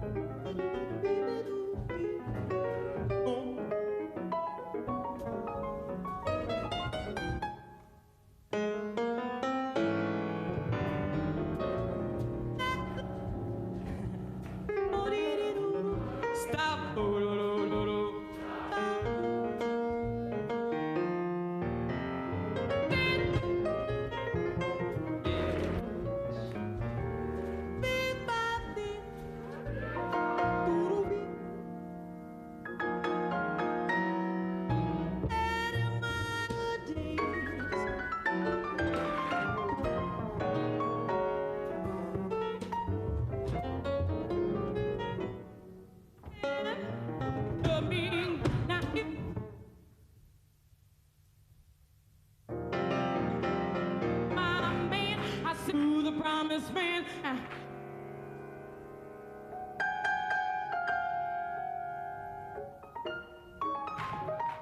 No, please now be my be your and so. Oh, you want me to love and honor you, yeah. You made me, but be your baby. If you promise, good, let's believe after you promise me, yes we love you. Don't have to promise me. I will love and the rest around the rest. If you love me after you.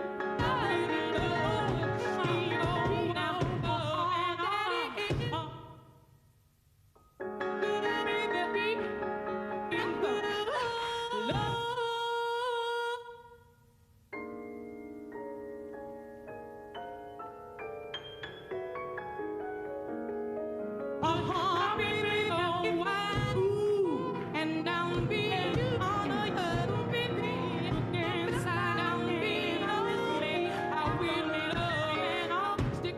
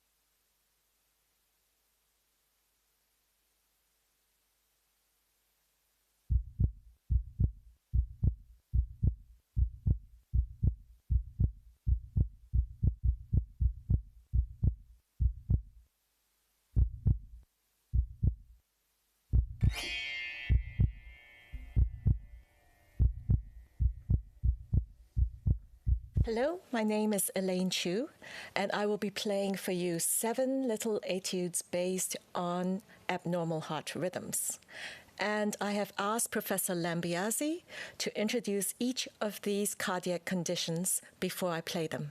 My name is Professor Lambiase. I'm Professor of Cardiology at Bart's Heart Centre, and I'm delighted to be able to describe some ECGs related to heart rhythm disorders and put to music by Elaine Chu. Atrial fibrillation is an irregular heart rhythm. You'll see here on the ECG trace there's a wavy, irregular, chaotic line which looks like a noisy connection, as it were, on an oscilloscope. And this is actually erratic, irregular activity in the top chamber of the heart.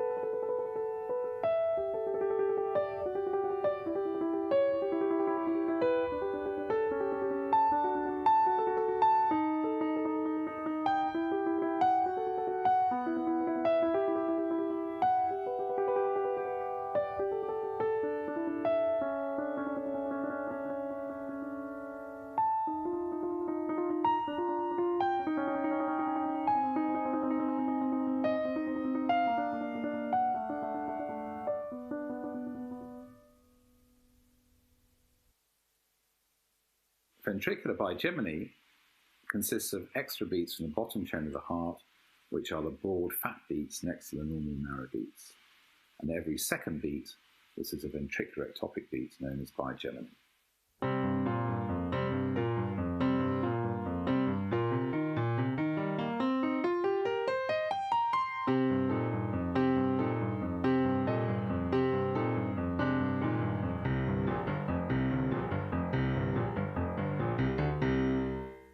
Atrial flutter is a more organised rhythm in the top chamber of the heart, and here you'll see the lines between the spiky QRS complexes are more wavy and look like the edge of a saw, and this is a sawtooth wave of atrial flutter. The top chamber of the heart is fluttering away at 300 beats per minute.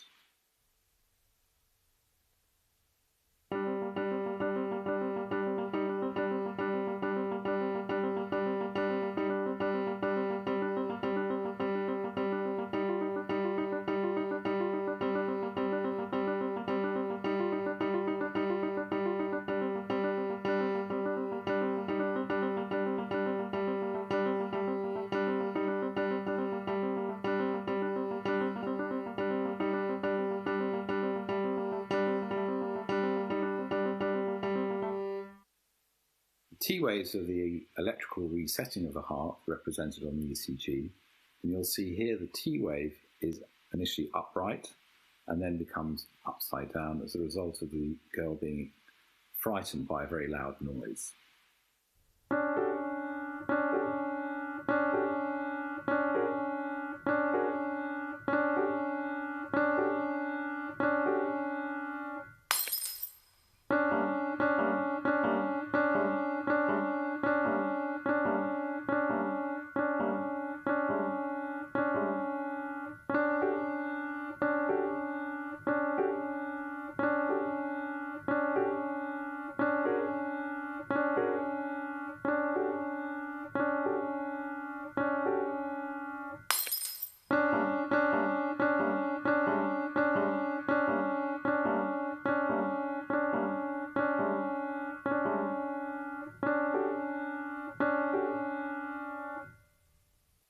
Pulsar de point is basically when the heart goes into cardiac arrest due to very fast ventricular activity in the bottom chambers of the heart.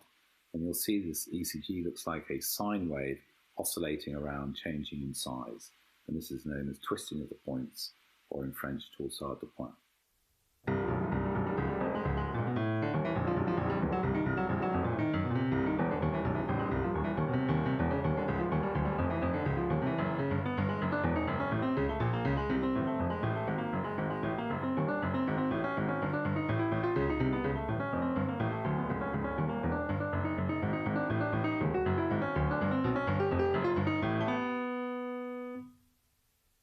Ventricular ectopics are extra beats in the bottom chamber of the heart, and these are broad, wide beats compared to normal narrow beats. When these ectopics occur, they can cause a compensatory pause as the heart resets itself with the extra beat.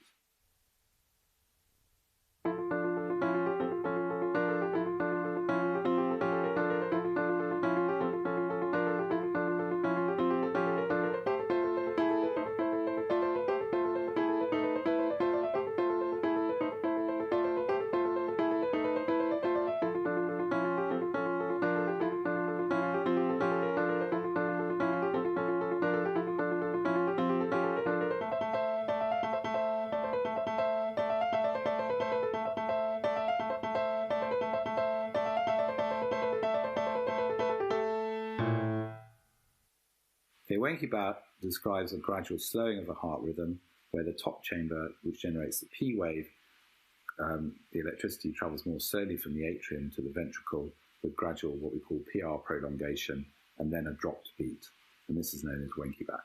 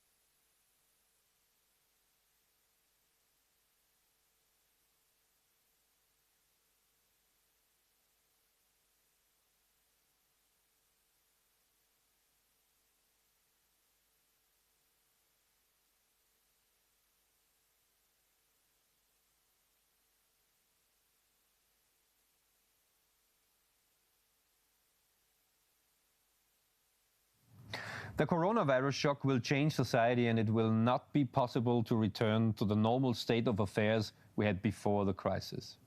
So 2 scenarios are outlined.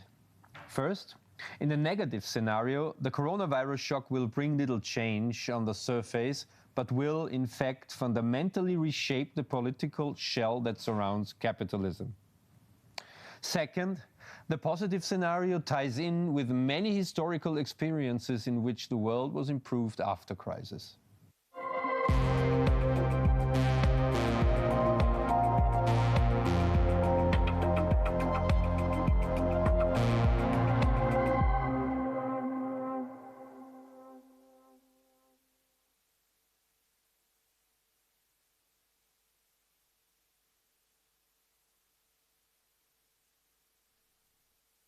We now come to the final part of the lecture and take a brief look at the future. The coronavirus shock will change society, and it will not be possible to return to the normal states of affairs we had before the crisis. The economicized global society is at crossroads. Does it want to continue with economization or change it at important moments? In simple terms, we can devise 2 scenarios.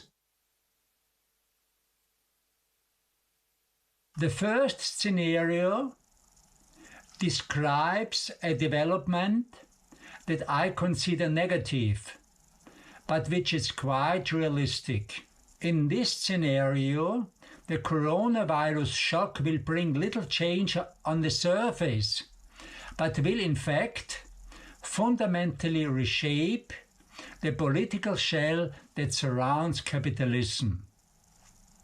In this scenario, the coronavirus crisis of 2020 will be handled in a similar way to the financial crisis of 2007 and 2008.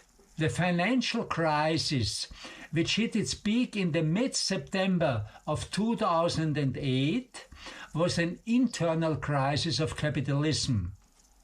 It was caused at the center of the global financial system and in a sense emanated from Wall Street. This crisis was not primarily a banking crisis, as is often asserted, but a crisis of the shadow banks or the shadow banking system. Here, if we define the system institutionally, we find financial institutions such as hedge funds, special purpose vehicles, or the former American investment banks, which are largely unregulated. Much of the shadow banking system is also located in tax havens. In this system, new forms of securities, such as asset-backed securities, and specific form of hedging, such as derivatives, were produced and sold on international markets on a large scale. Such development was only possible against the background of a long history of deregulation. On the one hand, certain transactions were explicitly permitted. For instance, excessive derivative trading or existing regulation were withdrawn. Under Clinton, for example, the separation of commercial and investment banking was abolished in the United States. While on the other hand, the regulatory authorities stood by and watched passively as new products were invented in the financial sector. The argument was that the market would eliminate all harmful operations by itself and that intervention was not necessary and would have harmful consequences. The unexpected shock in mid-September 2008 can be understood as a diverse criticism of many groups. First, of politicians who have allowed or encouraged these processes. Second, of central banks that played an active role in this. Third, of economists who were either not familiar with this entire process or approved of it. Fourth, of the media that have not critically reported on events, and fifth, on analysts who were not able to understand the complex system and clearly describes the risk lying dormant within. Above all, however, the might of the self-regulating market was directly challenged by the financial crisis.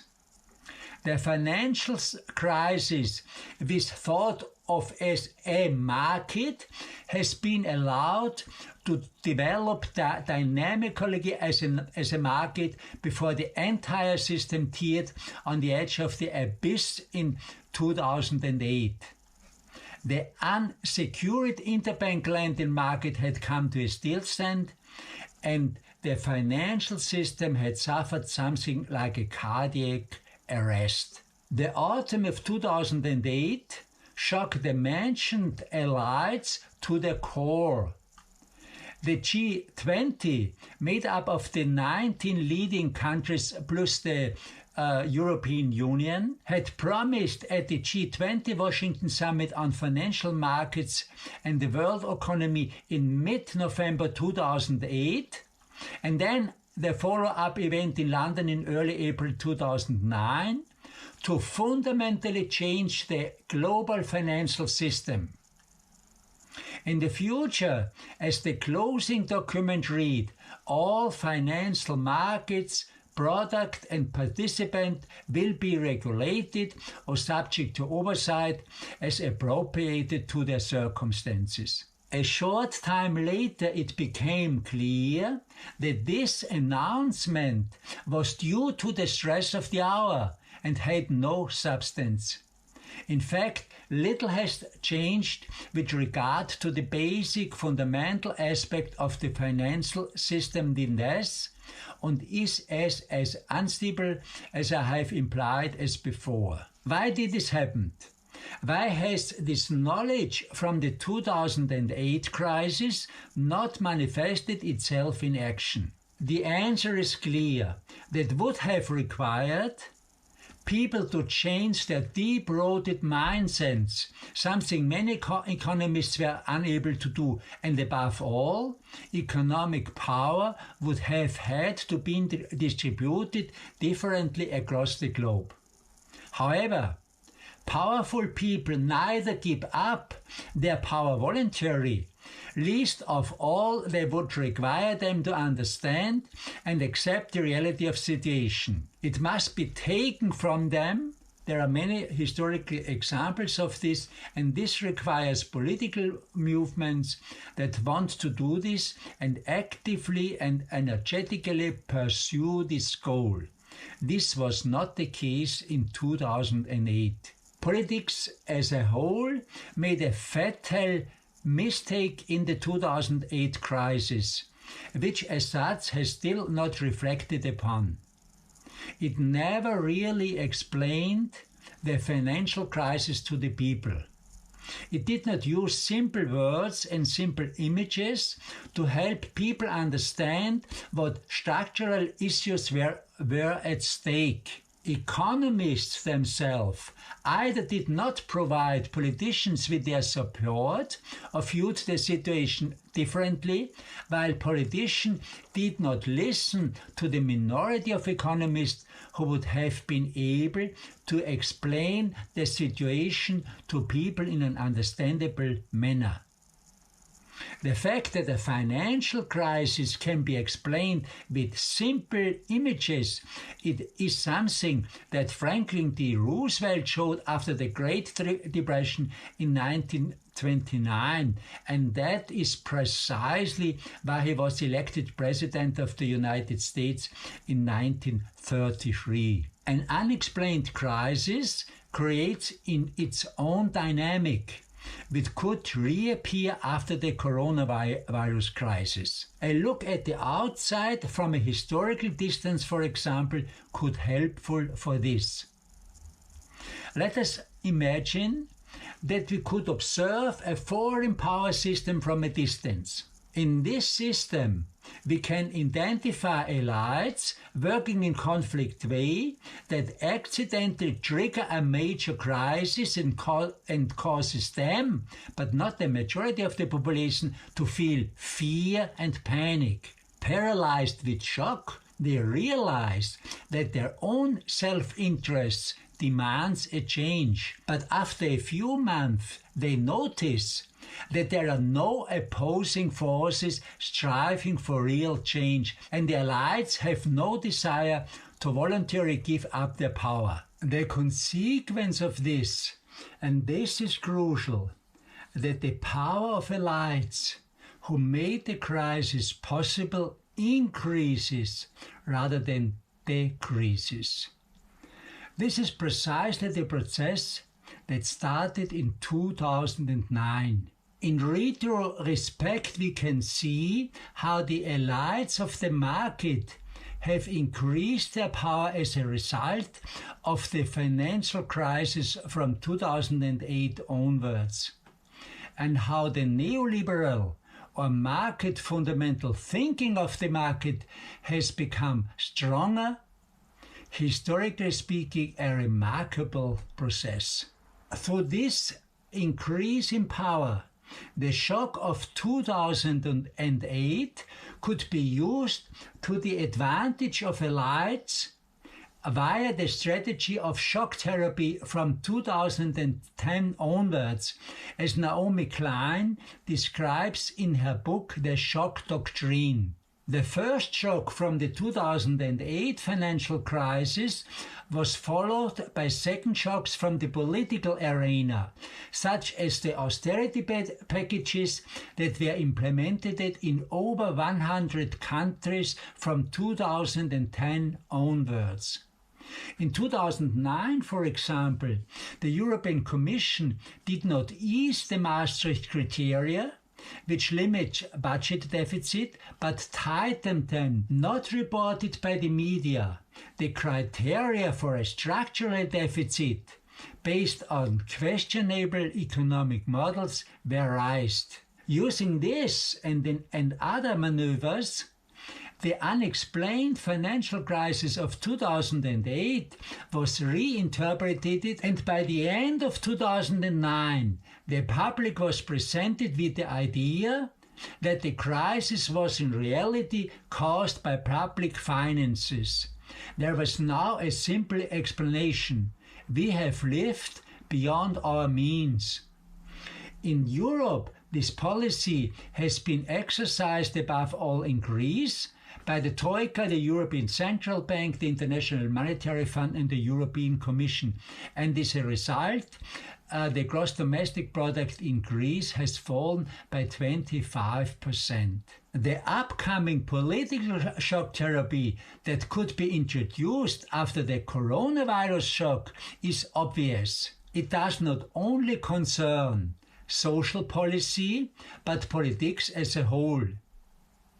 Its aim is not the welfare state, but democracy itself. In doing so, economic liberalism, neoliberalism, would completely separate itself from political liberalism, which had brought with it political and human rights. On this path, as in the United States, Great Britain, Brazil or Hungary, right-wing populist movements could come to power and build a new political shell for authoritarian capitalism after the coronavirus shock. Such a scenario uses highly destructive energies that can be easily activated by a crisis. During the Black Death in the middle of the 14th century, minorities, especially Jews, were blamed for the plague and were persecuted mercilessly. In modern times, we can observe how aggressive nationalism is fed by the shock of the pandemic. Many consider fanciful conspiracies credible. Viktor Orban, who has largely eradicated democracy in Hungary, is waging a war on two fronts with his word: against migration and against the coronavirus. He causally relates both enemies. In this view and that of his followers, this link justifies the abolition of democratic standards and the establishment of an authoritarian regime. We are observing new authoritarian tendencies in many countries. A key moment in such a scenario would be a new surveillance state. The global pandemic provides the perfect backdrop to closely link the existing surveillance of large IT companies with new state surveillance tools. This would make it possible to, for example, monitor in real time, as it done in Singapore, who is moving where.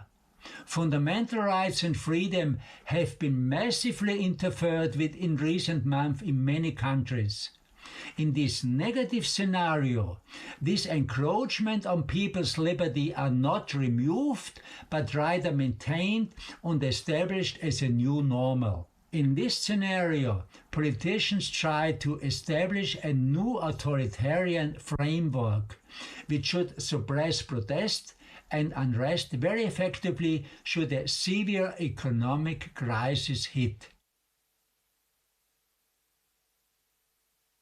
However, the future is always uncertain and full of possibilities for change. Every decision, every moment can send human history in a new direction. History is littered with examples of how the world was improved after crisis. The Spanish flu led to the development of national health system in many countries, and the Great Depression was the trigger for the development of the European welfare state. Emergency situations such as an earthquake or a flood often bring out the best in people as many come together to help. large sections of the population can also vehemently demand that politicians actually help those affected. The level of politics is crucial if society is developed for the better. We are currently experiencing a redesign of political action that contains many positive moments. Starting with China, politicians in every country have reacted too late. However, every country has reacted and has reacted powerful. Regardless of my view or your view on individual measures, politicians and political systems in many countries have proved to be capable of action to a surprising moment. Even Johnson, Trump and Bolsonaro had to change course. Politicians around the world have shown that they can act if they want to act. Well-established viewpoints and slogans were thrown out of the window. We did not concern ourselves with the goal of their market or of business interest. Nobody said there is no alternative. In the negative scenarios, people only talk about the trigger, the virus.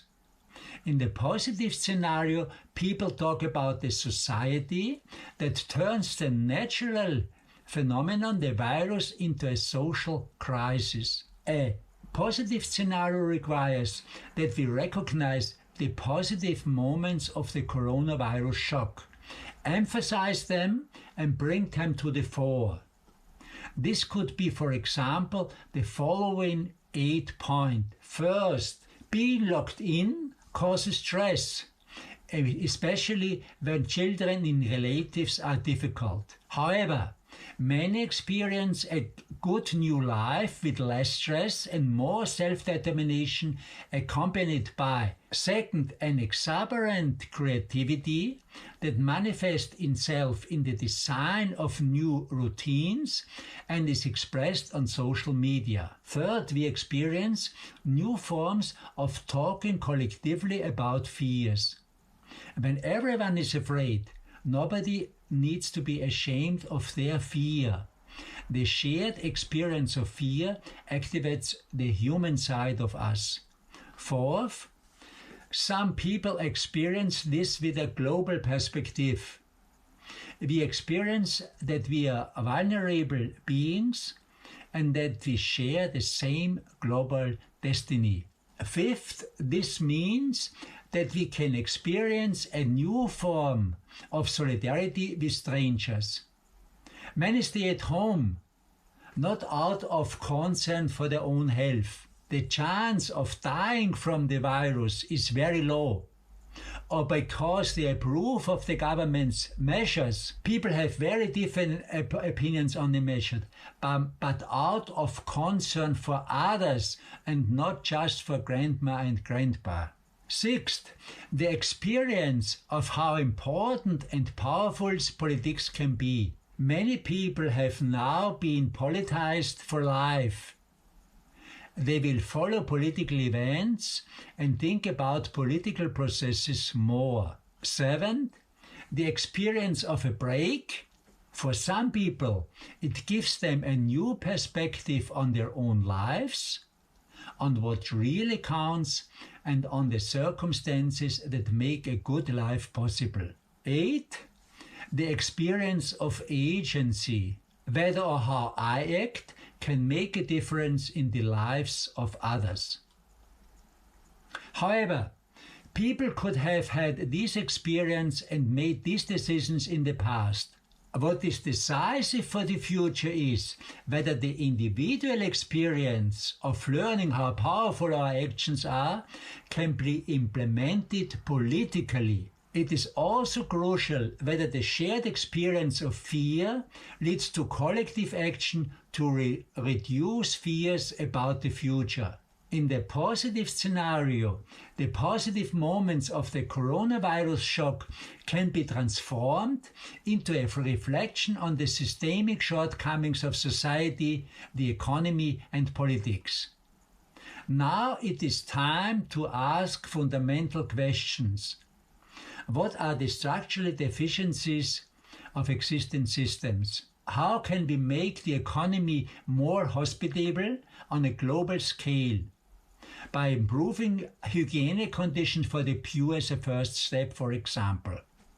How and through what new means can governments finance this task? How can democracy be saved and renewed? In other words, it is important that we collectively avoid the mistake we made after 2008.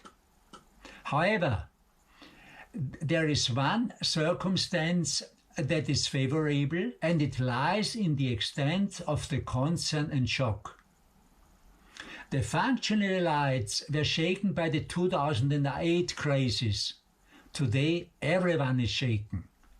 If being shocked now leads people to be shocked about their circumstances, then, and this would be a particularly positive scenario, it may be possible to promote concern about the climate crisis or various environmental crises in a new way. After all, nature is a key aspect of this virus. In this case, we consider how animals are treated in a market that is part of a global system of markets.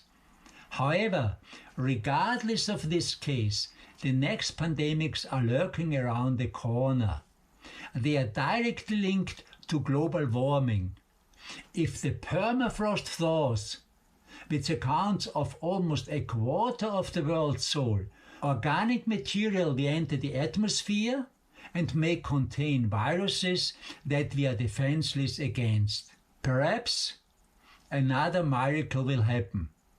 And perhaps the coronavirus shock has come at the right time, namely, to help us avert the even greater environmental catastrophe that lie ahead of us. Thank you very much for listening.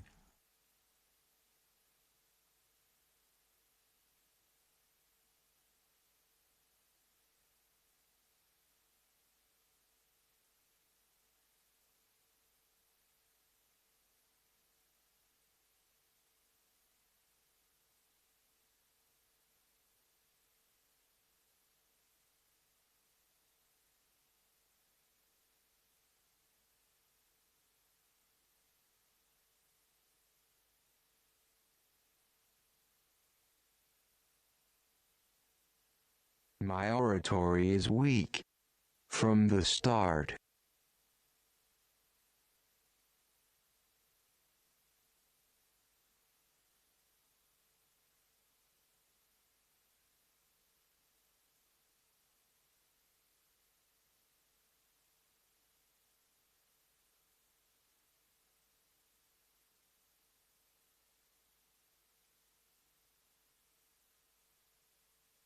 Is this always your political motivation? A stance of apathy?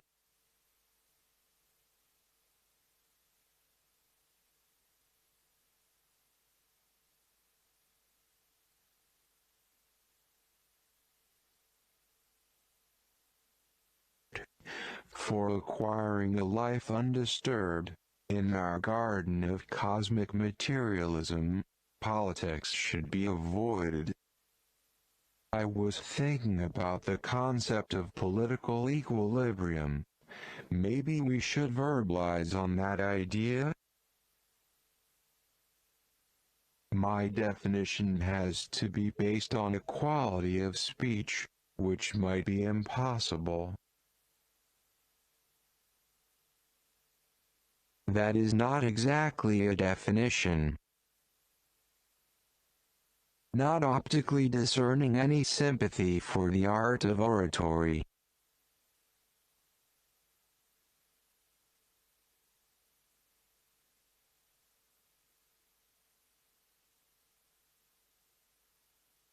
Nothing is on the air.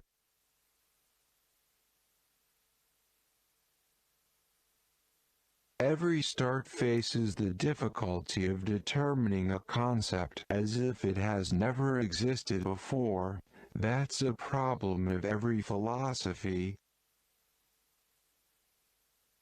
Anyway, in rhetorics you can't prove anything.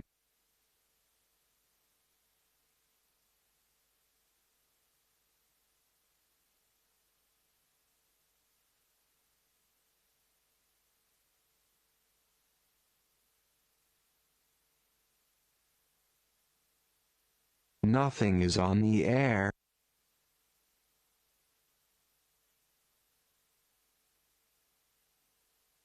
Any better ideas perhaps? On the significance of an order on another, I often see the physical appearance may have more influence than concepts.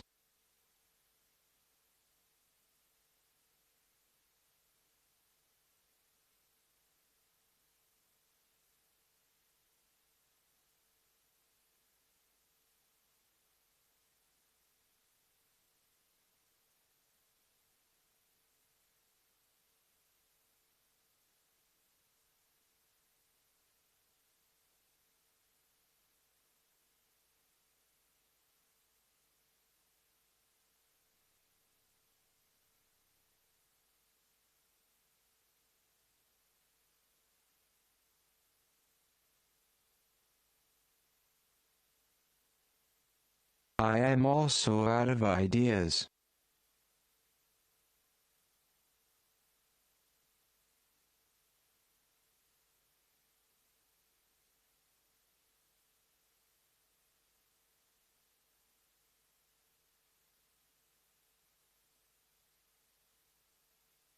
What comes after? What is the collective utopia? Precisely this is addressed now by the Ars Electronica Garden Athens, hosted by Onassis.de as part of their HackAthens. Social isolation, empty streets and full houses, grand works of urban regeneration, masks and disposable gloves, touch deprivation, remote work and new forms of living together 1.5 meters apart while awaiting a future that lasts a long time. The upcoming panel discussion, moderated by Angelos Vavarousis and Prodromos Tsiavos, will explore different perspectives on the collective imaginary for a tomorrow deeply marked by a pandemic that won't end.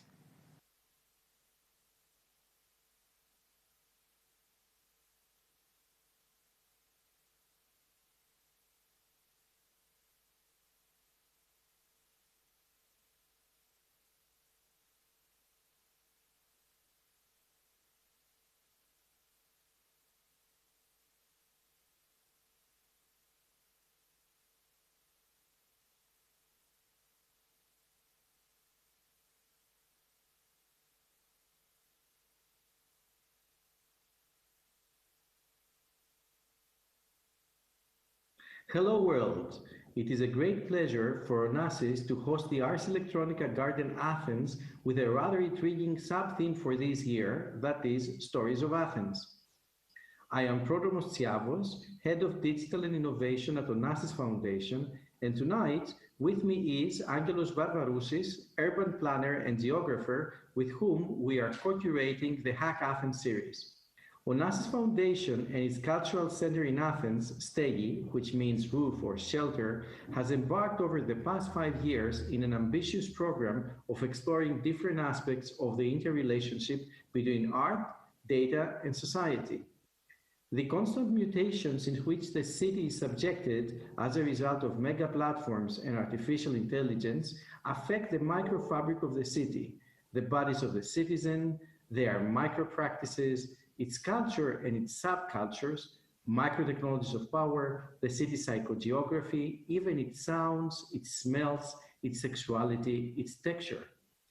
The almost totalitarian and certainly extractive nature of platform technologies prompted us to initiate the HackAthens series. So what is HackAthens? Is it yet another hackathon? Conceived with Aphrodite Panagiotakou in 2019, HackAthens is an effort to give voice to the unheard, to ask participants to hack their city, to share with us their stories and narratives, to air their dreams. The HackAthens series seeks to explore both the range of formats and themes that are more conducive to expressing the post-human condition in a technologically mediated city. As it happens in such cases, answering the question of data, body, and city interaction is not our primary objective. We are here to ask questions, to initiate discussions, to cross boundaries, to open possibilities. Before passing the digital floor to Angelos, I would like to thank Iraklis Papatheodorou, coordinator of Ars Electronica Garden Athens, and Katerina Varda, production manager of HackAthens 2020. Angelos, the floor is yours. We live in the era of an absolute time-space compression. The realm of the private, our houses, tends to absorb the most of the public sphere, which includes our workspaces, the places of entertainment, of political participation, of flirting and leisure. It is especially this context, we feel, that renders HackAthens, which sets the city as the unit of inspiration and analysis, more necessary than ever. In a period of isolation and social distancing, we are looking to explore and to a degree to promote a progressive sense of place, not self-closing, defensing and claustrophobic, but outward-looking, inclusive, positive. What we do have in mind is the image of a potential city of the commons. As such, we believe that although our questions, artwork, and the diverse outcomes of our practice are deeply embedded and informed by the Athenian reality, they can link and be linked with other processes that are similar in other places all over the globe. For instance, in HackAthens 2019, we explored the almost rhetoric and surely provocative question, to whom does Athens belong? Trying to understand who has the power to define the continuous mutations of the city, and subsequently how the Athenian commons unfold and shape the urban space and the symbolic interpretations of Athens. Our first interactive publication is already in print and will be available in both digital and hard copy format very soon. In HackAthens 2020, we focused on how the pandemic changes our city lives, and we explored many utopic and dystopic scenarios about the future of Athens. We plan to bring all these insights together in a second publication in an effort to give continuity to the legacy of HackAthens, because we feel that a hackathon, apart from sparking vivid discussion, should always leave behind a mark and something ready to be used.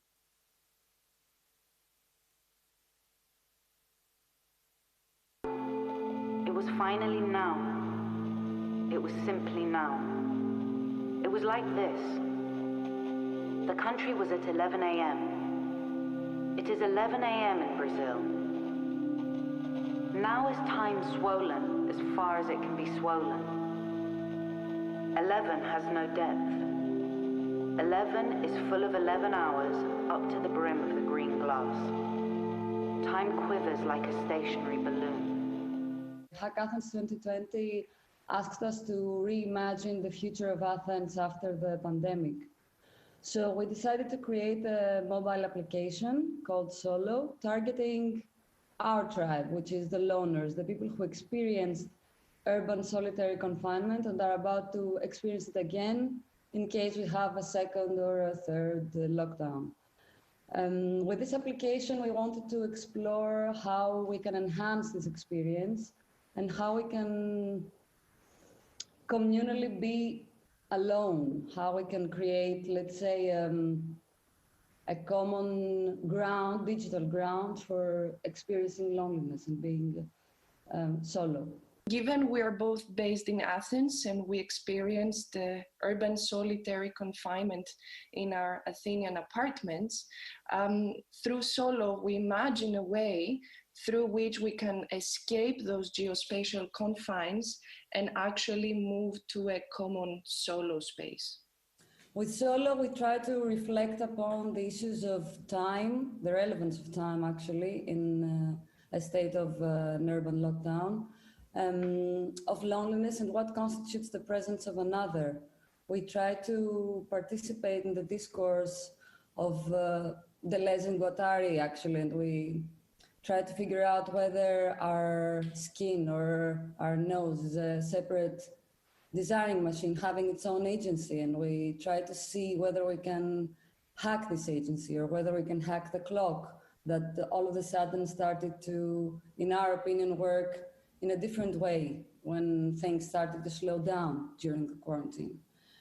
Also, we try to explore whether it's possible to make a gradual transformation from our material existence to a more spiritual one, and whether this would be somehow liberating from the confines of space and of our physical presence. Our target audience is not only the people who live in Athens, but also worldwide, experiencing this somehow unprecedented situation.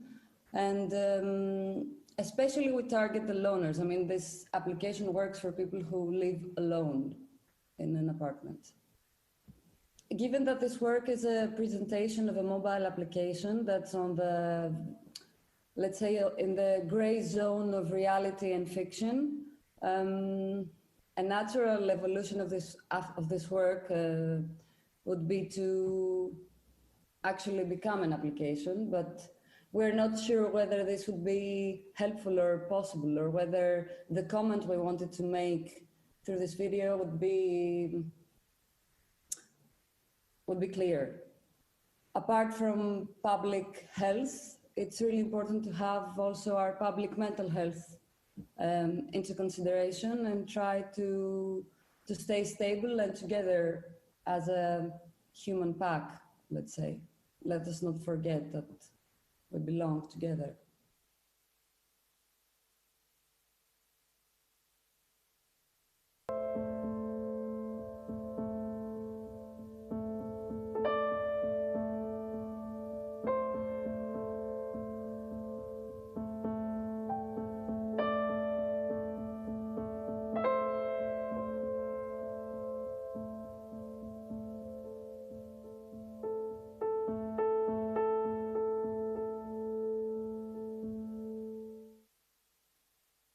The reason I chose a short film as a medium of expression is because it allows you to create small worlds, combining all sorts of arts like photography, writing, acting, music, and so on. The film is shot in a classic Athenian backyard, and everyone in Athens, having or not having lived in a house where such a backyard is there, can easily feel at home.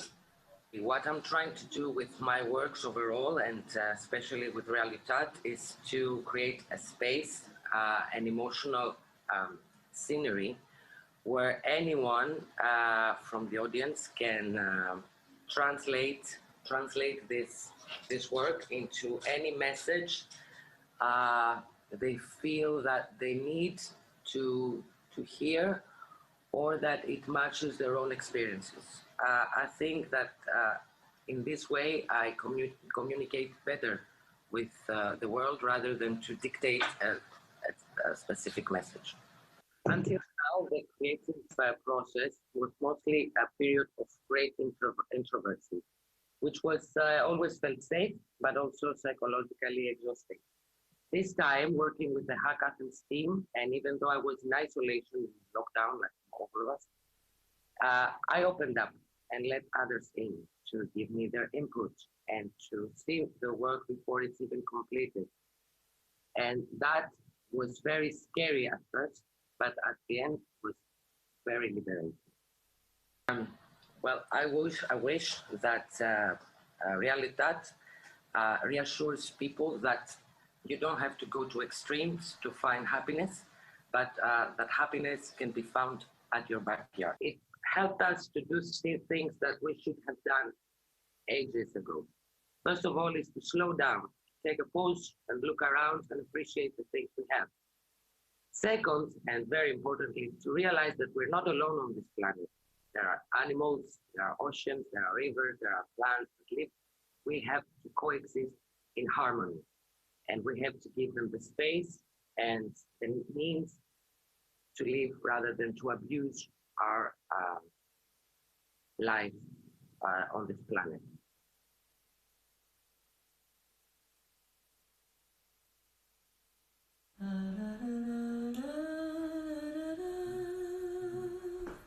Είναι φωτογράφος, μισή Ιρλανδή, μισή Ελληνίδα. Έχει άδεια να φωτογραφίσει την άδεια Αθήνα. Ψάχνει μοντέλο. Με φυλάει. Το στόμα της είναι αλμυρό, γλυκιά μου. Έλα να με βρεις στα στενά του Μέτς, μωρό μου. If the Delivery Girl is Hot, Wake Me Up is a sound project that combines radio drama with binaural sound recording technology, which records and reproduces 3D stereo sound as perceived by the human brain. This technique produces the ASMR experience. That means it activates the center of the brain, which is responsible for sensually inducing the shivering. The subject of the narrative, which is intertwined with the sounds of the city, revolves around the erotic fantasies of a girl with charming strangers as she wanders in Athens during the lockdown and later in Athens the next day. Our goal is to create a response to fear, anxiety, and isolation using humor, eroticism, and tenderness. The stories are written in the first person with a strong personal element in them, inviting us to enter the fantasy of a young lesbian who lives in Pagrati. For this reason, as well as to provoke the most of the ASMR experience, we suggest listening with eyes closed so that the listener can enter this fluid state, this liminal situation between sleeping and waking at the point where the senses are predominant. It is important for us to highlight these fundamental human needs as we consider that this is a piece that was and is systematically silenced by the Greek media during the pandemic. Our driving force was the need for physicality, for contact, for the element of human communication, promoting the belief that sexuality is not a luxury, but a key feature of existence. The conceptual core of our work is summarized in the following questions. How can we refamiliarize ourselves with touch as a source of pleasure and not as a source of infection? How can we reconquer the neighborhoods of Athens and its people physically, alive and unpredictably, and not digitally sterilized and controlled? How can we be spontaneous, sexual, and free when we are forbidden to touch? How can we get in touch with our darkest, most controversial pieces if not by touching, smelling, and tasting? And if we cannot achieve all the above, then how do we manage to move from guilt to tenderness? Μιλάει ακριβώς, θέτει βασικά, αναρωτιέται ακριβώς για το πώς θα συνεχίσει να λειτουργεί η ζωή στην Αθήνα μετά την πανδημία και κατά τη διάρκεια της πανδημίας, γιατί δεν είναι καν μετά, δηλαδή μετά το lockdown, κατά τη διάρκεια του lockdown, το πώς μία πόλη και οι άνθρωποι που μένουν σε αυτήν ενσωματώνει τα νέα δεδομένα, τι στερεί αυτό, τι προσφέρει και με ποιο τρόπο επανοικιοποίησε την πόλη μετά από μία περίοδο που πρέπει να ενημερώσεις ότι βγαίνεις από το σπίτι σου, δηλαδή που χάνεται μία βασική ελευθερία, το ότι μπορώ να είμαι όπου θέλω στην πόλη μου, όποια ώρα θέλω. Και αυτό έχει και άλλες, γιατί η πόλη δεν είναι του βάρια, έχει και άλλα, είναι και οι άνθρωποι της, οπότε πώς επανοικιοποίησε και την επαφή με τους ανθρώπους μιας πόλης, με το δημόσιο χώρο της, με τις πλατείες, όπου έχει και το ανθρώπινο στοιχείο μέσα, οπότε θεωρώ ότι η δουλειά μας ασχολείται αρκετά με αυτό. It is very, very important that we do not die, but it is equally important to live.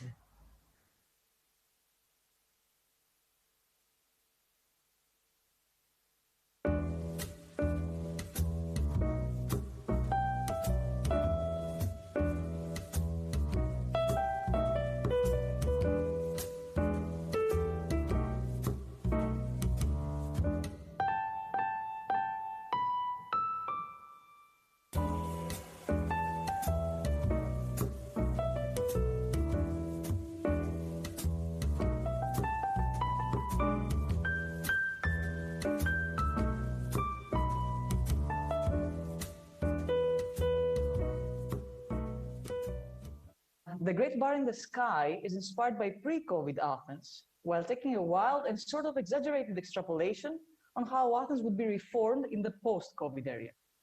Our methodology was as follows. We made a thought experiment. How could Athens become if, in view of the COVID threat, we silenced the public voice and let loose the governmental forces to shape the city freely? We envisioned possible results, and we visualized one of the scenarios. The project is an interactive narrative, as we thought it would suit best the concept of exploration and wandering, allowing the players to take time to examine each element that forms this parallel universe and fill in the gaps with their own imagination.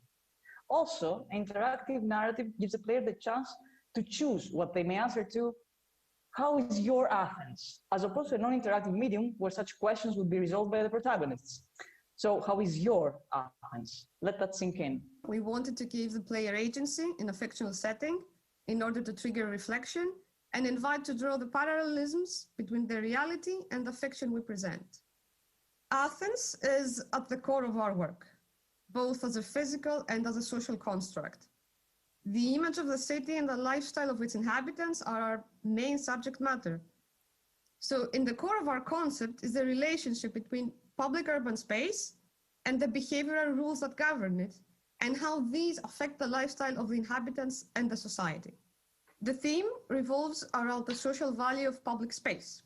We contrast that to the mentality of big works and monumentality, cleanness, order, and surveillance, in general of a top-down approach that constructs an illusion of social value, which ultimately is streamed in defined and safeguarded channels. And there's a thin line between taking measures for the real threat and taking advantage of it in order to push a certain agenda.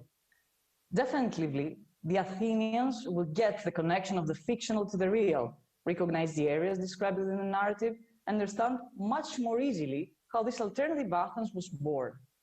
However, given that the concerns regarding the post-pandemic era are global, it is most certain that anyone who lives in a city will grasp the concept of an ever-evolving public space that needs to be protected under certain circumstances. One of the greatest things about this HackAthens has been the unraveling of the preoccupations of the other participants.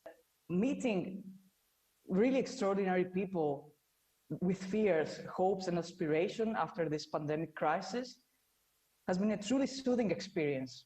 Being able to communicate all these thoughts that you may or may not have shared with your loved ones, and sharing them with other artists and the curators included, of course, while listening to their opinions, their points of view, and their comments on your work, well, that was truly a gift.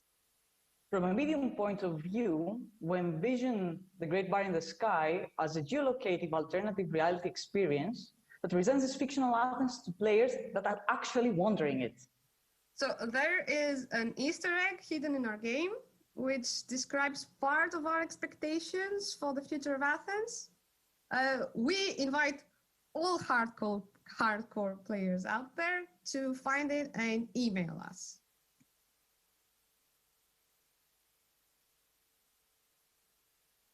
Στην αρχή, φυσικά δουλεύαμε από τα γραφεία της εταιρείας.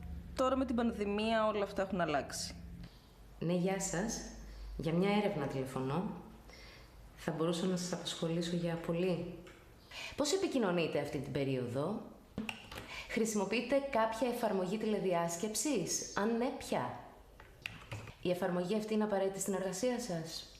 Η εφαρμογή αυτή σας επιτρέπει να έχετε περισσότερο ελεύθερο χρόνο? Πραγματοποιείτε βιντεοκλήσεις? Αν ναι, πόσο συχνά? The main question that HackAthens asked was what comes after in a period that everything feels suspended in midair. We decided to tackle that by telling the story of three women that negate this reality, that they do not accept the stagnation of everyday life, and they're trying to rebuild their lives through the cracks of the pandemic.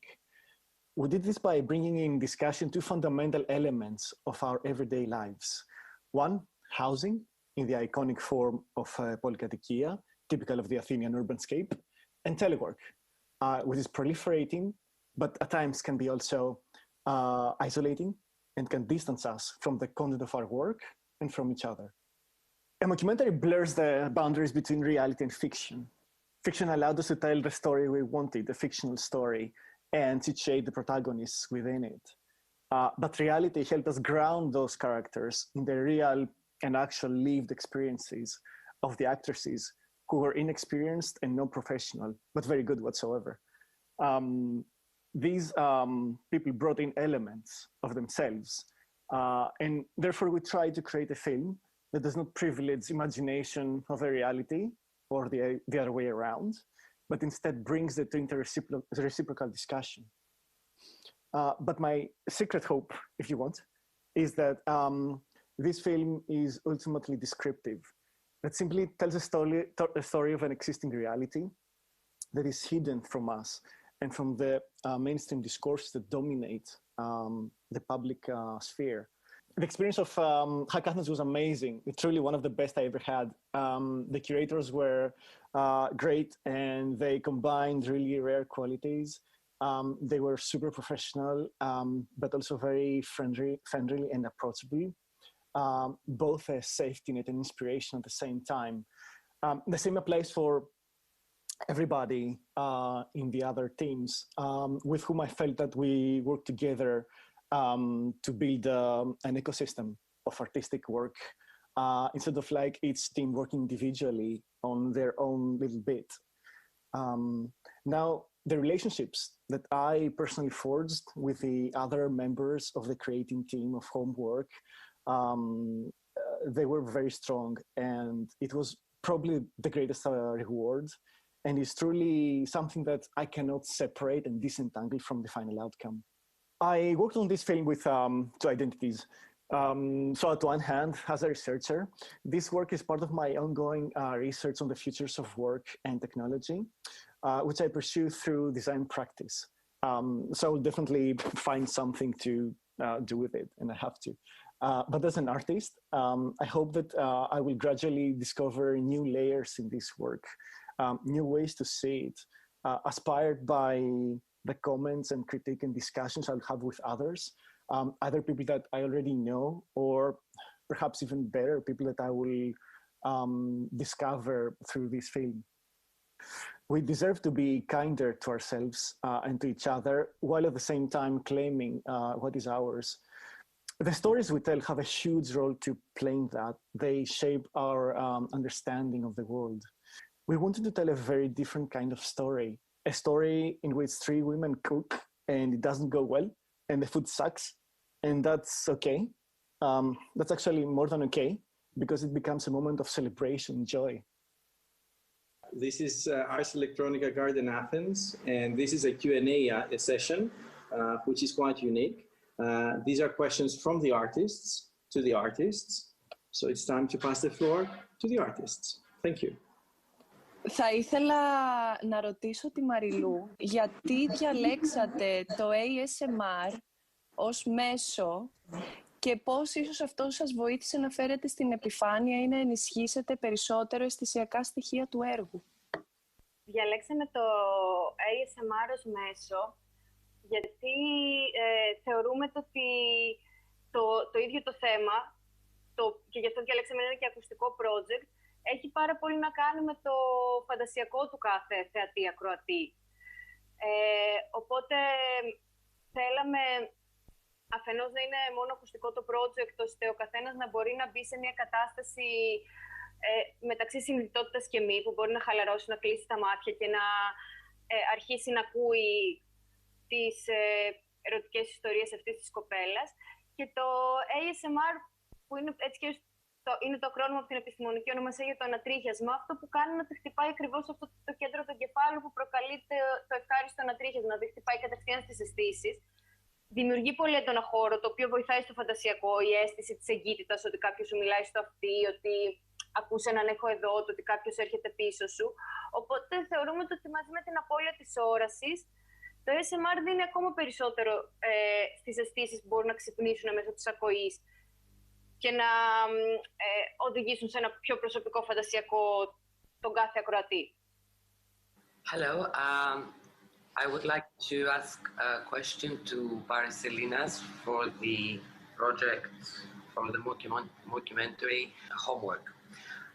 If the last scene of your documentary was the first scene of the next one, what would be the second scene? That's a very intriguing question, actually. I don't know. I hadn't thought of it. I'll just make up something now, because I was thinking of like treating it as a part of something, of some series. Now I have no idea what the series would be about. I guess probably the lives of other people in the city. Well, I think if it was indeed like the beginning of something else, I would probably guess, but that's my assumption, that's not in the script, that these are other people that have also created similar kind of like networks or grassroots initiatives, or have somehow improvised to find solutions in their everyday issues. And then we start to these things to come together. So we're going from a micro level to a more general macro scale. But good question, thank you. Thank you. Okay, for the solo team. So my question is, during the discussion before, you hinted towards perhaps developing this into a full-fleshed app. My question regards the criticality of an art project and how you want to maintain it, and if you want to maintain it, in case that something becomes more popular or mass-produced, and how you balance between these two seemingly contradictory aspects of creativity. So that's a very good question, actually. I think that developing something that is commercially oriented does not necessarily exclude any artistic elements that it can have. A big bet would be to actually try and maintain the different artistic elements and expressing artistically a common experience like the one that we had during the lockdown, while producing something, if that is the case, after all, while producing something that can be accessible by many more people. Vasilia, I don't know if you would like to add or contradict. Yes, I agree with Marja-Lena. I would also like to say that if the app were to become a real app, of course, we would enter a field of a gray zone of dystopia and of hope for the loners, but in a way that we are not sure whether it would be beneficial to our human nature as we know it until now, or whether it would unleash any other elements that we have and we don't know yet. Hello. I want to ask the team of Solo, if the Solo application was implemented, what hours of the day do you think users would like to eat in a future quarantine, and why? I think some features of the app are more suitable for the nighttime. For example, the oxytocin activator or the scent companion.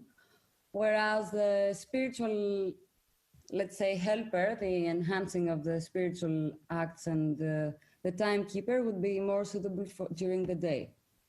I don't know if Marja-Lena wants to add something. Of course, the sign-out option is always available. I fully agree. So we would like to extend a question to Evita for the work reality. Well, we were thoroughly impressed on the use of light for the dramaturgy, for the creation of the experience. And we would like to hear more about your approach on the use of light as an element. For example, sources of inspiration, specific goals you might have in your mind before you start creating, or anything else you'd like to share. Well, taking into consideration that there was not an actual director of photography on set, it was done by me mostly. The only inspiration I had was back from German Expressionism, from the movies of Fritz Lang, to hit it to hit the light, to make it a strong light design in order to create shadows, which creates an atmosphere of mystery, and it really suits the black and white cinematography that I prefer. Thank you very much. That actually, I think that comes across. Thank you. Thank you.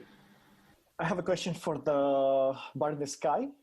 I will build up from the previous question regarding the zombies. So that movie was also like a comedy.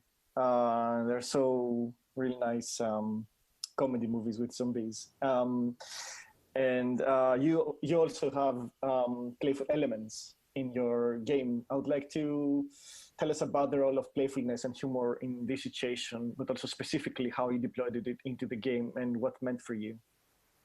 All right. Well, in that case, I would have to say that the element of playfulness was a huge contribution from Chris. That's why the invitation.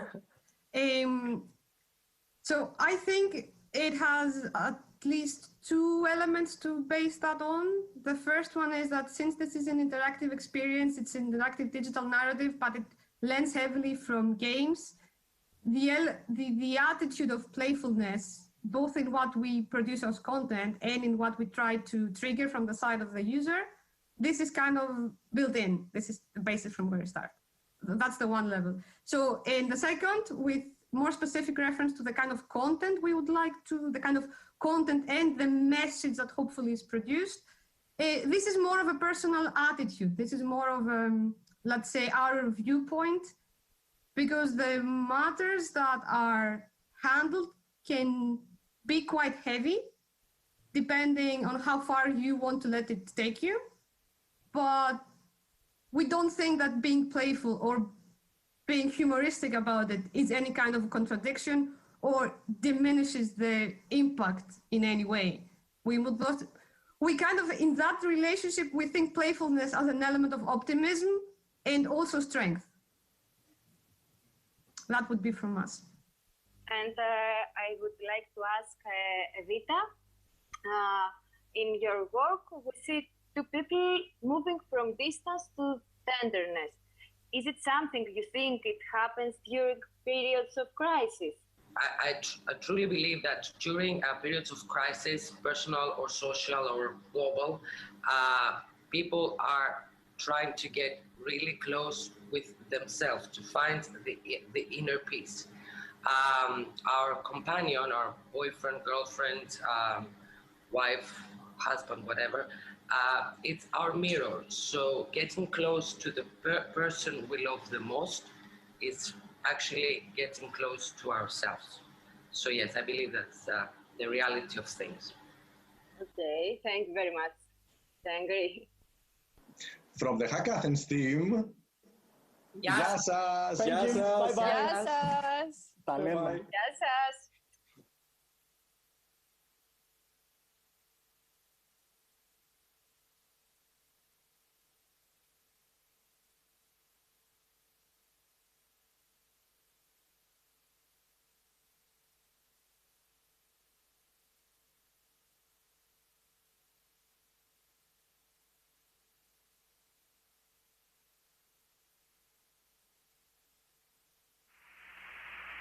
Apollo 11, this is Houston. You are confirmed to go for orbit.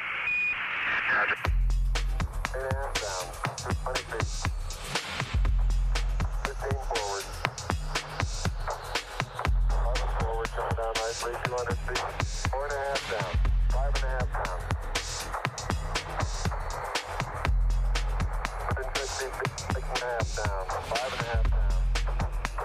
9 forward.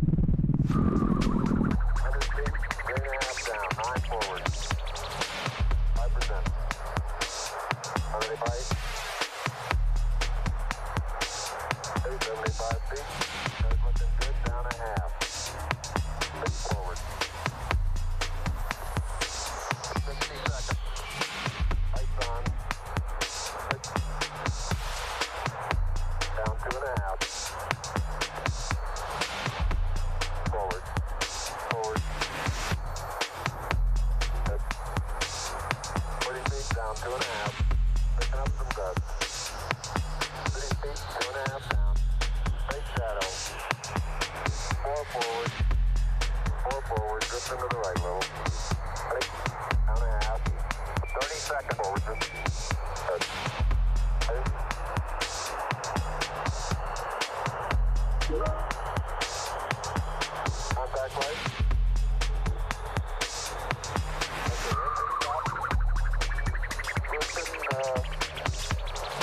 Tranquility Base here. The Eagle has landed.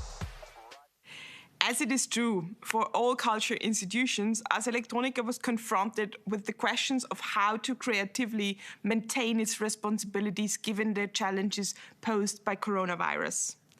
Ars Electronica Journeys is an entirely new format which evolved in the midst of rethinking the festival. Artists, researchers, and creative producers were invited to prepare video journeys, providing interactive guided tours without the audience's physical presence. Beyond that, the journey guide really invites viewers into their world by not just offering exclusive insights into their fields of expertise and artistic practice, but sharing surroundings relevant to the work, be it their labs, inspiring public places, or their favorite walking routes to mull over ideas. One highly inspiring of those invited artists is Kasia Molga, who is currently an artist in residence at Ars Electronica as part of the European Media Art Platform. She will invite us now on conversations on ritual, environmental anxiety, and technology with fellow artist Professor Teresa Dillon.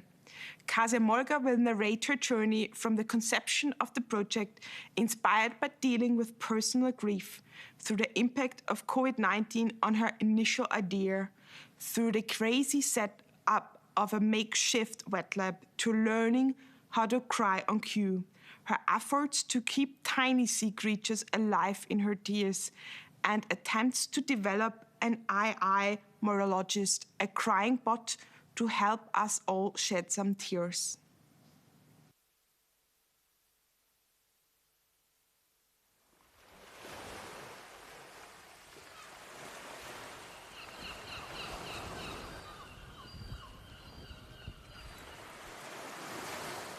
What makes an ocean? How many creatures are in the drop of a seawater? What are they? And what is their role in making the sea? And if I was to create it, how should I start? I grew up on the open ocean, traveling with my sailor father on the merchant navy vessels. To be surrounded by big muddy water is my natural state of being.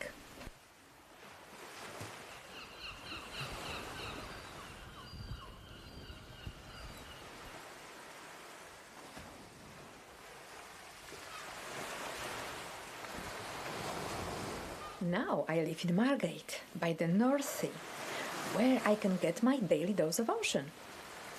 I look at the ship anchored offshore awaiting the entry to harbors, just like the ones where I spent my childhood years.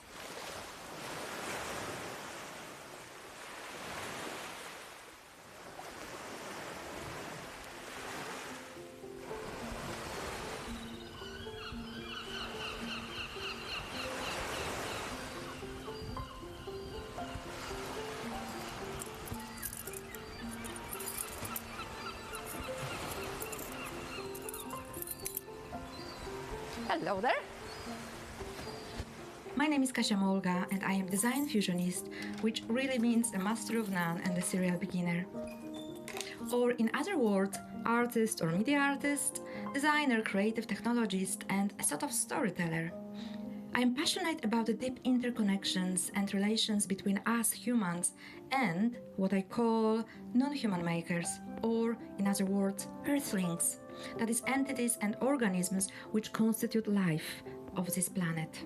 It's called Coral Love Story. It is a wearable. Our relation to them is increasingly mediated through thicker layers of technologies, altering our perception of so-called nature as well as our role within it.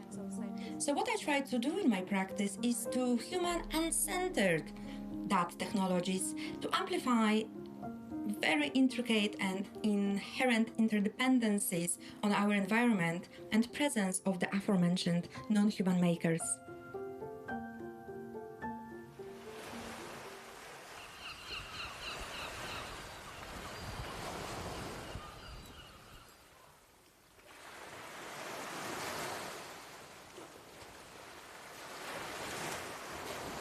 The sea now is different from the sea of my childhood. And I don't need to tell you why, because the news has been delivered. Beautiful living beings keep disappearing before we have a chance to meet them.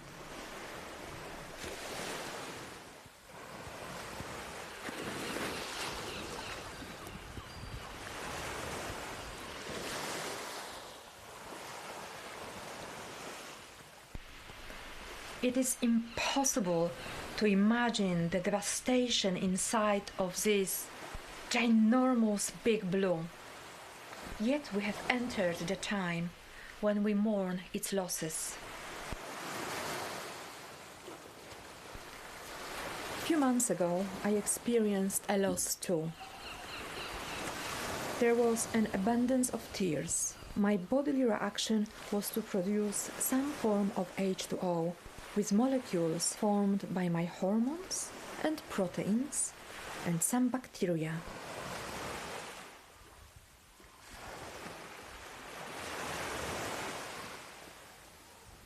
How to make an ocean? Can my human teardrop be a start of a new marine habitat culture which, when cultivated, can provide a nourishing foundation and remedy for the impoverished seas? Can I, while destroying, become a healer? This project, like most of my projects, has a lot of layers and complexities, and so to help me unpick some of them, I invited my friend and fellow artist Teresa Dillon to conversation. Dear Teresa, I have the pleasure to report that some creatures are thriving in the potion made out of my own tears and a few drops of the North Sea water. I suspect they are a colony of Stylonekia. For some reason, in Polish, it is called pantofelek, which in direct translation is really a little stiletto. I wonder what is in my tears which made them thrive so well. That made me think about emotional impact of bots. Heavens forbid if you are passionate, as we both are actually, about the environment. The bots around me have created the most paralyzing, anxiety-inducing feedback loop of doom scenarios which makes it difficult to spring to any sort of action. At the same time, being used to this narrative, I find it difficult to emotionally respond to it, and perhaps I have become a little indifferent or immune. Tears, as I have researched, both using myself as a case study and by reading scientific papers, have a huge beneficial function to our physical and mental well-being, and the well-being of little stilettos too, it seems. But crying also helps us to gain clarity. Clarity over the situation which causes us that distress, clarity and space to make a decision and to spring to action. I wonder whether we all need a little session to pause for a little while and have a good cry, especially when stuck on the endless Facebook feed. And so I thought about making an AI moirologist, a bot which would help us to cry and find relief. Hello, Teresa, how are you? Hey, I'm good, how are you? I wanted to share this book with you, which is The Chemistry of Tears, which is something that I read many years ago. But it's when I was doing this project also around not harvesting tears, but also learning how to sort of cry on the spot and exploring the chemistry of tears. This is a little extract from it. So page 265. He told me that tears produced by emotions are chemically different from those we need for lubrication. So my shameful little tissues, he said, now contained a hormone involved in the feeling of sexual gratification, another hormone that reduced stress, and finally, a very powerful natural painkiller. What is that one called, I asked. Leukoprene encaplane, he smiled. I wrote it down. Now I know that's a bit of a mouthful to say, but I had looked it up, and at the time it also kind of got into this, interesting fact about how our tears, as you mentioned, contain opioids, which help to alleviate pain, clear our body from toxins, let us know if there's a foreign agent, in a sense, attacking us. But this, emotions can also kind of come in as a foreign agent into your body. Loss and grief, in a sense, are so bound up with tears, in a way, and crying for emotional relief and catharsis and acknowledgement and understanding your state of play. So I think that this other layer that's in your work at the moment around that, specifically with the tear itself being the medium, the canvas in a way through which to kind of make this connection again from your own body to the ocean's body. What's interesting also about this book is that it's actually the story which kind of crosses time of a museum curator who has lost her lover, but she was the lover's mistress and she can't really grieve for him, but her boss, who's at the museum, knows that that's her situation, and so gives her this project, which is an automated, I think, mechanical duck or something that she has to go and find the history of and trace it. And then that duck, it turns out, was created for somebody in the 1800s who also lost their son. So there's these grieving stories that are connected then through time, through the technology, through the mechanical duck, so to speak, the automat, which I think is also really interesting, which kind of led on to this other point that we were discussing over the last few weeks in your work about almost the AI crying. And it did remind me actually of the chatbot that Microsoft released actually in 2016, Tay, which I forgot to speak to you about. And I wrote this performance a couple of years back where I took this technology from each year of my life, and Tay was the one that came out in 2016. But Tay basically cried in the end because she got released and there was a load of bad language and a load of people abusing her straight away. And in the end, she's just like essentially going, I give up, I cannot go on, I give up. And it's the machine, in a sense, was almost crying back to us in this emotional kind of language in a way. So we will have intelligent systems or robots or toys that will be, doing the human labor sometimes, which is in relation to care and repair and restoration and maintenance. Within this technology, we need to create a sort of space and the time for us to let ourselves to slow down, to sit down, to grieve, to cry, not to be scared, to be vulnerable, not to be scared to actually show it to other people. I guess the thinking in this moment, like that professional crier, in a sense, the performativity that is sometimes necessary to allow ourselves, even in its most extravagant form, that can create an atmosphere or a space that holds us and holds all of us simultaneously, even if you may register that feeling at a very different level than another person. It still creates a container through which that we can step into legitimately and collectively to acknowledge what is happening. And I think this acknowledgement that we're speaking about is this extinction that we're living through at this moment in time. So I'm going to take you to the makeshift lab, which I had to construct it because I couldn't go to conduct my residency at Ars Electronica in Linz in March because of the COVID lockdown, naturally. So here it is. That's where I sit and consistently and slowly observe creatures from my local North Sea. And I look how they behave in different environments. So for example, I look at their behavior in synthetic tears or tears which comes from my own body naturally. It took about 3 months to complete. That was because during the lockdown lots of deliveries were disturbed, and also certain biological substances which are made by professional laboratories and corporations, they didn't want to send it to places which weren't institutions, like for example that tiny guy, which is a very small amount, 1 milliliter or 1 milligram of human epidermal growth factor, which is extremely important for creating synthetic tears. It's a powder version of hormones and proteins and bacteria which lives on the surface of human face.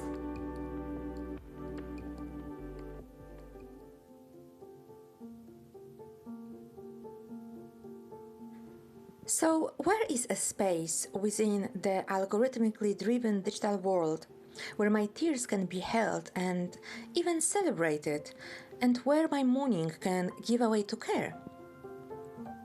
Moirologist was a job in the past whose task was to cry and mourn during occasions such as wakes and funerals, visibly and audibly to encourage others to express their sadness and sorrow. This has prompted a series of other questions. For example, what, aside emotional memories and real-life confrontations, can make me cry? Where shall I find these stimuli? Can I learn to cry on demand? Is there a possibility to create a Moirologist bot? All of which obviously have one objective: to provide more H2O and nourishment for my tiny marine habitats.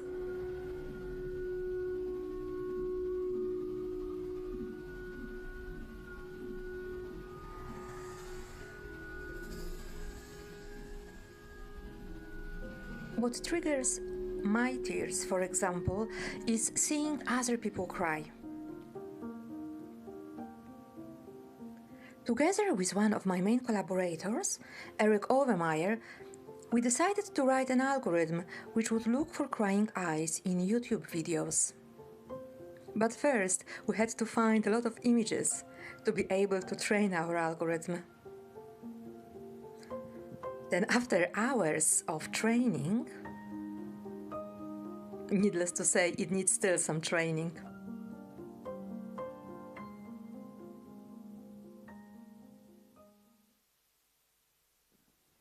I also tried to train myself how to cry on the queue, so that when deprived of real-life causes, I could resort to this technique to keep my mini-oceans alive. Besides, if successful, I could share it with the wider world for the benefit of others. Call it open source crying ritual. And so I watched a number of actor coaching videos and gathered all possible stimulus. One is music. There is a selection of tunes associated with very painful memories which have devastating effect on me. It is a cultural and personal conditioning. I cannot listen to them too often because I fear that I will become immune to them. And I won't share it with you because it is too personal. So I decided to look for help in machine learning algorithms and explore the Aeolian mode or natural minor scale, that is a selection of musical notes which is used in dramatic and tear-inducing compositions. There is still a lot of work to do on this one.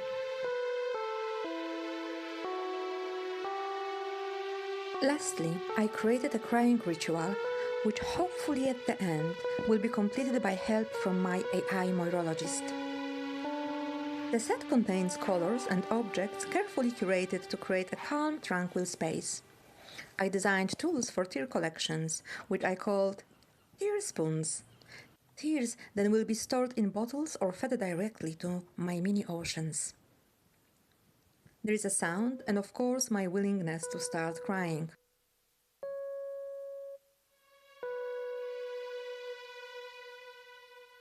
On the monitors, there are visual stimulus, for example, commercials from the Philippines, the ads for products and services with heart-wrenching storylines. So goofy that I feel embarrassed to admit that they made me cry.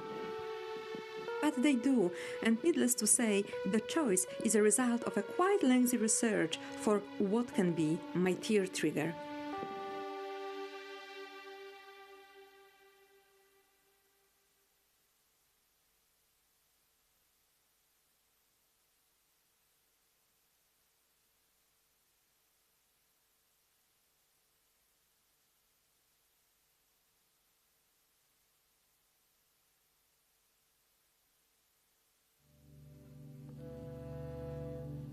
How to make an ocean at this very moment in time is still very much work in progress.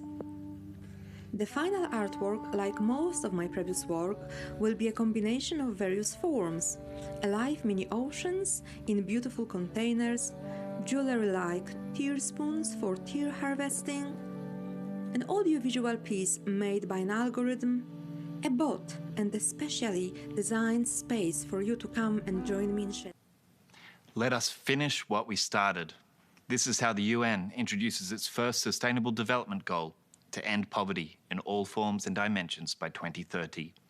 The 17 SDGs and their 169 targets have been described as sprawling, misconceived mess of grandiose intentions. The title of the development agenda itself, Transforming Our World, oozes utopian ambition. It was adopted by 193 nations in 2015. 5 years later, how do you think our world will transform? Will there be no poverty and zero hunger across the world in 10 years? Is this planet to be populated by billions of healthy and educated humans? Is comfortability or autonomy more important to well-being? Can you be comfortably autonomous? These are the questions we asked scientists who applied to our open call to collaborate with artists in Studiotopia. Studiotopia is a European initiative and residency program that seeks to inspire transdisciplinary innovation in addressing the ecological implications of the Anthropocene. We'll now pop over to our garden in Gdansk with one of the Studiotopia artists, Osvaldo Macia, who will join in discussion with his collaborating scientists as part of our Creative Question Challenge. Macia creates olfactory acoustic sculptures that have been exhibited all over the world. As he states in his own manifesto, Macia seeks to stimulate questions and counter received opinion. Well, let's see how he stimulates the questions over at our Creative Question Challenge.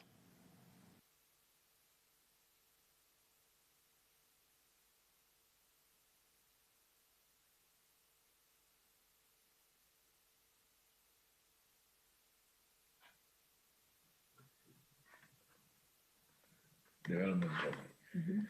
27, 24, 21. Aire! Here we are. That's it. Welcome to our talk.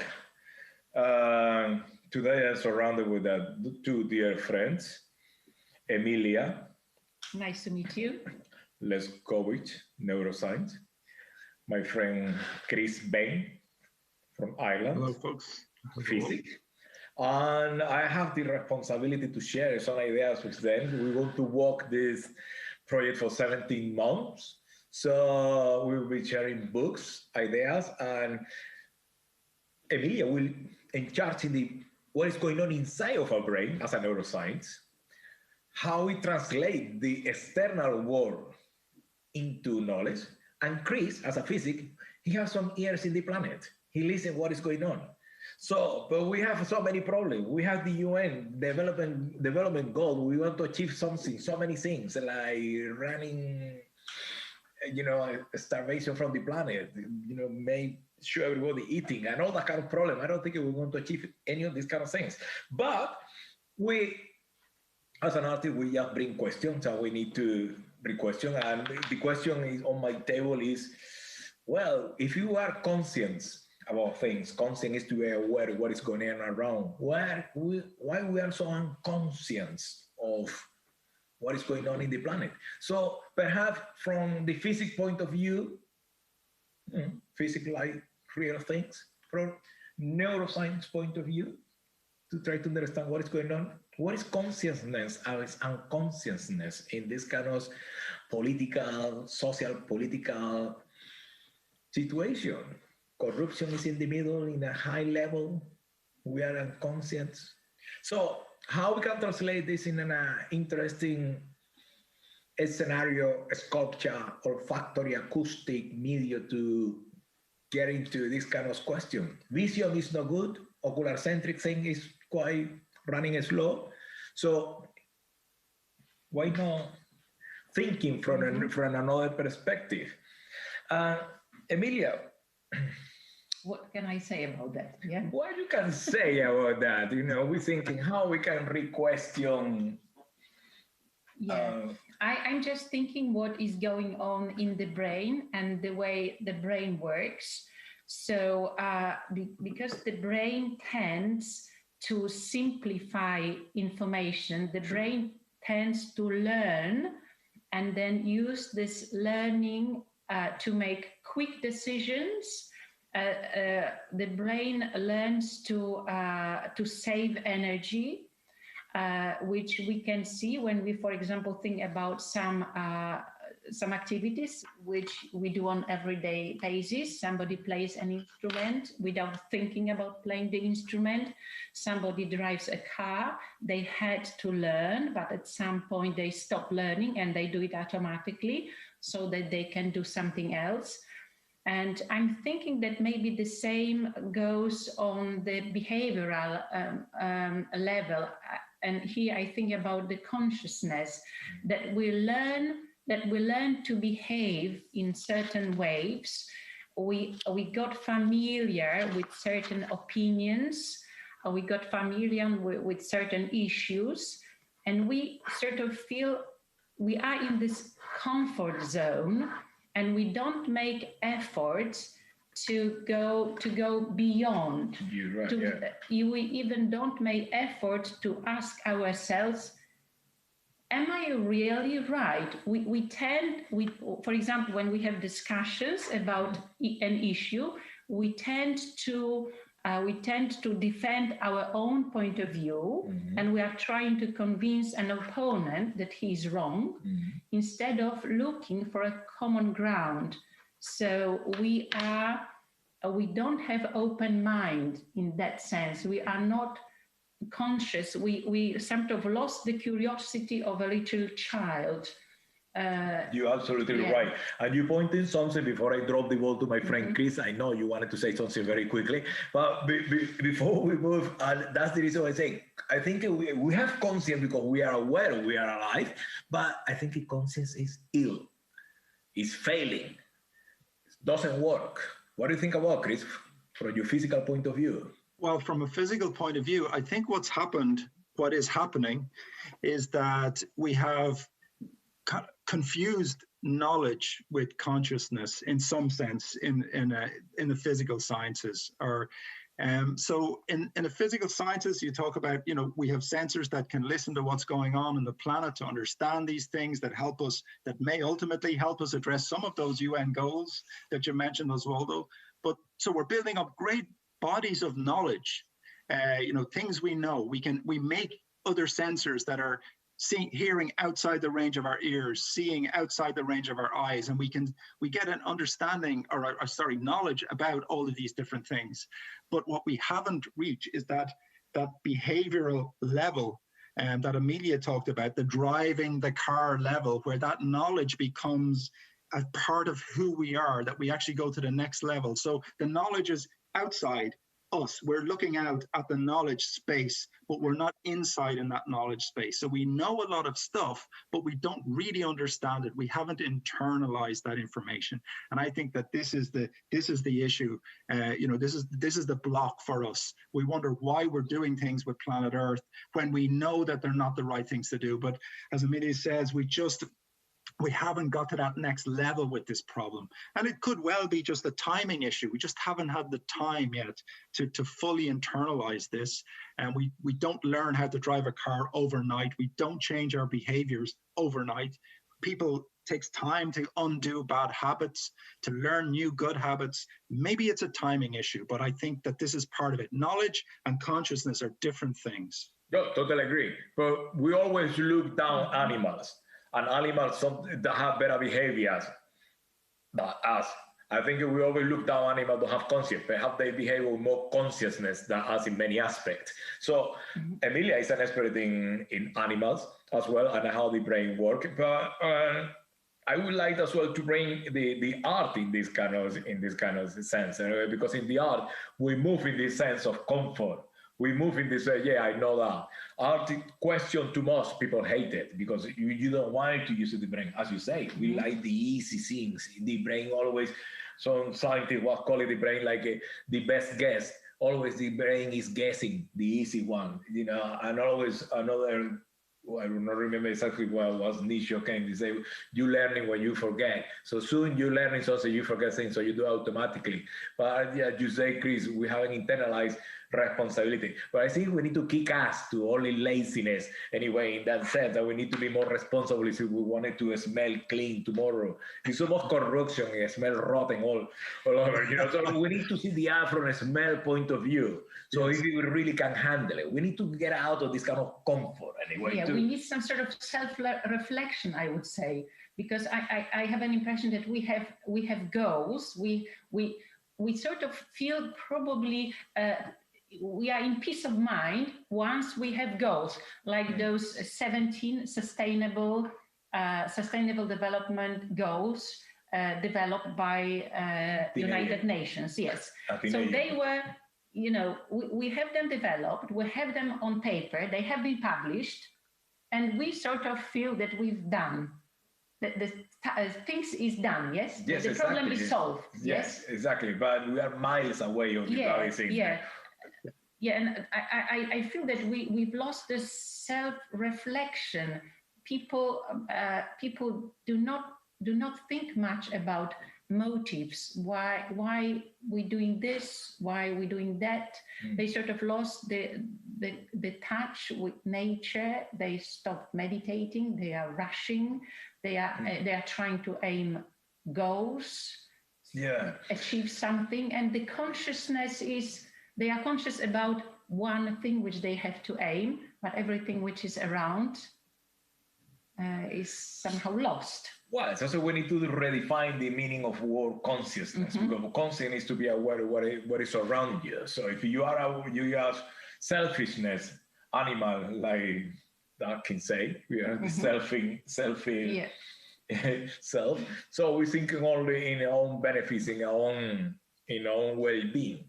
Yeah, we know that, but how are we going to do that, Chris? And from the art point of view, what is the responsibility of the art in some way to present this kind of thing? Like now we are the priests, we need to preach in people. No, we cannot preach anyone. Anyway, this to me is the really interesting point. It's that nexus of collaboration. So the way I look at it is one can think of it as a set of filters. So in the physical world, we have filters that we can't see things unless we bring scientific instrumentation and scientific know-how.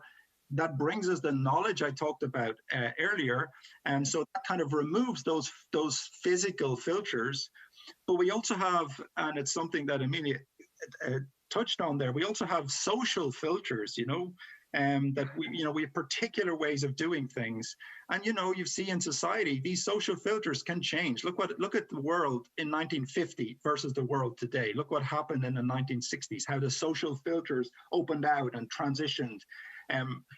These things can happen, but for me, I guess I wonder, Oswaldo, what is the role of art in art science collaboration in maybe changing these, what we might call social filters, these constraints that we have in terms of the way we view things. But, if one agrees that is part of the problem. Yeah, well, I love the word you use, filters. You can imagine the filter of cynicism, the cynic. How cynic is the people? That filter is massive. What about the filter of corruption? This filter is massive from the politician running all these countries anyways. This is the big mafia for corruption anyway, from the banking point of view, churches. I don't think an artist in some way can solve that kind of thing, or scientists can solve that kind of thing, neuroscientists can solve. I can ask questions. We can ask questions. We can be part of an choir, they really echo and try to it's the word is conscience people in the way, because it had to be by individuals, changing between individuals to make this kind of thing happen. Because corruption and cynic is from the day of Diogenes. From the Greek philosopher, we're talking about cynicism. Cynic, kinetic. How many books of cynic you want? How many politicians you want to be cynic? From Blair, Bush, Mention, all of them.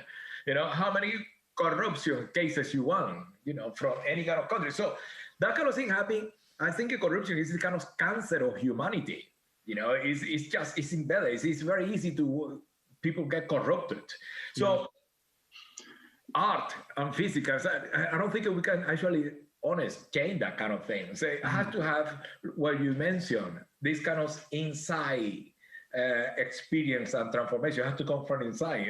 It's just not about generation because it's too old. You're talking about 2,000 years of people be corrupted or be sinning. So yeah, I know it makes sense. It makes sense. I mean, the question is, can this collaboration, art science collaboration, can it help us to internalize the knowledge that the science is building, but it's not internalized. It's still sitting out at the edge as a knowledge field. It's not becoming part of our DNA and who we are fast enough for us to make the changes we need.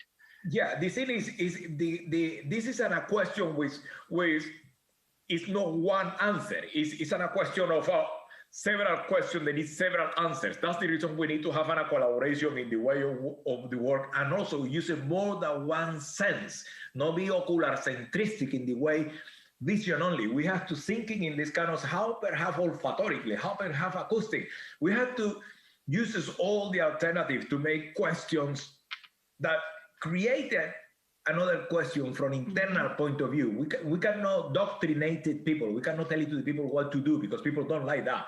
They need to take it from inside.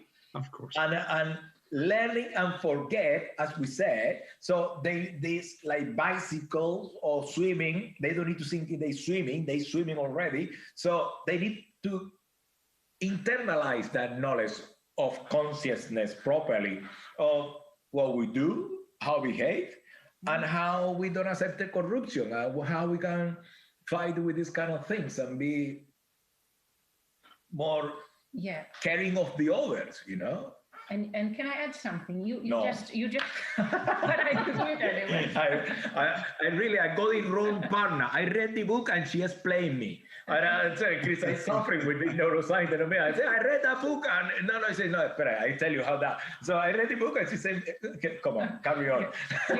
Because you touched the subject of using different senses. Yes. And it reminded me of an animal, what happens in the animal kingdom. So we know that animals have three basic drives, three basic behaviors, models of behavior, and there is a third one. So we often call that there are three basic plus one. And the basic is feeding. So an animal has to be fed, mating, and feeding, mating, and wait a sec, I wrote it down so that I don't forget. Mating, feeding. And Instagram. The people do it now. And protecting itself. Yeah. So, and then there is the fourth one. So an animal can be fed, safe, and has just after mating. So sexual desires are fulfilled. But nonetheless, this animal will explore. Oh, yeah. And when they explore, they use all available senses. And this is very interesting observation. Super. That animal can be satisfied, fed, sexually satisfied, safe. Nonetheless, the animal will... Like an artist. Yes, but animal will go... So it reminds me of this big rat we saw, rat-like animal we saw today being on a lead. Yes, exactly. So is this what differentiates artists and scientists, Oswaldo? So that's an artist satisfied. So the scientist will sit there intellectualizing, about some technical detail, maybe that's the extra bit that we're wasting our time doing stuff like the explorer. But consciousness is a little bit touches this exploration, yes? Because you explore, you probably need to be open to exploration to be recipient of the new information. Absolutely. See, well, you use the word curiosity anyway. It's just like mind. The curiosity was just make us mind exciting and be the animal that we are. It's always this sense of curiosity to know more about things, testing. made mistakes and stuff like that. Want to open up. Yeah. Well, the idea is just to walk these 17 months together, and it's like a book. Each one will write a chapter, and after we put together in a space, and we see how reading the same books, sharing some ideas, and play with the idea of consciousness to see what kind of note we can play in terms of touch, kind of part of the brain, and perhaps people can actually drop on a seat in this kind of way of rethinking in a question of such an old question like consciousness. You know, we don't go to, if you ask on a physic to say something, if you are a philosopher, you would say something else. If you go to the church and you ask it, don't ask the people. So you will say another thing. But consciousness, you know, that's the business for others. So yeah, we can think, we can rethink it, what is consciousness, to be aware of what is in us around now when people talking about too much about the planet. So from an animal point of view, now we're working with Emilia. She's an expert on ethology and animal behavior. So we don't like to tell it to the humans how to act, but we know the answer. They say, I know. Well, perhaps through animals, it's a good way to thinking, because all we think is, for an animal, but we can reflect ourselves in that way. And yes, and with the spirit of Chris in the acoustic world as well, volcanologies, listen the wave of the sea. Which project you working at the moment, Chris? I'm working on both of those in parallel. Plus thinking about the ideas that we're talking about. Even this idea of animals versus humans is a bit of a gray area. Maybe we've put ourselves too high on the apex, and this is the issue. We're looking at our human-centric view of the world is causing a lot of problems. And you know, we've got animals that are, you know, just because we're intellectually maybe able to figure things out a little bit quicker, it doesn't mean that animals can't figure things out too. So I think that this is, for me, this is a big issue. This place we put ourselves on in this apex. The structure, in my view, is not flat enough. And if it was, we wouldn't be viewing us and the rest of the world as separate entities. We would be much more integrated in the world, I think, if we didn't have such a human-centric view of the world. But I don't. So I don't know, Osvaldo, if we have any questions from the audience. I'm not sure if they've. No. For the moment, they are already entertaining, listening us. Okay, they're listening to us. Okay. Yeah, talking about that, for example, the philosopher Hume says the person believes animals, they are not intelligent, it's not worthy to speak with them. So philosophers have been agree with the intelligence of the animal. Voltaire was saying, you know, look at birds, you know, they can copy, I can correct themselves for the song they're learning. Look at the dog, you teach it there in 6 hours, and what happened in this 6 hours when you started now at the end. So obviously it's intelligent, obviously it's for a construct, there's a lot of things to learning from that. Yeah. When we study the brain of rats. Yeah, not only that. No, because we do study the brains of humans. And then there is another interesting question. We were discussing this before. What is consciousness?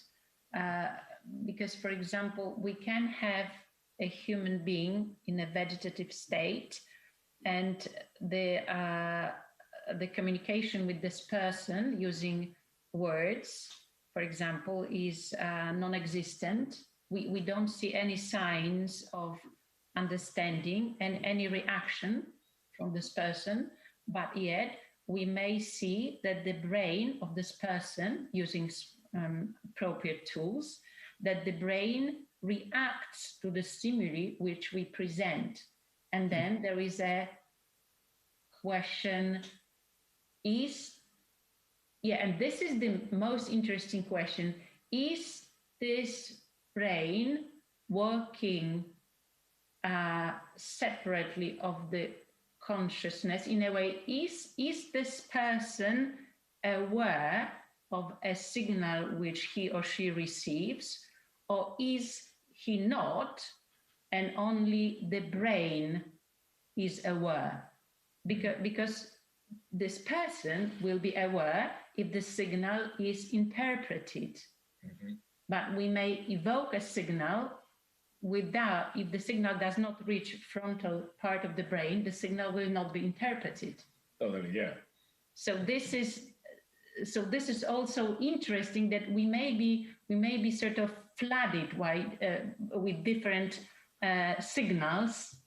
But if the signals do not reach proper part of the brain and they are not interpreted, then all the signals are in vain. Exactly, yeah. So that is the complexity of this black box we have. Anyway,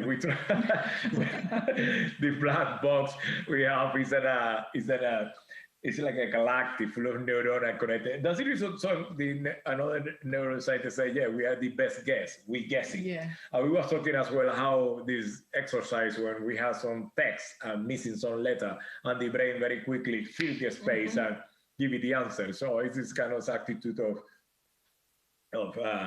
I know, they have this illusion.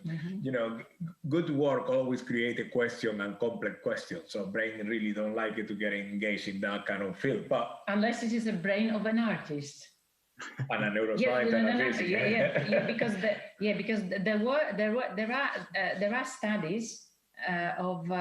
there are studies on artist brain, how artist brain works. So I didn't know that.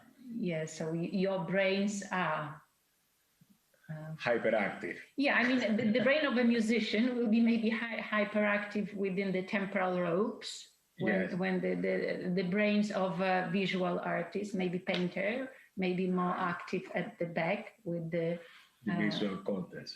Yeah, the occipital lobe at the back of the brain, where the visual signal. What about the olfactory one? Would be the hippocampus. Yeah, also hippocampus, yes, and amygdala. Amygdala as well. Yeah. Chris, any kind of experience with you smell in physics in your department? Because we're exploring here with Emilia to bring some kind of smell. We don't use the word pheromone. That kind of thing is out of fashion in the 50s, yes or no? Yes. So, like I said, we want to create some molecules to stimulate consciousness of responsibility. So, we need to rinse the brain. Rinse the brain. Yeah, we were thinking some molecules can rinse the brain and recharge the ideas of or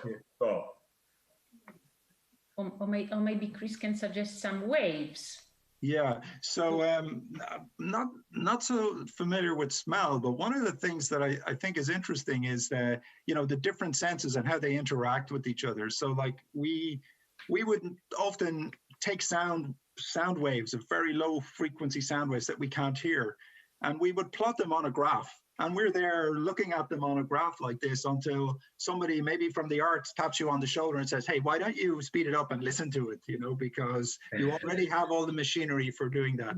But then I'm questioning whether we get a different, even if the information content is the same and we're transforming it from visual to audio, do we process it in a different way, even though the information content is the same, if we take it in here versus if we take it in here?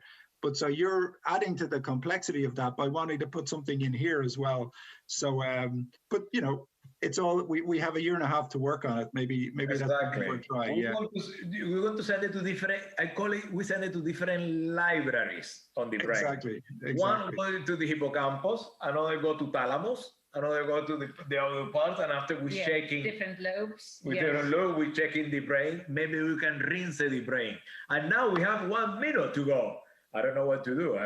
In 3 seconds, you want to say goodbye, Chris? Yeah, well, I hope people enjoy the conversation and to keep an eye on us. And the question for me is, you know, how do we get some of the things that we've been talking about? How do we get some of the knowledge, some of the things we know embedded in our consciousness, in our intuition, so that we can make the changes that we need to make from an ecological point of view over the next very short time. So thank you.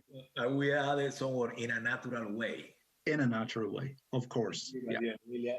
I just hope that we will have great time creating something which may influence consciousness of at least few people.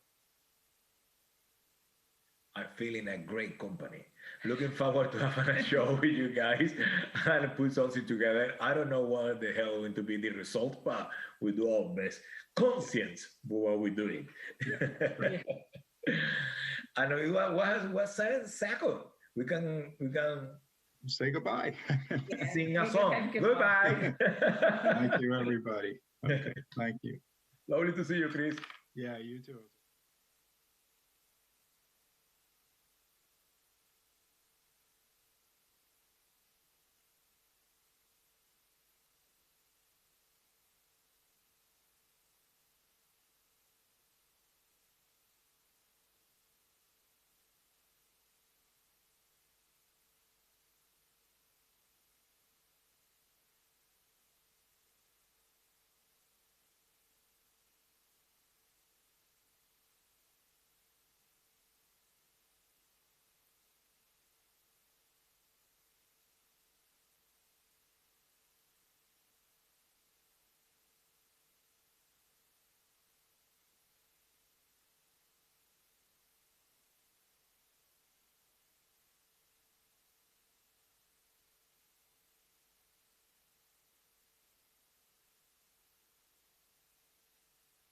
Welcome to Moscow, where Olga Watt and Helena Nikonole have put together a performance program dedicated to AI and music.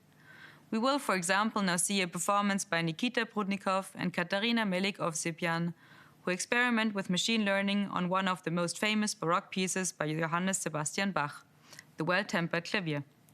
Another performance is inspired by the concept of 21st century digital nomads, the audiovisual installation called Nomad by the artist collective Tundra. It connects the polar atmosphere of different site-specific installations into a randomly changing sequence of visual themes and patterns triggered by live sound. Now enjoy the manifold performances.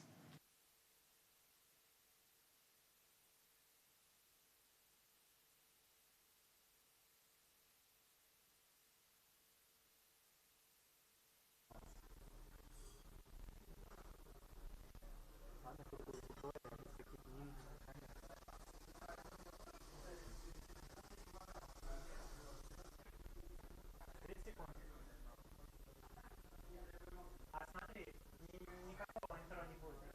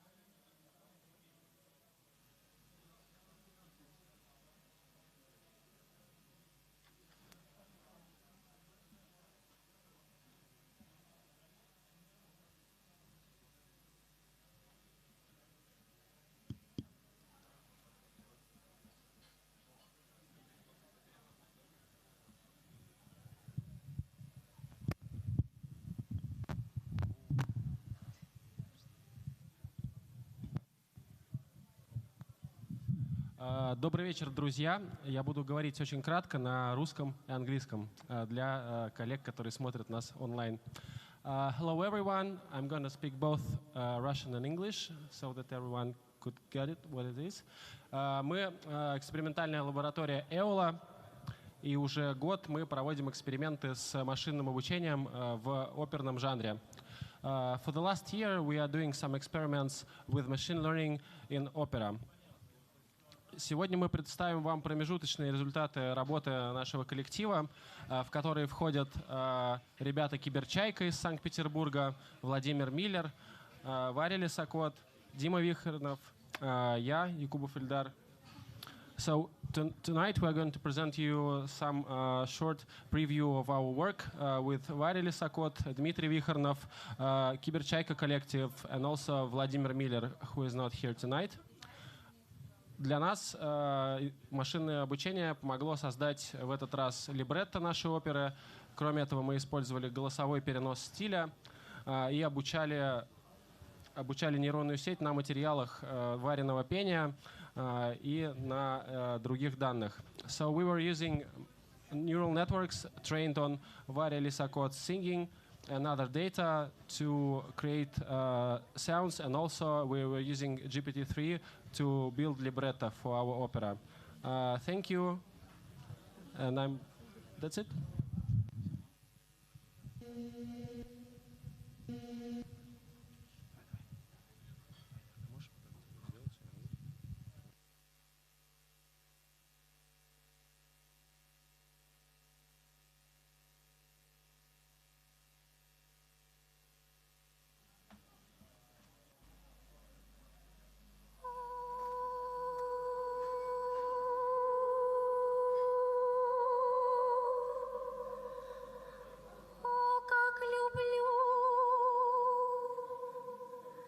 Тебя,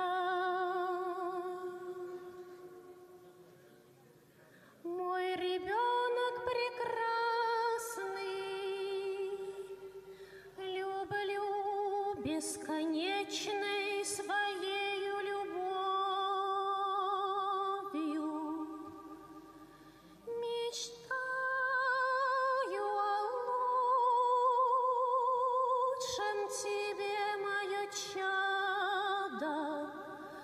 Пусть даже тебе не вдомек это все, моя ты соната, поток бесконечный, о чудо мое ЦПУ.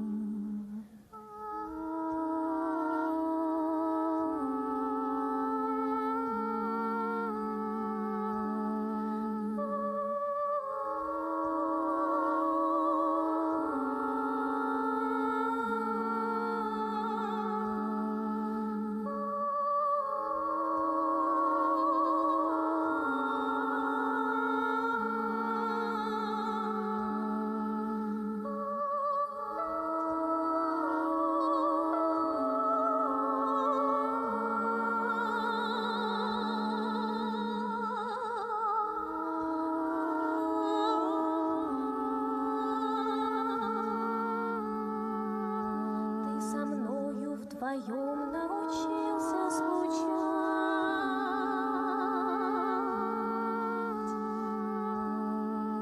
в разговорах одни междометия